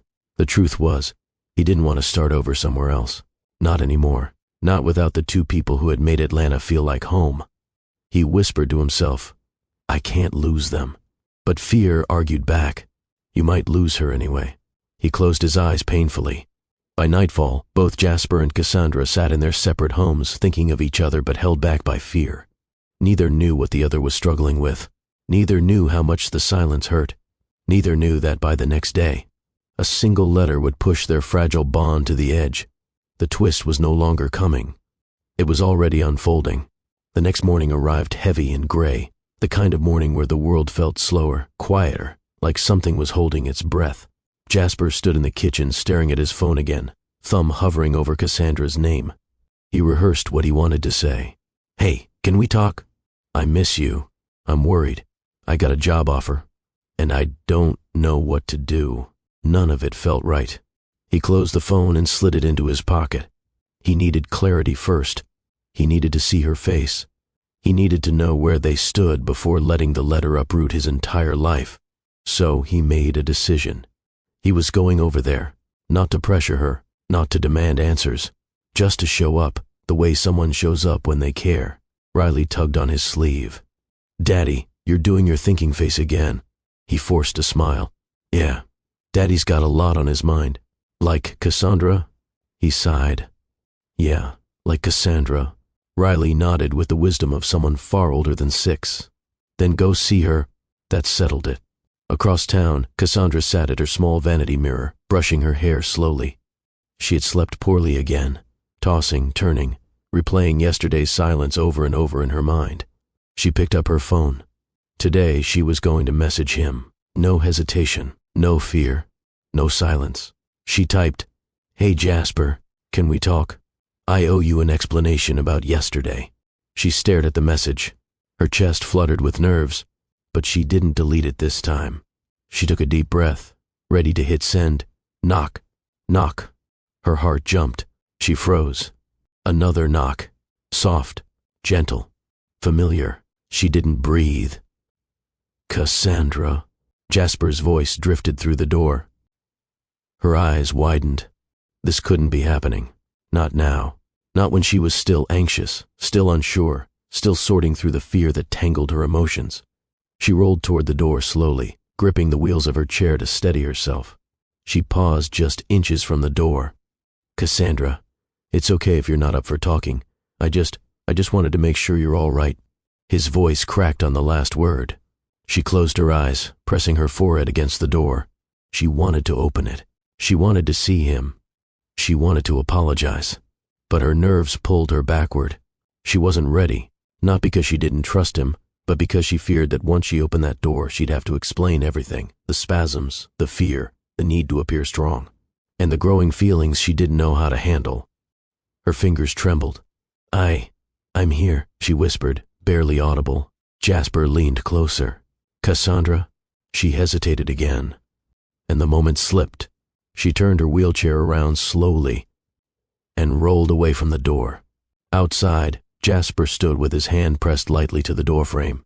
He had heard something faint inside, maybe her voice, maybe just hope playing tricks on him. But she didn't come to the door, didn't unlock it, didn't speak clearly, didn't respond to his worry. He exhaled shakily, shoulders dropping. I don't want to bother you, he murmured through the door. Just, please take care today. Another moment of silence followed, a silence that felt like goodbye. He stepped back slowly, pain tightening in his chest. If she didn't want to see him, he wasn't going to force her. He turned down the hallway, and that's when the twist found him. As he reached the exit of her building, his phone buzzed. He pulled it out absently. Another message from Tennessee.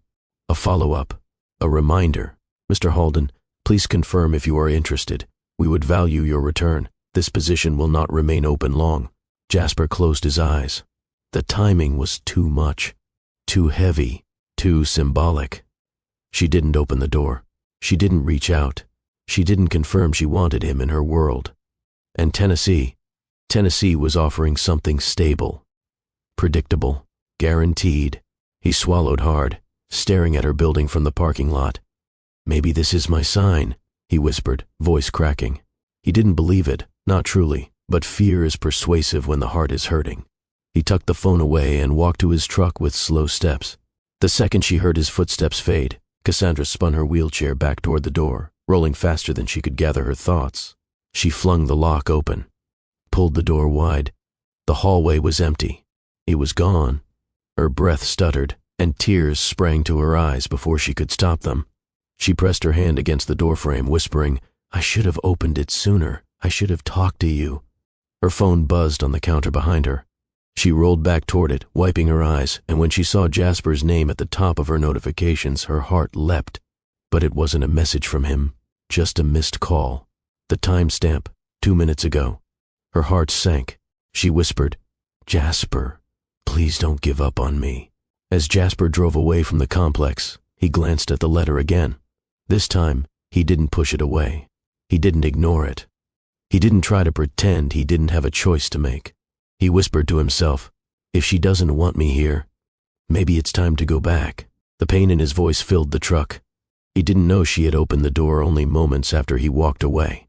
He didn't know she had whispered his name into an empty hallway. He didn't know she was planning to finally open up.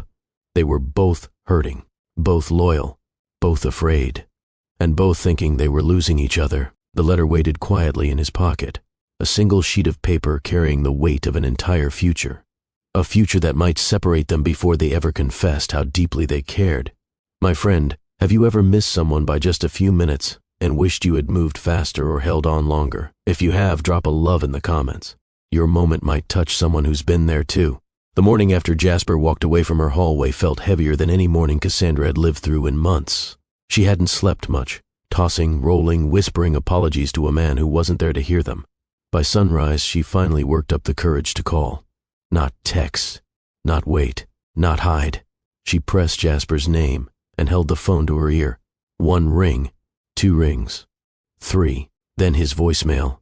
"Hey, this is Jasper. Leave a..." She hung up quickly, her throat tightening. "Okay," she whispered. Maybe he's busy. Maybe he's just not near his phone. She told herself that 3 times. But the truth was already clawing at her chest. He might be pulling away for real. At Jasper's apartment, Riley was sitting cross-legged on the living room rug, building a small house out of craft sticks. The air felt tense. Even she could feel it. Jasper stepped out of the bathroom, towel slung over his shoulder, looking exhausted. His mind had been racing since dawn. The letter, the silence, the missed chance yesterday. He barely noticed Riley digging through his jacket pocket for a scrap of paper to draw on. "Daddy," Riley chirped. "Can I use this paper?" He nodded absent-mindedly, not even glancing her way. But when Riley unfolded it, her eyes widened. "Daddy." "This says Tennessee." Jasper froze. He turned slowly. Riley held the letter with both hands, her small face twisting in confusion. "Daddy, why does this say we're going back?" His chest tightened painfully. He walked toward her, kneeling so he could take the letter gently from her hands. "Sunshine, you weren't supposed to see this yet," he whispered. "Are we moving?" Riley asked, voice trembling. Jasper rubbed her arms softly. "I don't know yet." But she had another question, one that hit deeper. "Does Cassandra get to come with us?" His breath caught. He looked away because the truth hurt too much. "I don't think she can, baby." And Riley's eyes filled instantly. Around noon, Cassandra heard a knock at her door. A soft one, nervous, not Jasper's knock. She rolled over and opened it. Nia Rose stood there with a grocery bag, smiling gently.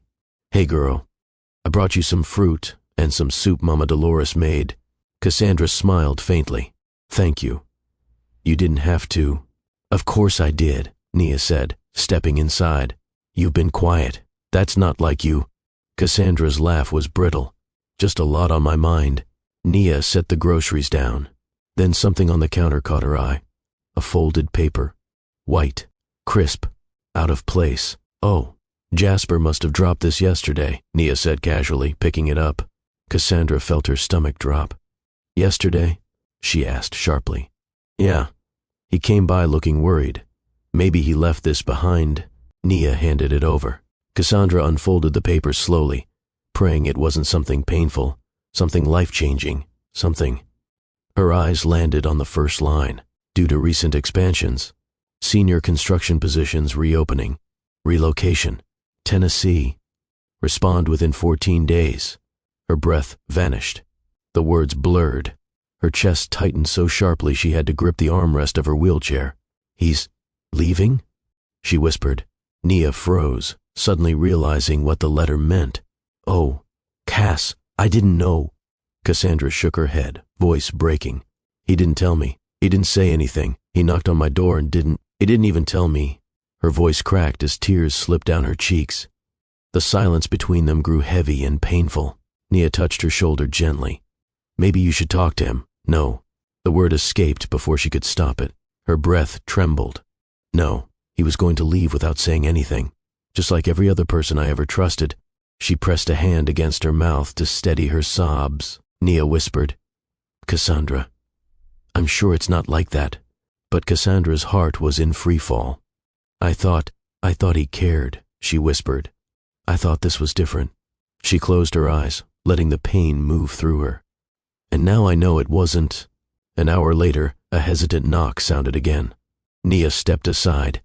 This time, it was Jasper. He looked fragile, pale, nervous, like a man trying to hold on to something slipping through his fingers. "Cassandra, can we talk?" he asked quietly. She turned her wheelchair slightly toward him, her face still streaked with tears. "You weren't going to tell me," she whispered. The hurt in her voice hit him harder than any physical blow. His throat tightened. "Cassandra, I was trying to find the right time. Everything between us felt unsure, and I didn't want to scare you." She lifted the letter with trembling hands. "This scared me more than anything." He exhaled shakily and stepped closer, but she pulled back an inch, a tiny gesture, but it pierced him deeply. "Cassandra, please, I wasn't hiding it to leave you behind. I was hiding it because the idea of walking away from you made me sick." Her eyes filled again. "But you still considered it," she whispered. Jasper's voice cracked. "I didn't know what you wanted. You wouldn't talk to me. You wouldn't open the door. I thought, maybe you didn't want me anymore." The words hung in the air like broken glass. Cassandra wiped her face with the back of her hand. "I didn't open the door because I was hurting," she said softly. "Not because I didn't care." For the first time, Jasper truly realized how much fear she carried. He stepped closer again, slowly, gently, and knelt in front of her wheelchair. "Cassandra, I'm not leaving because I want to. I'm not choosing Tennessee over you. I just didn't know how to tell you something that big when we weren't okay." Her lip trembled. "I've been abandoned before, Jasper, by people who loved me, people who promised they'd stay, and I thought—" Her voice broke into a whisper. "I thought it was happening again." Before Jasper could answer, little footsteps padded down the hallway. Riley appeared in the doorway, rubbing her eyes from a nap, until she saw Cassandra's tears. She froze. "Princess Chair Lady, are you crying?" Riley asked, voice cracking. Cassandra tried to smile. "I'm okay, baby, just talking." But Riley's eyes filled instantly. She ran to Jasper and tugged his sleeve hard. "Daddy, I don't want to go to Tennessee. I don't want to leave her." Her small body shook as she cried. Jasper closed his eyes, overwhelmed by the scene, Cassandra's heartbreak, Riley's tears, his own guilt. This moment didn't just reveal the truth. It shattered everything open. There was no hiding now, no silence, no pretending. Everything had come out. And now, a choice had to follow. Silence filled the room after Riley's cry, a fragile, trembling silence that wrapped itself around all three of them. Cassandra wiped her cheeks again, though her tears kept returning in small, shaky waves. Riley clung to Jasper's shirt, her little arms shaking. And Jasper looked like a man standing between two versions of his life, both calling his name. He took a slow breath and lifted Riley gently into his lap. "Sunshine," he whispered, brushing her curls back. "Why are you crying?" Because I don't want to leave Cassandra," she sobbed. "She's my friend. She makes me happy, and she loves my drawings." Her voice cracked, and she pressed her face into his shoulder. Those small words undid him. He swallowed hard, blinking fast. Cassandra, still trying to compose herself, whispered, "Riley, baby, you won't lose me. Even if you move, I'll still care about you." But that only made Riley cry harder. "No, if we leave, we won't see you. I don't want Tennessee. I want here." Jasper had no defenses left. He pulled her close and whispered, "Shh. I'm here. I hear you. I promise. I hear you." He looked up at Cassandra, and in that moment, something shifted in him. "I need to say something," Jasper began quietly, voice trembling. Cassandra looked up slowly, bracing herself. "I've spent most of my adult life choosing the safest option," he said. "The option that gave Riley stability, the option that paid the bills, the option that kept our heads above water." He paused. "But for the first time, something feels right. You feel right. This place feels right. The people here, the community, the way Riley laughs more here than she ever did anywhere else." He shook his head, overwhelmed by the truth rising in his chest. "I thought leaving was the responsible thing, the safe thing. But the truth is, leaving you felt wrong from the moment that letter showed up." Cassandra's breath caught. He looked down at the letter in his hand, folded, worn from constant handling, smudged at the corners. "This thing," he continued, "has been burning a hole in my pocket for days, not because I wanted it, but because I was scared. Scared that I wasn't enough. Scared that if I stayed, I wouldn't be able to give Riley the life she deserves. Scared that you might not want me as much as I—" He stopped, unable to finish the sentence. Cassandra whispered, "As much as you what?" Jasper exhaled shakily. "As much as I care about you." Her eyes filled again, but this time the tears were warm, not cold. Jasper stood, lifting Riley gently and setting her on the couch. He walked toward Cassandra slowly, giving her time to pull back if she needed. She didn't. "Cassandra," he said, kneeling in front of her wheelchair, "I don't want Tennessee. I don't want to start over somewhere else. I don't want a job that takes me away from everything that finally feels like home." He took her hand in his, hesitantly, respectfully, but with clarity. "I choose Atlanta." Her breath caught in a soft gasp. "I choose staying. I choose stability right here. I choose my daughter's happiness. I choose the community that's embraced us." He lowered his voice. "And I choose you." The words hit her with the force of years of loneliness breaking apart in an instant. Her hand trembled in his, and her vision blurred. "You choose me?" she whispered, almost afraid to believe it. Jasper nodded, eyes soft. "Yes, I choose the woman who laughs even when she hurts. I choose the woman who tutors half this neighborhood without ever asking for anything back. I choose the woman who made Riley feel loved the very first time she met her. I choose the woman who makes me feel seen." Her tears spilled over again, but her smile fought through them. She whispered, "Nobody has ever chosen me before." Jasper squeezed her hand gently. "Well, I'm choosing you now." Before Cassandra could respond, a knock sounded at the door again. This time, it was Mama Dolores. She stepped in with a casserole dish and her church lady determination. "I heard there was some crying and some confusion," she announced, scanning the room. "I brought food, wisdom, and the Holy Spirit if needed." Riley sniffled and chuckled through her tears. Mama Dolores put the casserole on the counter and clapped her hands together. "Cassandra, baby, you've been fighting alone for too long. And Jasper?" She turned to him with eyes that saw everything. "That child of yours needs roots, not running." Jasper bowed his head respectfully. Mama Dolores smiled. "And I know a man who's learning how to choose with his heart when life gives him storms." She gently rested a hand on his shoulder. "You're doing right, son." Cassandra let out a shaky laugh, wiping her cheeks. "Mama Dolores, how do you always show up like this?" "Because God whispers, and I got good ears." The room filled with soft laughter, the first lightness any of them had felt in days. Finally, Cassandra looked back at Jasper, her voice breaking through a new softness. "I didn't think anyone would ever choose to stay with me, not when staying meant sacrifice." Jasper tilted his forehead toward hers, close but gentle. "Cassandra, loving someone is always a choice, and I'm making mine." She exhaled shakily, her heart unfolding in a way she had never let it before. "And I choose you too," she whispered. "My friend, if you've ever felt unworthy of being chosen, I want you to know this: everyone deserves someone who chooses them with intention and love. Drop a heart I choose love in the comments if this touched your heart today." The air inside Cassandra's apartment shifted, soft, warm, full of something that felt like healing finally taking shape. Jasper still knelt in front of her wheelchair. Riley sat on the couch, wiping her cheeks but watching them with wide, hopeful eyes. And Mama Dolores stood like a guardian at the doorway, arms folded, silently cheering them on with that knowing smile. For the first time in a long time, nobody was running, nobody was hiding, nobody was afraid to speak the truth.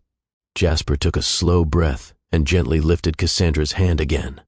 "Cassandra, I need you to hear something, all of it." She nodded, eyes still wet but steady. "From the moment you opened your door to me and Riley during that storm, something in me changed. You didn't ask for anything. You didn't hesitate. You just showed kindness. And that night, that tiny act became the moment my life shifted." Cassandra's throat tightened. He continued, voice soft but unwavering. "You taught me that love doesn't always come wrapped in perfection. Sometimes it comes wrapped in courage, in resilience, in humor you use to get through the pain, in showing up even when life knocks you down." Her tears slid again, not from sadness, but from something that felt like sunlight warming the coldest parts of her heart. "Cassandra," Jasper said gently, "you're not someone I pity. You're someone I admire, someone who inspires me, someone who makes me want to be a better man, a better father, a better human being." She bit her lip, overwhelmed. Riley suddenly slid off the couch and walked toward them.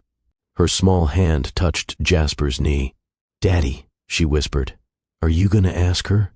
Jasper laughed softly through the emotion tightening his chest. "Yeah, sunshine. I am." He turned back to Cassandra.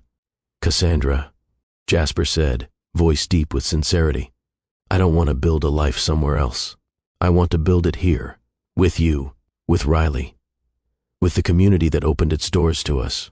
He paused, not for dramatic effect, but because he needed to breathe through the weight of what he was about to say. "I want to build a home with you, not tomorrow, not rushed, but intentionally, together." Cassandra's breath caught in a soft gasp. He took another breath. "I don't just want to be the man who knocks on your door. I want to be the man who walks through life beside you. I want to love you the way you deserve to be loved, with patience, with honor, with room for your fears and room for mine." Her eyes spilled over, but her smile glowed through the tears. "Jasper," she whispered, voice trembling, Nobody has ever spoken to me like that. Riley leaned into Cassandra's lap without hesitation. So can she be my bonus mommy now? A laugh burst from all three adults, not mocking, not confused, but full of pure, overflowing joy. Cassandra wiped her cheeks with a shaky hand. Riley, baby, I would be honored to be anything in your life. The little girl grinned and hugged her tightly. Jasper stood and wrapped his arms gently around them both, not crushing, not clinging, just holding, just present. It was the kind of embrace that seals things, the kind that rewrites old wounds, the kind that promises you're not alone anymore. Later that evening, word spread, not in a gossipy way, but in the caring, communal way East Atlanta neighborhoods did things. Mama Dolores returned with cornbread and peach cobbler. Nia Rose decorated Cassandra's porch with a welcome home, love sign she made out of scrap cardboard. Talon stopped by to install a new wheel lock on her chair because, as he said, if Jasper is choosing you, then we gotta make sure you're rolling safely into this new chapter. Even Mrs. Harper stepped into the yard with her tiny dog and called out, "Well, it's about time somebody claimed that girl. We've been waiting." Everyone laughed. It wasn't a wedding. It wasn't a party. It wasn't anything official. It was something better. A community embracing two hearts that had finally found each other, a ripple of kindness, coming full circle. Later, when the crowd settled and Riley fell asleep on Jasper's chest on the porch swing, Cassandra looked out at the street where she had spent so many years feeling invisible. Now she felt seen. "Jasper," she whispered. He hummed softly, still rocking Riley. "Thank you for choosing me," she said. "Not because you had to, but because you wanted to." He reached out and intertwined his fingers with hers. "I didn't choose you out of duty," he murmured. "I chose you because loving you feels like coming home." The porch lights glowed around them. The city hummed in the distance. And for the first time in her adult life, Cassandra felt something settle inside her. Peace. Not perfection. Not certainty. Just peace. And that was enough. Sometimes all it takes is one moment of kindness to change the direction of a life. A borrowed umbrella. A cup of cocoa. A single dad with a tired heart. A woman who had learned to smile through pain. A child who saw a princess long before the world did. And sometimes that moment doesn't just change one life. It changes all three. Because love, the patient kind, the quiet kind, the steady kind, doesn't arrive with fireworks. It arrives with understanding, with presence, with choosing someone over and over again even when life gets loud. And that's how a paralyzed young woman with $3 to her name and a single dad running from his fears built something that looked a whole lot like destiny, together. My friend, if this story touched your heart, please take a moment to like this video, share it with someone who needs hope, and drop a comment telling us where you're watching from. Your support helps stories like this reach more people who need them. And remember, kindness is never wasted.